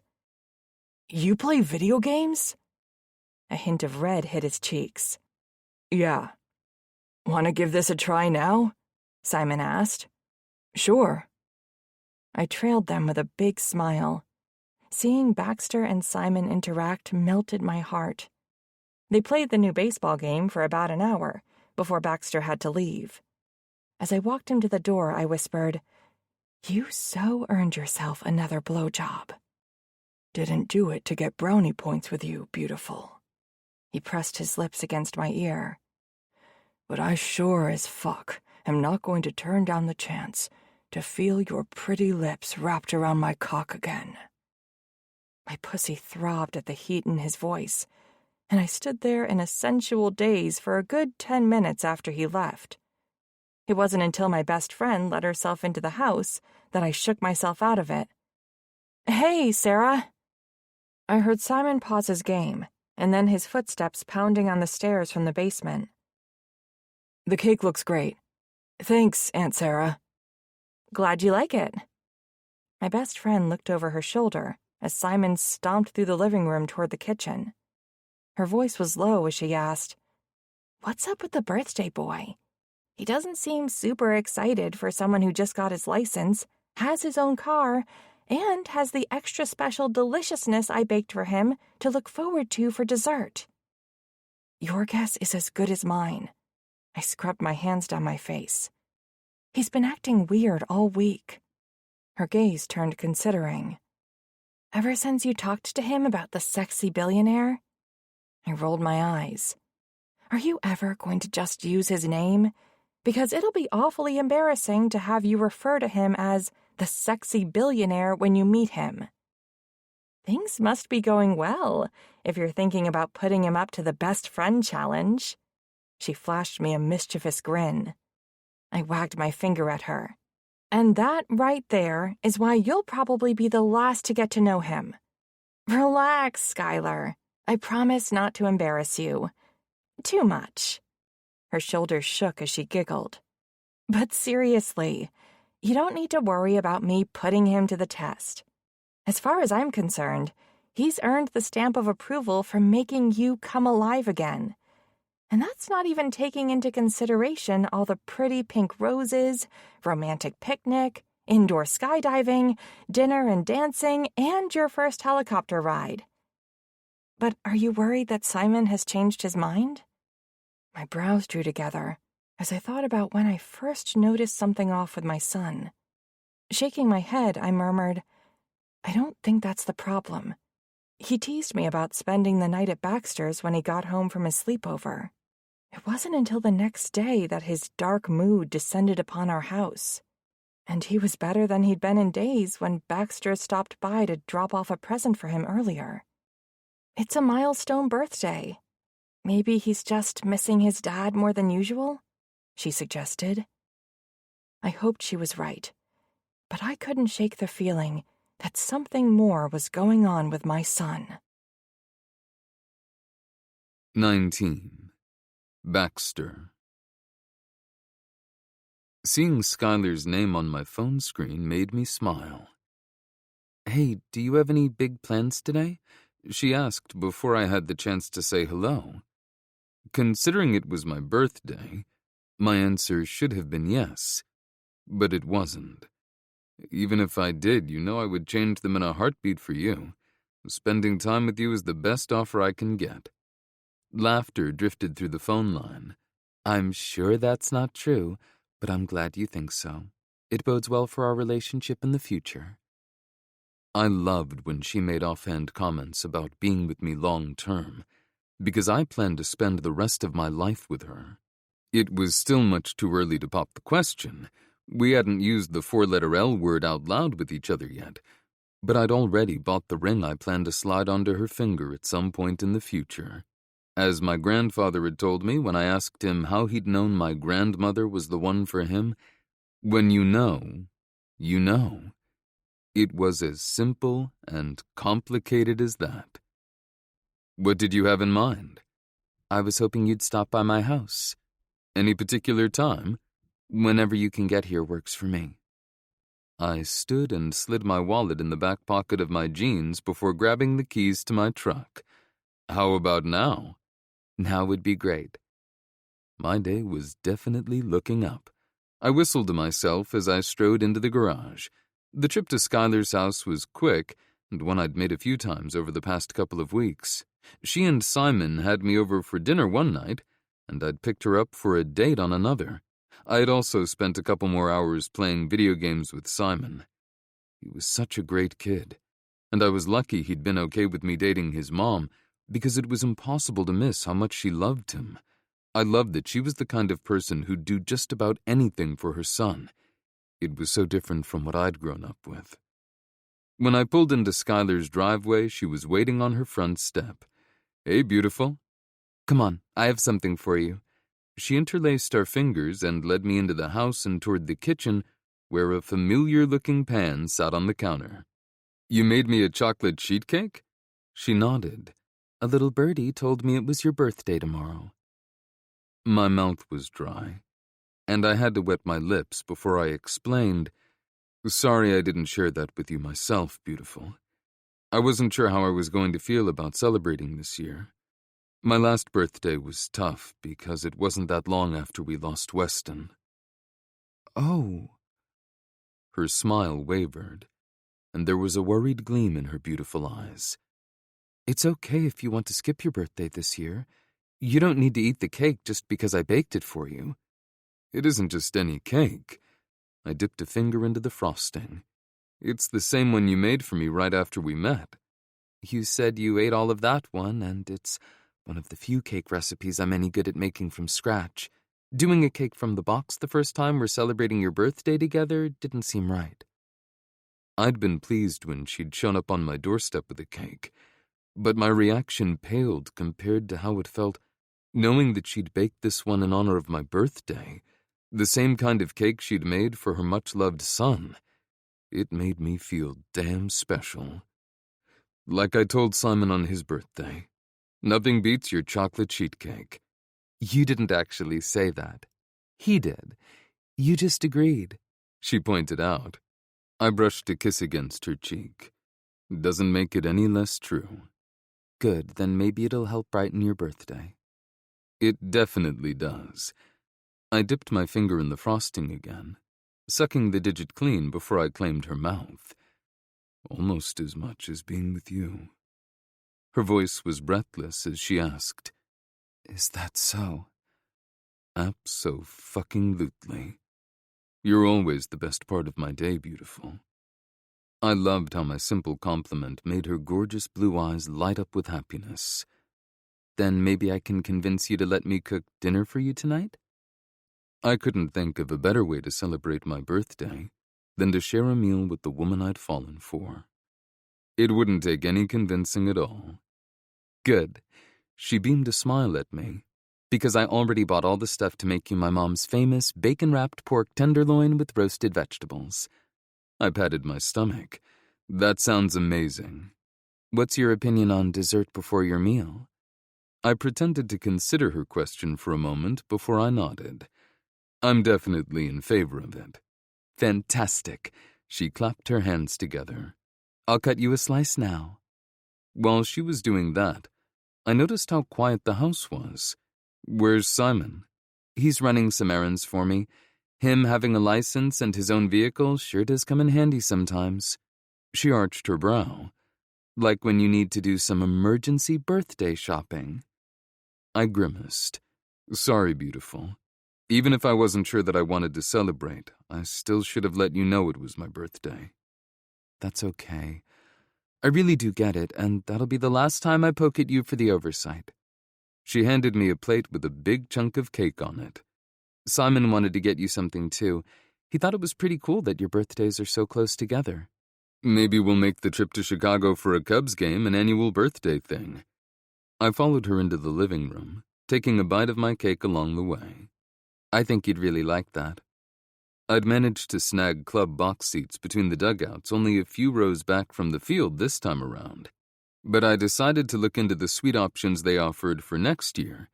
If we made the trip a tradition, Simon might enjoy experiencing the different views Wrigley Field had to offer. And what about you? Would you like it too? You being sweet and treating my boy to something he loves while you two do some male bonding? She asked, her voice as soft as her expression. Yeah, I'd love that. If I hadn't already liked the idea, I would have been on board just to put the look on her face. I didn't think anyone had ever called me sweet before Skylar, but I'd never put in the same kind of effort with anyone else. Everything was different with her, including me. Being with Skylar made me a better man, and so fucking thankful that I'd moved to Moorville. If I hadn't, I never would have met her, and that would have been a damn shame. In a strange twist of fate, I owed my current happiness to my brother.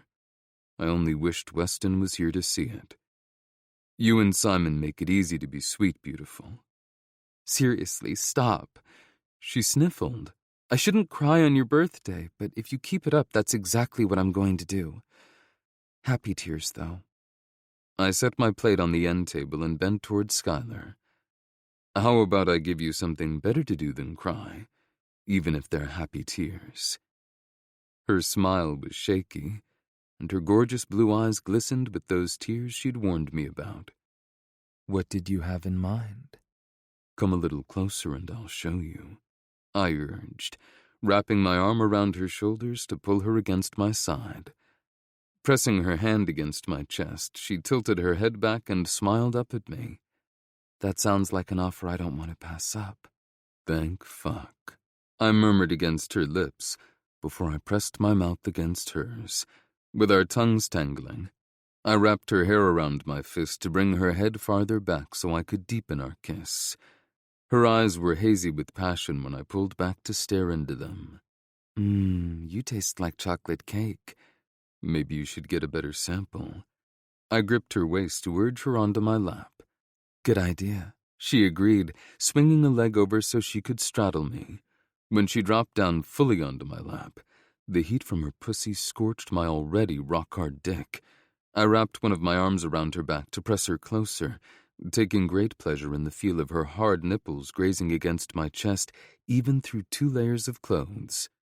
Our kiss quickly spiraled out of control, and I was just thinking about asking her how long Simon would be gone when I heard the sound of an engine coming close. The mental birthday wish I sent up that it would continue past the house wasn't answered. Ripping my mouth from Skylar's, I lifted her off my lap and sat her on the cushion next to me.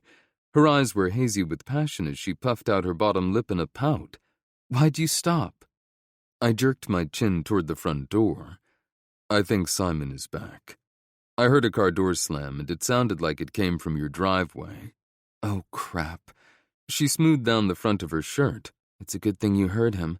Although he's on board with us dating, I'm sure he doesn't want to walk in on us making out." As soon as the words were out of her mouth, Simon stormed in the house and stalked toward us. "I don't care how rich he is. You need to kick him to the curb." The betrayal in his blue eyes, so much like Skylar's, was a punch to the gut.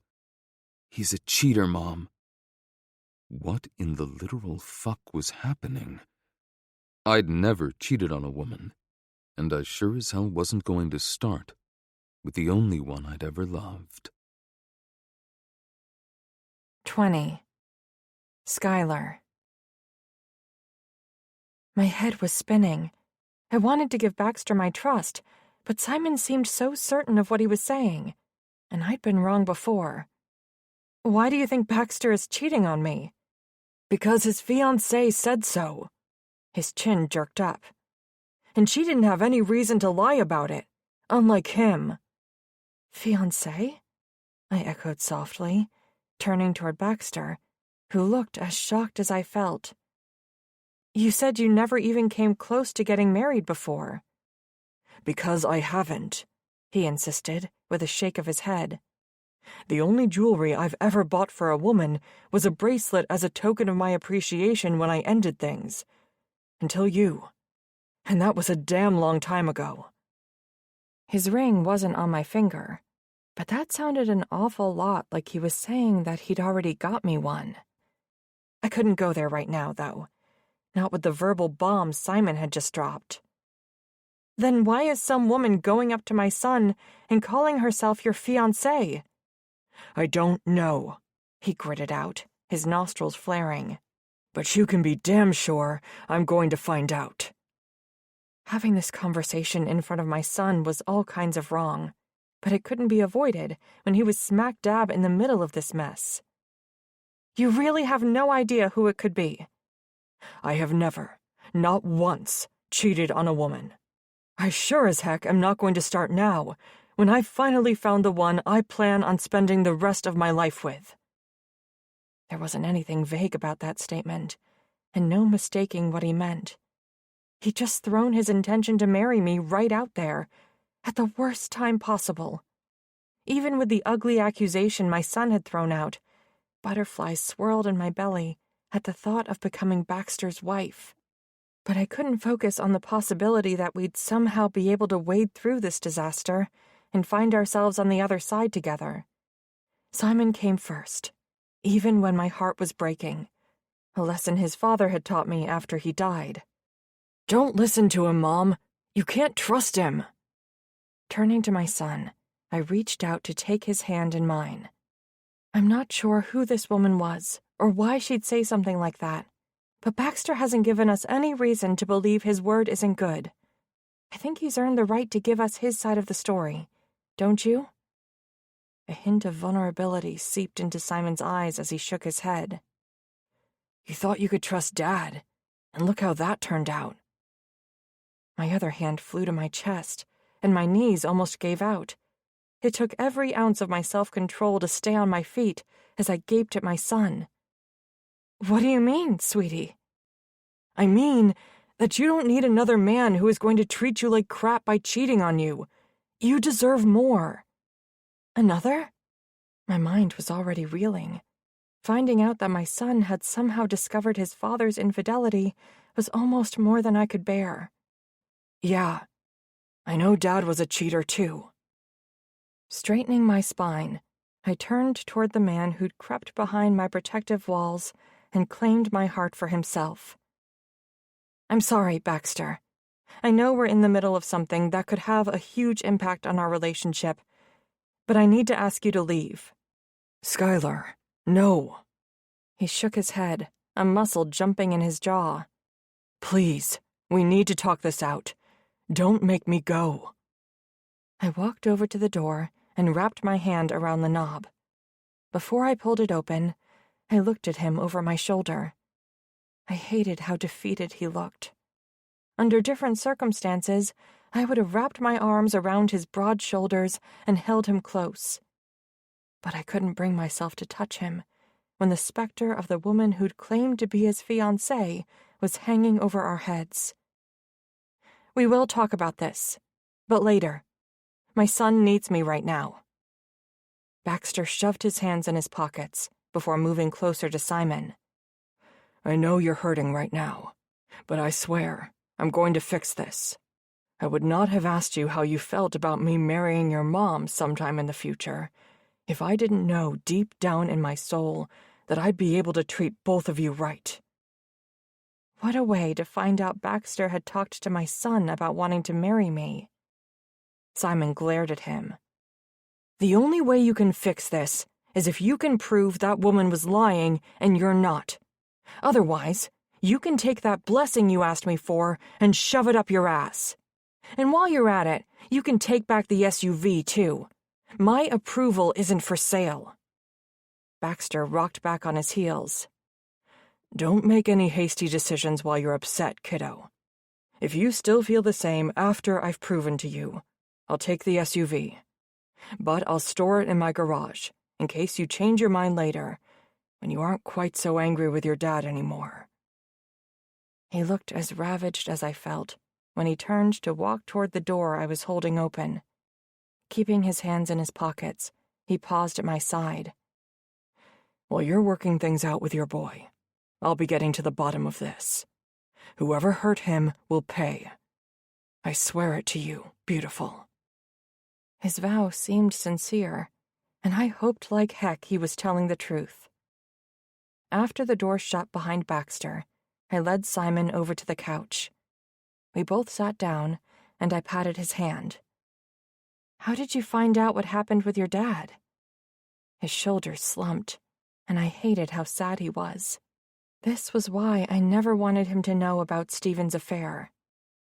"I found a note wedged under the back seat when I was cleaning out the SUV again, like a week before I went for my driving test." "That explains why you've been quieter than usual." I pinched the bridge of my nose between my thumb and forefinger, trying my best to stop myself from crying. "Why didn't you say anything to me before now?" "I wasn't sure if you knew, and I didn't want to be the one who told you what Dad did." His eyes narrowed. "He couldn't hurt you anymore, but the same isn't true for Baxter. I had to tell you what happened with that lady in town so you wouldn't fall for his lies and end up even more hurt than you are right now. She didn't even know who I was, or that I was eavesdropping." "My sweet baby boy." I leaned close and pressed my lips against his forehead. "Looking out for his mom." He ducked his head, his cheeks filling with heat at my compliment. "Someone has to do it." "I'm so lucky to have you." I bumped my shoulder against his. "But let's set the situation with Baxter aside for a moment. First, we need to talk about your dad and how you feel about what you learned." His Adam's apple bobbed in his throat as his bottom lip trembled. I don't get how he could do something like that to us." "I can understand why you'd feel betrayed, but you need to know that your dad loved you very much, and nothing would have ever changed that," I assured him with a soft smile. He jumped up to pace back and forth in front of the couch. "Then why would he do something that could blow up our family?" If only I had a definitive answer for that question, I might have been able to come to terms with everything much sooner. But Stephen had already been dead when I found out about his indiscretion, so I hadn't been able to ask him what the heck he'd been thinking. I'm not sure, Simon. But one thing I do know is that he never would have wanted to hurt you. But he did, my son cried. Everyone makes mistakes, I reminded him. It's how we handle them that counts. He echoed what Stephen and I told him whenever he got into trouble. Unfortunately, your dad never got the chance to make amends for this mistake. Simon dropped onto the couch with a sigh, scrubbing his hands down his face. I don't see how he could come back from something as big as this. Some mistakes are bigger than others, and we don't think about the consequences until it's too late.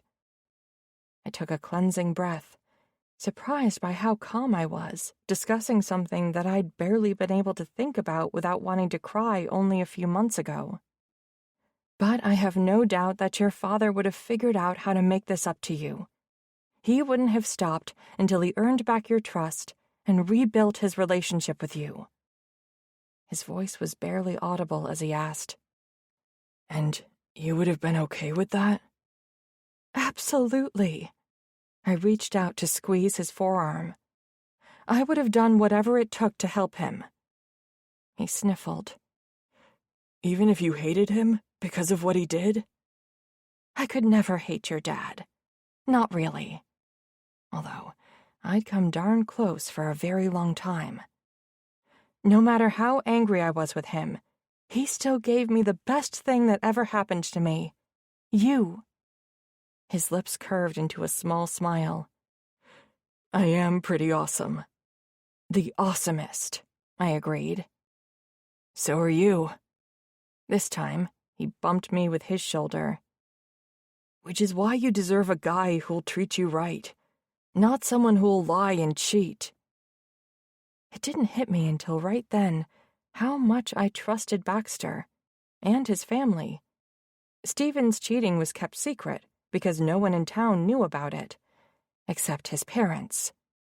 I hadn't realized they were aware of what he'd been up to until about a month after his death, when his mom asked me not to make them pay for the mistakes their son made.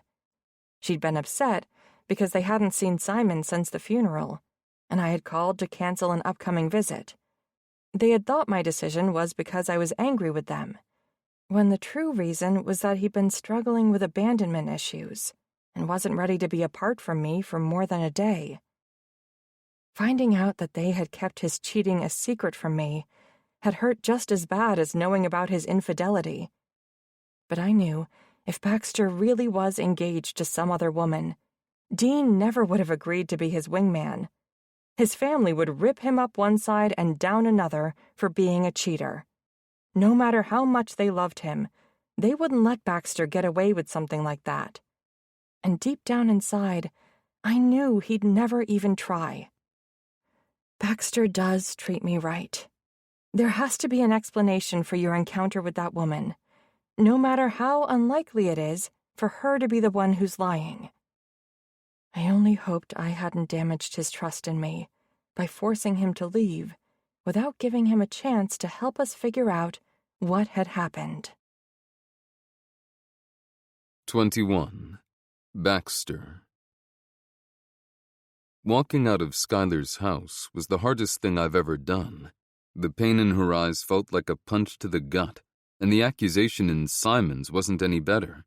The last thing I wanted to do was leave in the middle of a fight, but I couldn't ignore Skylar's request.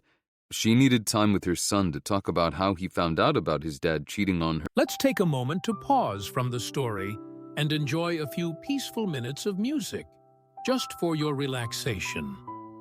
This free audiobook is our gift to you. Thank you for being here.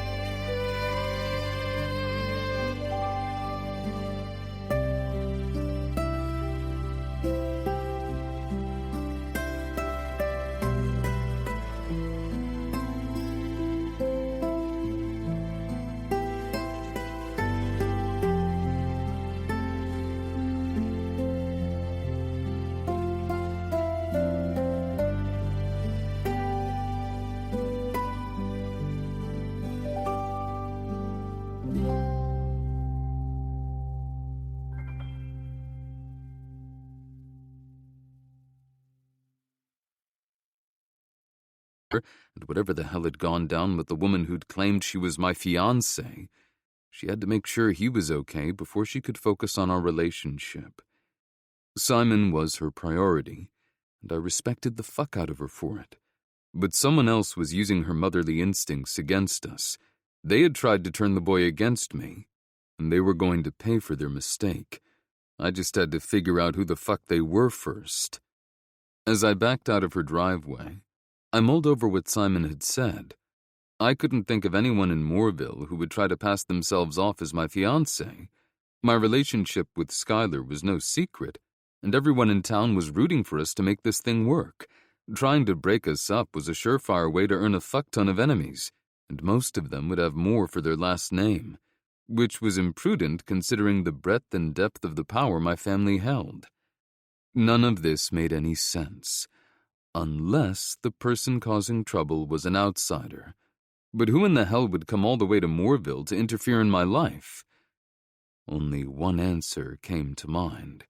But before I went straight to the source, I figured I could use more intel. Stabbing my finger against my cell phone screen, I pulled up Rigdon's number and called him. I barely let him say hello before I barked, "Has your dad said anything about my parents coming to town?"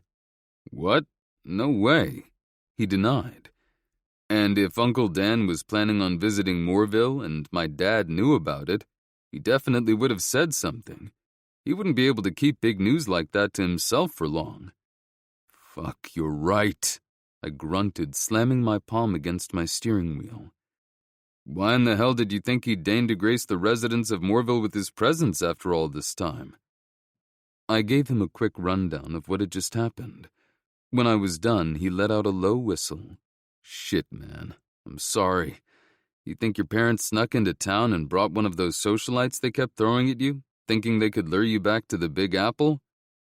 I know how absurd it sounds, but nothing else makes sense." I heaved a deep sigh, shaking my head. "Maybe we're looking at it the wrong way," Rigdon suggested. My brows drew together. "What do you mean? What if there's a woman out there who actually believed the crap they spouted off to Simon?"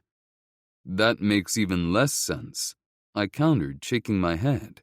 "Why in the world would some woman think I was going to marry her when I hadn't been with anyone in more than a year before I moved, and I haven't so much as looked at another woman since I met Skylar?" "Maybe that's where your first guess comes into play," Rigdon replied. My knuckles turned white as I clenched the steering wheel. "You think my dad has something to do with this? You haven't given anyone but Skylar reason to believe you'd slide your ring on their finger, but who knows what empty promises your parents have made on your behalf." His suggestion should have been preposterous, but my mom had pulled some ridiculous stunts in the weeks leading up to my departure, and my dad hadn't done a damn thing to make her try to see reason. "I hate to admit it, but you might be on the right track. I'm going to make a couple of calls and confirm my parents are still in New York. While you're doing that, I'll put some feelers out to see if anyone has spotted any outsiders in town," he offered. "I appreciate anything you can do to shed some light on this clusterfuck."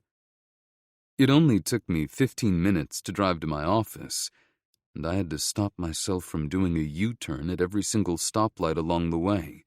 The farther away from Skylar's house I got, the less certain I was that I should have left. I understood why she'd asked me to go after the second verbal bomb Simon had dropped. She needed to talk to him about how he'd discovered his dad had cheated on her and help him work through what he was feeling about it. I was sitting in my truck, idling at the curb while I stared at her shop when my phone rang.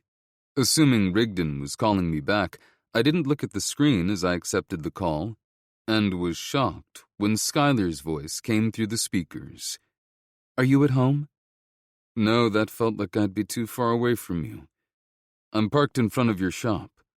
"I am so sorry I didn't give you the chance to explain." My head reared back. "What? No, Skylar. I don't need an apology for that. It was fucked up timing, but Simon needed you. Is he okay?" "That right there is why I shouldn't have asked you to leave." She sniffled, and I knew she was trying not to cry.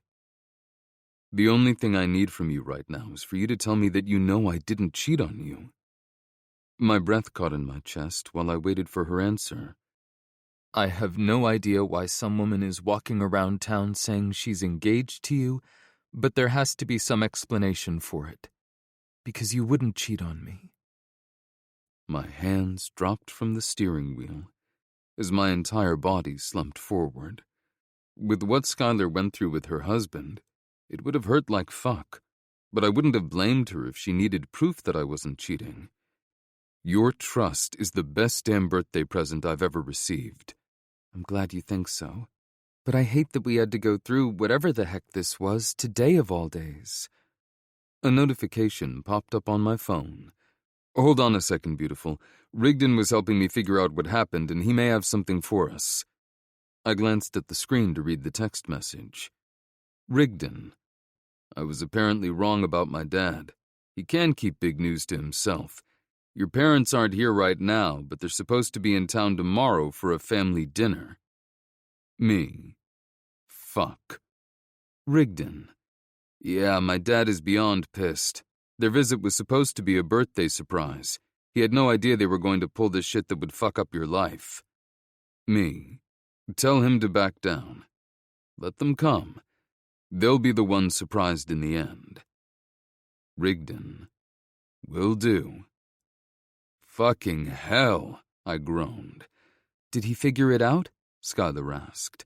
Yeah, my parents are behind this. What? She screeched. Holy crap! I wished that I shared her shock, but after their shitty reaction to Weston's death, nothing they did would surprise me anymore. They're tomorrow's problem. Right now I want to find whichever woman they sent here with promises of marrying me. Did Simon give you more details about what happened? He was in that little menswear shop on Union, around the corner from Leaves and Pages. I noticed they had a tie that was the same shade as your eyes, and I asked him to pick it up for me so I could give it to you for your birthday, she explained. I hopped out of my car, determined to find her even if I had to walk up and down the street all day. You want to see this happen, get your ass down here. I can't risk this woman leaving town before I have the chance to confront her. Simon and I are already in the car headed to you. We'll be there soon. I loved that they were coming to me, but I wasn't sure about Simon being in the middle of this mess, especially on the heels of his confession about knowing his dad cheated on his mom. You sure you want Simon here for this? Hold on a sec. I'm going to let him answer for himself. She switched to speaker mode, and Simon's voice came through the line. I'm fine. Not upset, just pissed.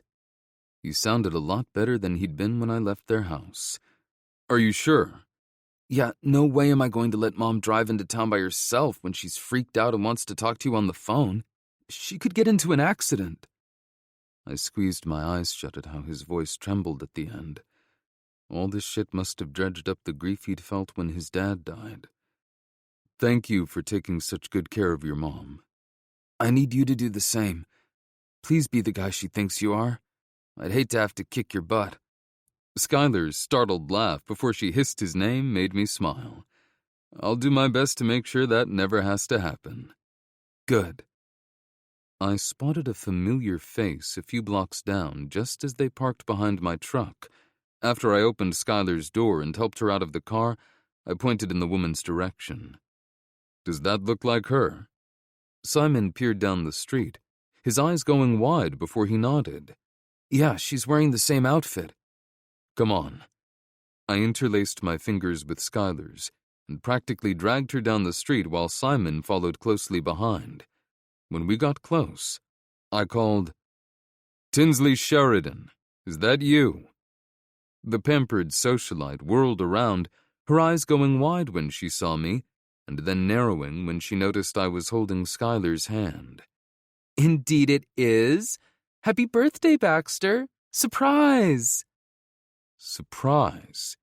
I echoed softly, pulling Skylar closer as Simon moved to stand on her other side. You came to Moorville because it's my birthday. Yes, I wanted to surprise you at dinner tomorrow night. Her lips formed a circle, and she pressed her fingers to her mouth. Oh dear, and now I've ruined the surprise. I suppose it would have been better if I had flown back to New York so I could travel with your parents, but it seemed like such a bother when I was on the West Coast. I came directly here instead. I ground my teeth together at her confirmation that my parents were to blame for this mess. Now that the surprise has been ruined, maybe you could explain to me why you've been going around town calling yourself my fiancé. Well, I couldn't stay in my hotel room until your parents arrived. The place is seriously lacking in amenities, so I thought I'd do a little shopping. She seemed to finally realize how angry I was, and her voice wavered as she tried to explain her fucked-up move.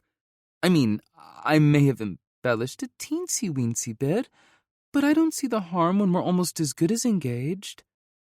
I felt Simon's arm slide around his mom's back, and I knew he was offering her comfort in case Tinsley was telling the truth. I need to end this quickly so neither of them suffered needlessly. How in the fuck could we be almost engaged when I've never so much as taken you on a date? I haven't even seen you in more than half a year, and that was only because my mother invited you to her home for dinner. Her hand went to her chest, and she took a step back. Oh, your parents said you were dragging your heels because of your grief over losing your brother. I was giving you the space they told me you needed. My anger turned to fury upon hearing my parents had used Weston's death as part of whatever game they were playing. I'm a grown-ass man, Tinsley. My parents have no say in who I date, let alone marry. If I wanted you for my wife, you damn well know it. But your company and my father's... Stop. I held up my hand.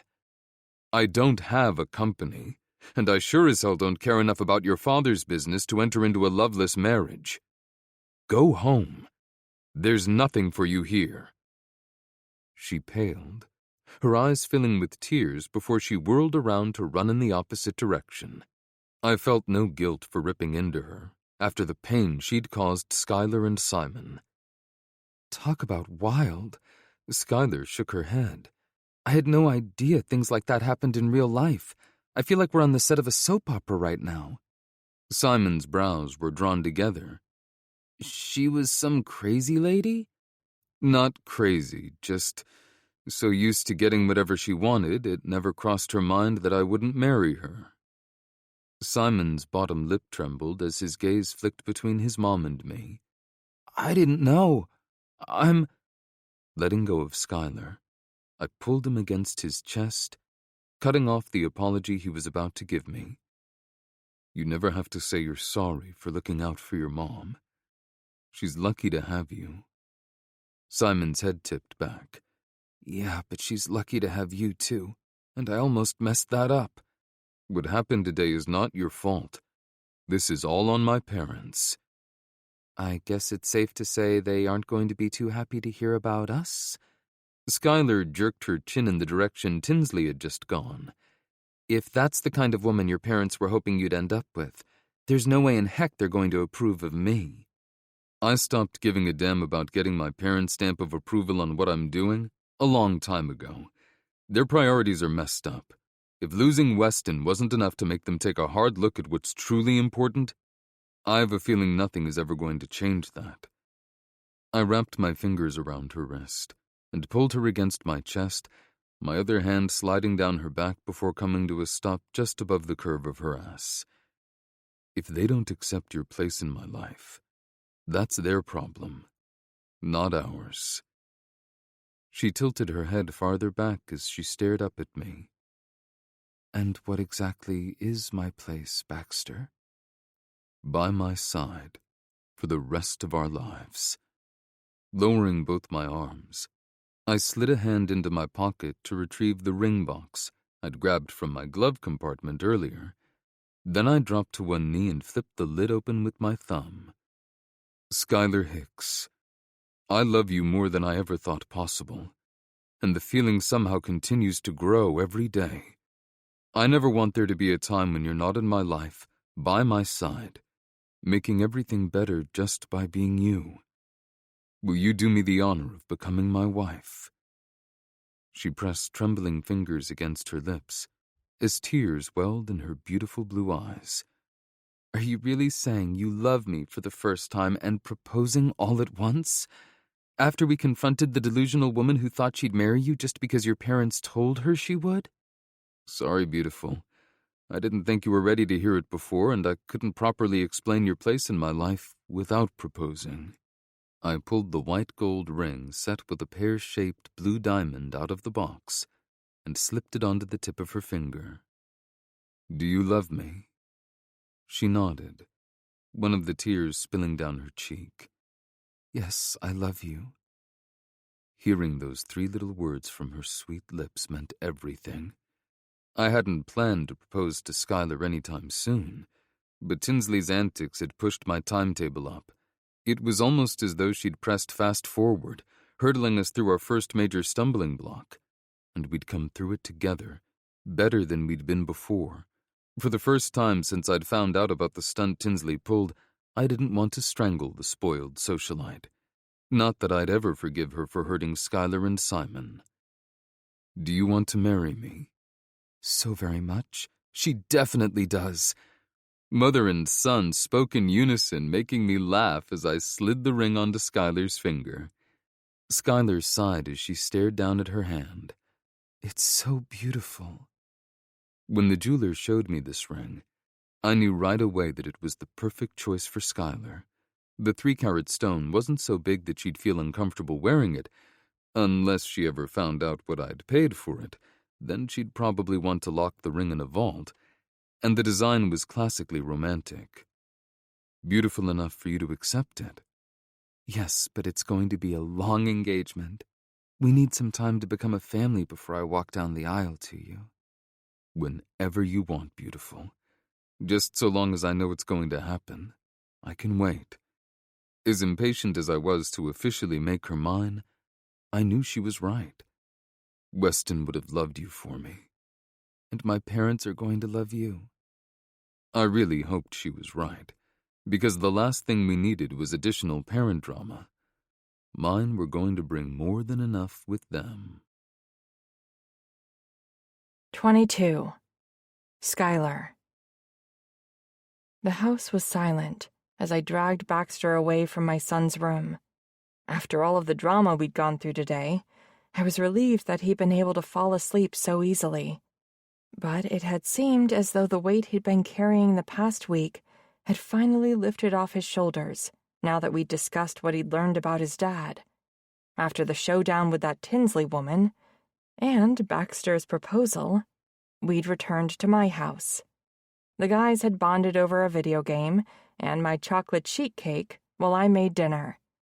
Baxter had loved the bacon-wrapped pork tenderloin so much that I decided to make it for his birthday every year. Another happy tradition for the little family we were building.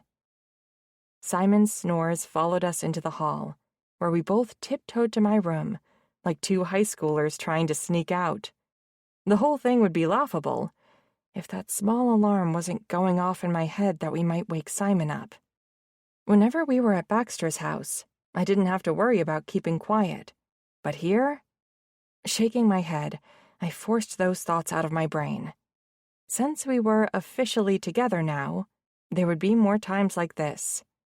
Simon really liked Baxter and had given our engagement his blessing, and that meant more time with him staying over. We sneaked inside my room and shut the door, putting as many barriers between us and the other parts of the house as we could. Baxter looked down at me, his eyes shining with love as we both giggled. Well, honestly, I giggled. And all the times I'd heard him laugh, giggling was definitely not the word to describe his deep chuckle. I finally have you all to myself. Just what I wanted for my birthday. He slid his hands up my front and cupped my breasts, rubbing my nipples with his thumbs.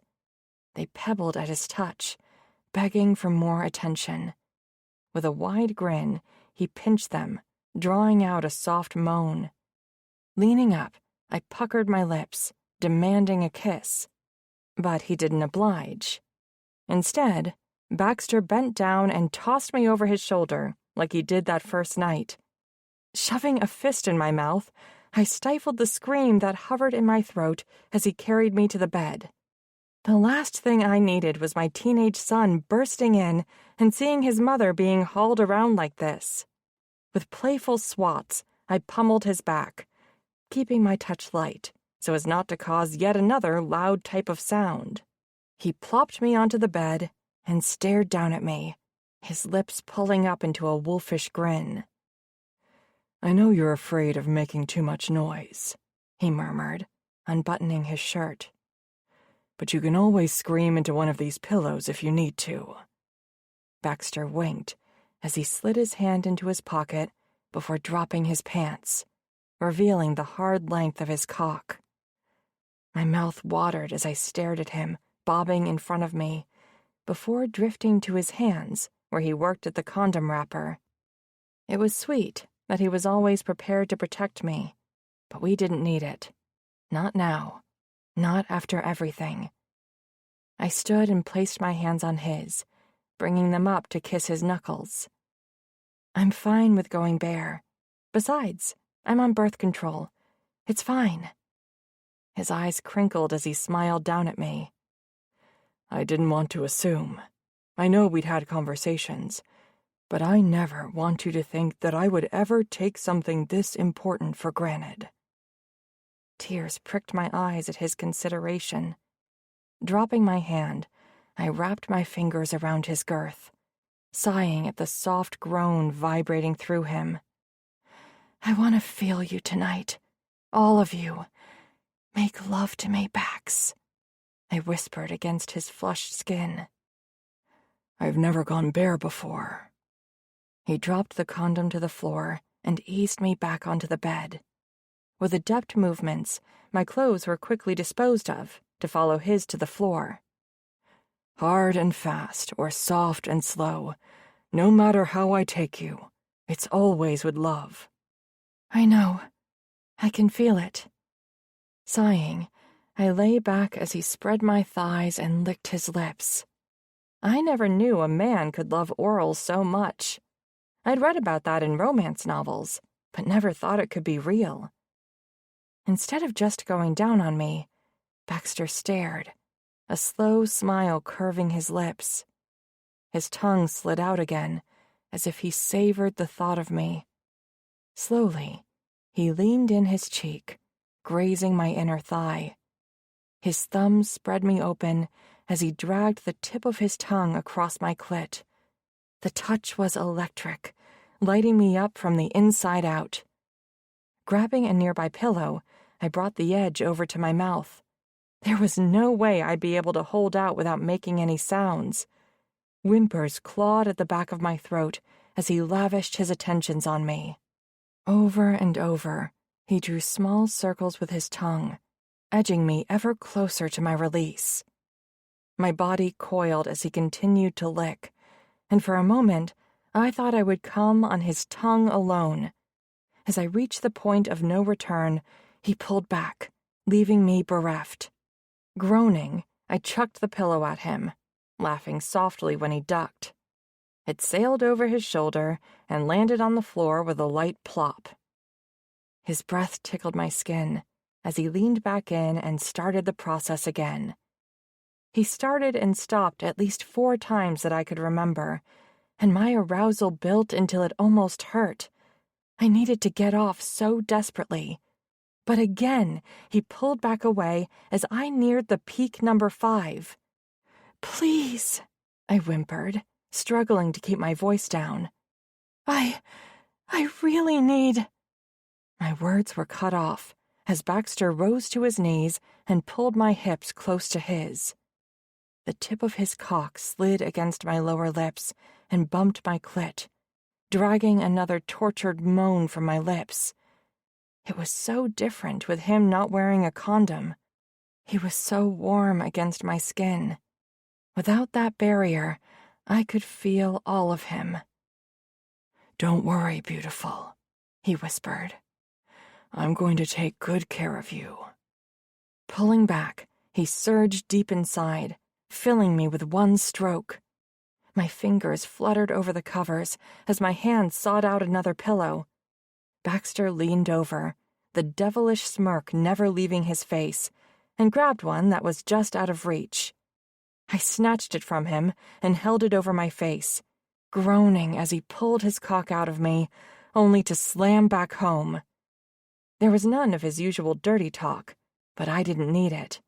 I was already close to the edge, and I felt his love for me in each movement of his body. His fingers felt like fire as they dug into me, keeping me still so he could fuck me with wild abandon.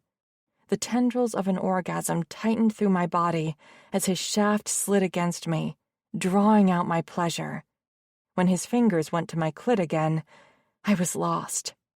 White colored my vision as the orgasm I had been denied slammed into me, the sensations coalescing into the hardest release of my life. I kept the pillow firmly in place as he continued to pump in and out. Each time he surged in and dragged out, my core fluttered about again, as if I were having smaller orgasms each time.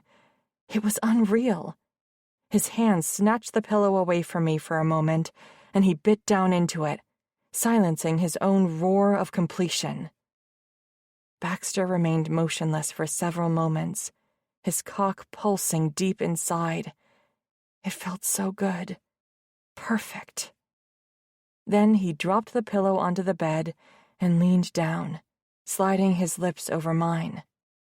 I don't want to leave you, but we need to get cleaned up, especially since I wasn't wearing a condom. That thought hadn't actually formulated in my brain.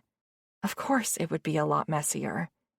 Twisting to the side, I grabbed a handful of tissues and handed them to him, smiling as he brought them between our bodies. Luckily for us, my room came with an ensuite bathroom, so his shuffle of shame wasn't all that far. As with all the other times, he brought in a damp washcloth and made sure I was clean. Only this time, he returned it to my bathroom before sliding in behind to hold me close. His nose nuzzled my hair as he held me tightly against him, as though he never wanted to let me go. Truth be told, that feeling went both ways. I would never give him up. Ever. My thoughts became fuzzy as I started to drift off to sleep, but even in the sensual haze, I still heard him whispering how much he loved me. With all the strength I could muster, I turned over to face him, my lips curling into a soft grin. "I love you so much," I whispered back, kissing him before laying my head on his chest. Whatever he said after, "I love you too," was swallowed up by the steady beating of his heart as it lulled me to sleep. I felt safe in his arms, intertwined with his body. The heat between us was cozy and warm, helping me drift off. This was certainly the stuff of dreams, and I planned to soak up every minute of our time together. Though I didn't know what would happen tomorrow, next week, next year, or even in the next decade, I knew I didn't have to face any of it alone ever again. 23. Baxter. Waking up with Skylar in my arms and my ring on her finger was the perfect start to my day. Unfortunately, the rest of it wasn't going to go quite as well, since we would be having a showdown with my parents in front of the rest of my family. Not wanting to ruin our day together after all the drama yesterday, I'd put off talking to her about dinner for as long as I could. But now that we needed to head over there in less than an hour, I couldn't wait any longer. I know this is a big ask with very little notice, but with everything that happened yesterday, I've been putting off talking to you about the surprise dinner my grandparents are throwing for me. Will you come? Skylar's eyes widened. You want me to come to a Moore family dinner? Not just you. I want Simon to come too.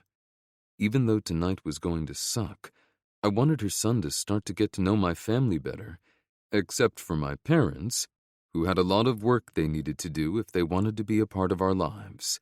If things go my way, your family is going to grow by a fuck of a lot. I have plenty of cousins I'm more than willing to share and lots of aunts and uncles who'll be thrilled to spoil Simon, since they don't have any grandchildren yet. Oh, yes. We'd love to join you. When is it? This was the tricky part. Tonight. Wait! She gasped, her hand going to her chest, my diamond sparkling on her finger. The dinner that woman mentioned is real? It's happening tonight at your grandparents' house? I nodded. Yep. And your parents are going to be there? Another nod.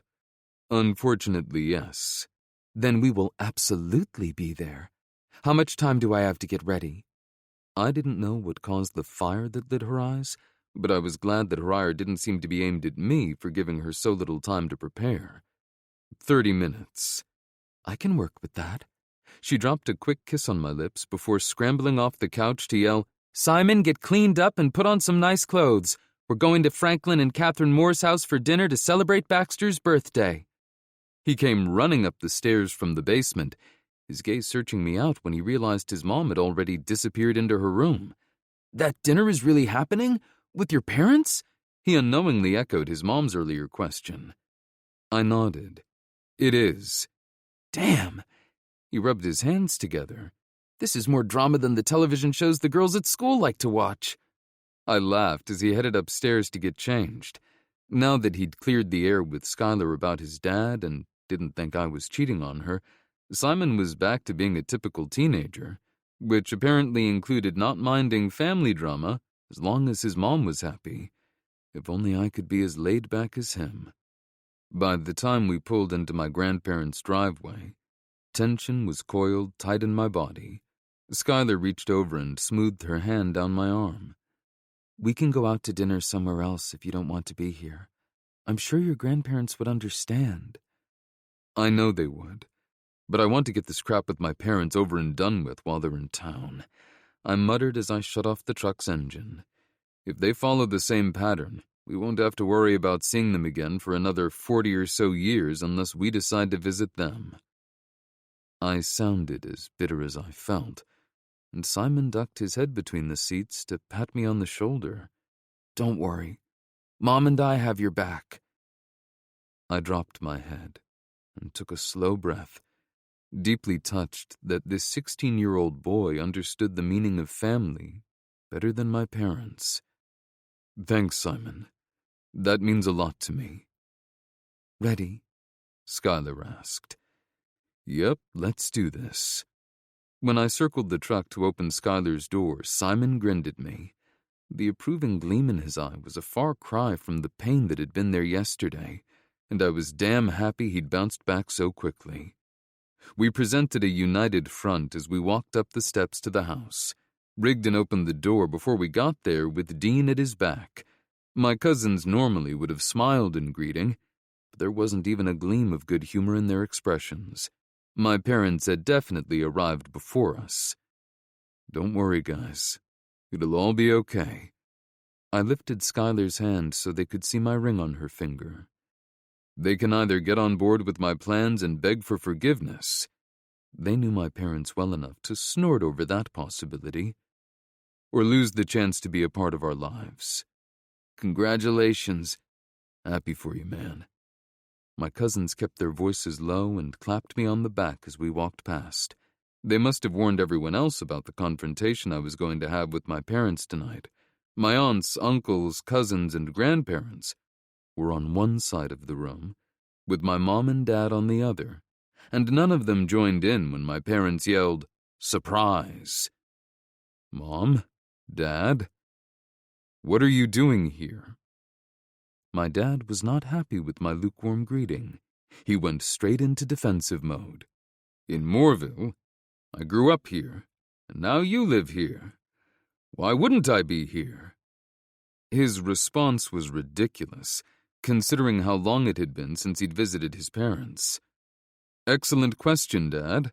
One you probably should have considered years ago over any of the holidays or birthdays we missed out on spending with the family. This situation isn't the slightest bit funny, but it's ironic as fuck. Language, Baxter, my mother chided. I'm almost 40, well past the point when I need to follow your rules or you need to interfere in my life.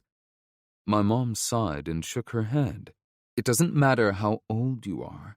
You'll always be our son. That was the same bullshit they'd trotted out when they'd been trying to convince my brother to give up on his dream of being a fireman to do what they wanted instead. I'm not really feeling the love right now. Not when I'm just being honest. If you being so damn fired up for grandchildren that you keep throwing women at me but then almost fucking up your only chance of getting them isn't ironic, I don't know what is. My mom's brows drew together. What? I felt Simon at my back, just where he'd said he would be. Jerking my thumb over my shoulder, I explained. Tinsley flew her ass out here and ran her mouth to my woman's son. Told him she's my fiancé. Made him think I was cheating on his mom. Your games gutted a 16-year-old boy who deserves a fuck of a lot better from the people who are going to become his grandparents when I marry his mother. My mom pressed her hand to her chest. Oh, dear. We invited Tinsley to come with us to Moorville as our guest, but I didn't realize you'd bumped into her. She wasn't at the hotel when we arrived this afternoon. My deep chuckle held no humor. That's all you got out of what I just said. There's no need to take that tone with your mother. She meant well. It's not her fault if Tinsley said some things that weren't exactly true. My dad's lame attempt at ducking responsibility only pissed me off more. There wasn't even a smidgen of truth in what she said, which you would damn well know if you didn't have your head so far up your ass that you can't see what's right in front of your face. You can't talk to me like that, he roared, his face turning red. You're still not listening to me. Mom, Dad, meet Skylar. She's your future daughter-in-law, not Tinsley. I lifted Skylar's hand and pressed a kiss against the soft skin directly above where my ring rested on her finger. Fuck things up with her even more, and you will have lost any chance of building a relationship with my wife, Simon, and any other children we might have. You can't just kick us out of your lives, my dad blustered. My mom crossed her arms over her chest with a huff. Not unless you want to lose your family trust. I laughed so hard at her threat, I had to bend over to catch my breath before I could speak. You want to yank my inheritance? Go ahead.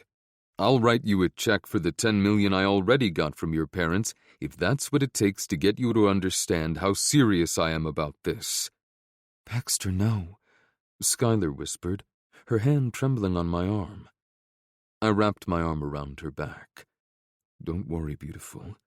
What my parents fail to understand is that I don't need their money. I have more than enough of my own. It'll take me less than half a year to make that up on interest alone. It isn't the money. I don't care about that. My parents looked shocked at her words, but I knew how true they were.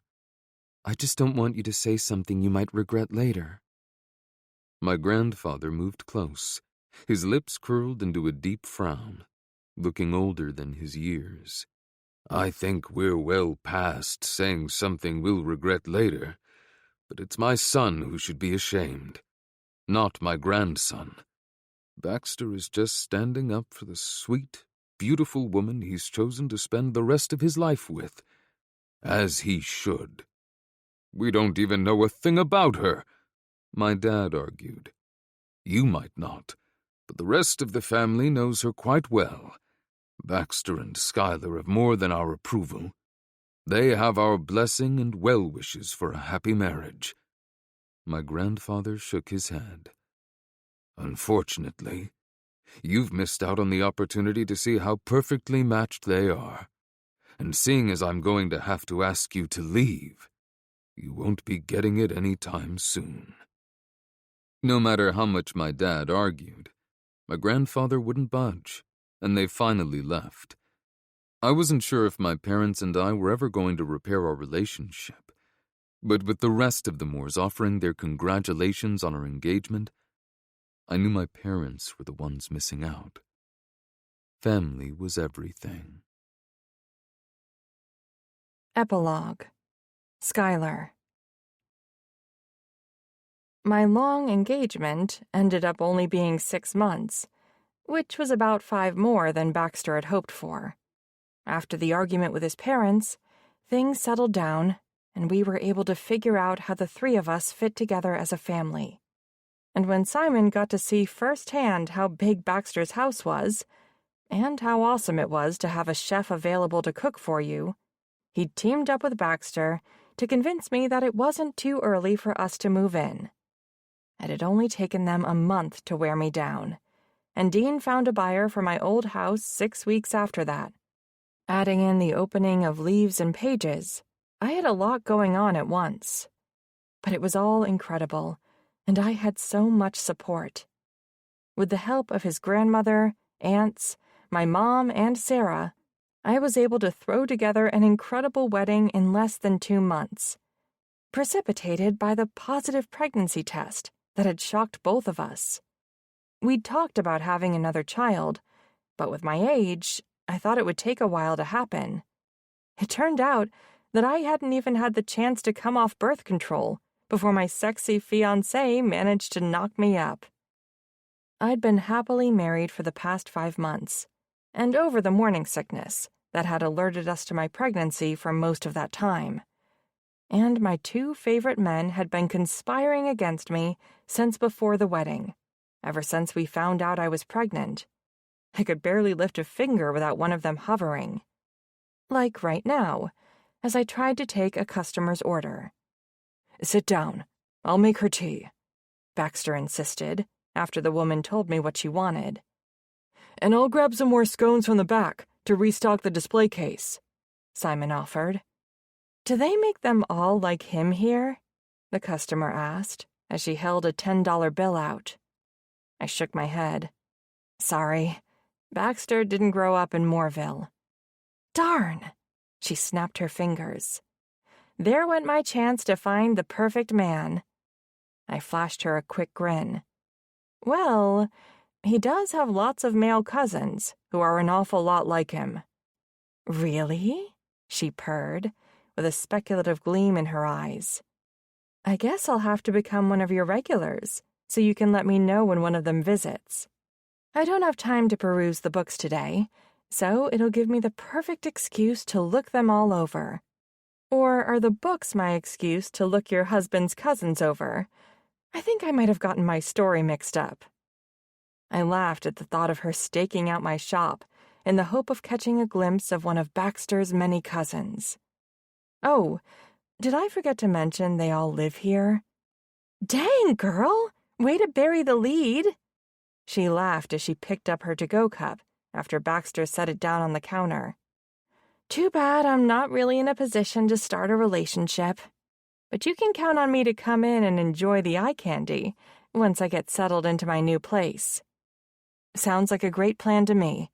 You can try our different tea blends and baked goods while you look them over. The books, I mean. Or Baxter's cousins, whichever will make you a regular, since I can use as many of those as I can get. With as cute as this place is, she opened the pastry bag Baxter set in front of her and took a big whiff. And as amazing as the baked goods smell, you can count on me being here a lot. Squinting at the woman as I held out her change, I couldn't shake the feeling that I knew her from somewhere. Are you new to Moorville? Because you seem so familiar to me. Yeah, I get that a lot. She lifted one shoulder. I think it's because of my brown hair and eyes. Makes me seem like I could be anyone, really. I didn't see how that was possible, since she was drop-dead gorgeous. But she didn't give me the chance to ask anything else before she swiveled on her heel and walked toward the door. Baxter wrapped his arms around me from behind and rested his chin on my shoulder. Maybe I'll get the chance to play wingman for one of my cousins. That could be fun. With who? Simon asked as he returned, holding a tray piled high with scones. Baxter lifted his chin toward the customer who was leaving with her tea and muffin. I should start with her, since she's the one who gave me the idea. The lady who just bought a cup of Earl Grey and a blueberry muffin? Simon asked, shaking his head. I don't think so. My brows drew together. How come? He shrugged before crouching down to open the back of the display case. I can't imagine she'll stick around Moorville for long. Simon sounded as though there was a reason he thought she'd leave town soon. Wait, do you know who she is? He tilted his head back and lifted a single brow. Yeah. From where? I feel like I know her, but I can't quite place how. Simon stood and handed the tray of scones to Baxter. Then he pulled his phone out of his back pocket and tapped at the screen. Huh, that's weird. Her account isn't here anymore. What account? Where? I asked, placing my hands on my hips. She's a huge influencer on social media, but it looks like she took her account down. He let out a low whistle. She had 20 million followers and was making bank. Something had to have made her walk away from that kind of easy money. I wonder what, I murmured, as the woman climbed into a Porsche Taycan parked in front of the store. Baxter set the tray down on the counter and palmed my rounded belly. You can wonder all you want, but if she's wrapped up in some drama, you're going to stay very, very far away from it. Stress isn't good for you right now. Fine, I huffed. Our baby was going to be here soon enough. If the mysterious influencer was still around, I could meddle all I wanted then. It would be easy enough to make sure Dean popped in sometime if she was here perusing the books. I owed him for being Baxter's wingman, after all. And he could do a whole lot worse than a gorgeous, confident, and successful woman. This concludes Ready for More by Rochelle Paige, narrated by James Kavanaugh and Sophie Daniels. Copyright 2022 by Rochelle Paige. This unabridged audiobook is published by arrangement with Rochelle Paige, care of SBR Media, and was produced in the year 2023 by Tantor Media Incorporated, a division of Recorded Books, which holds the copyright thereto. Please visit tantor.com for more information on our growing library of unabridged audiobooks.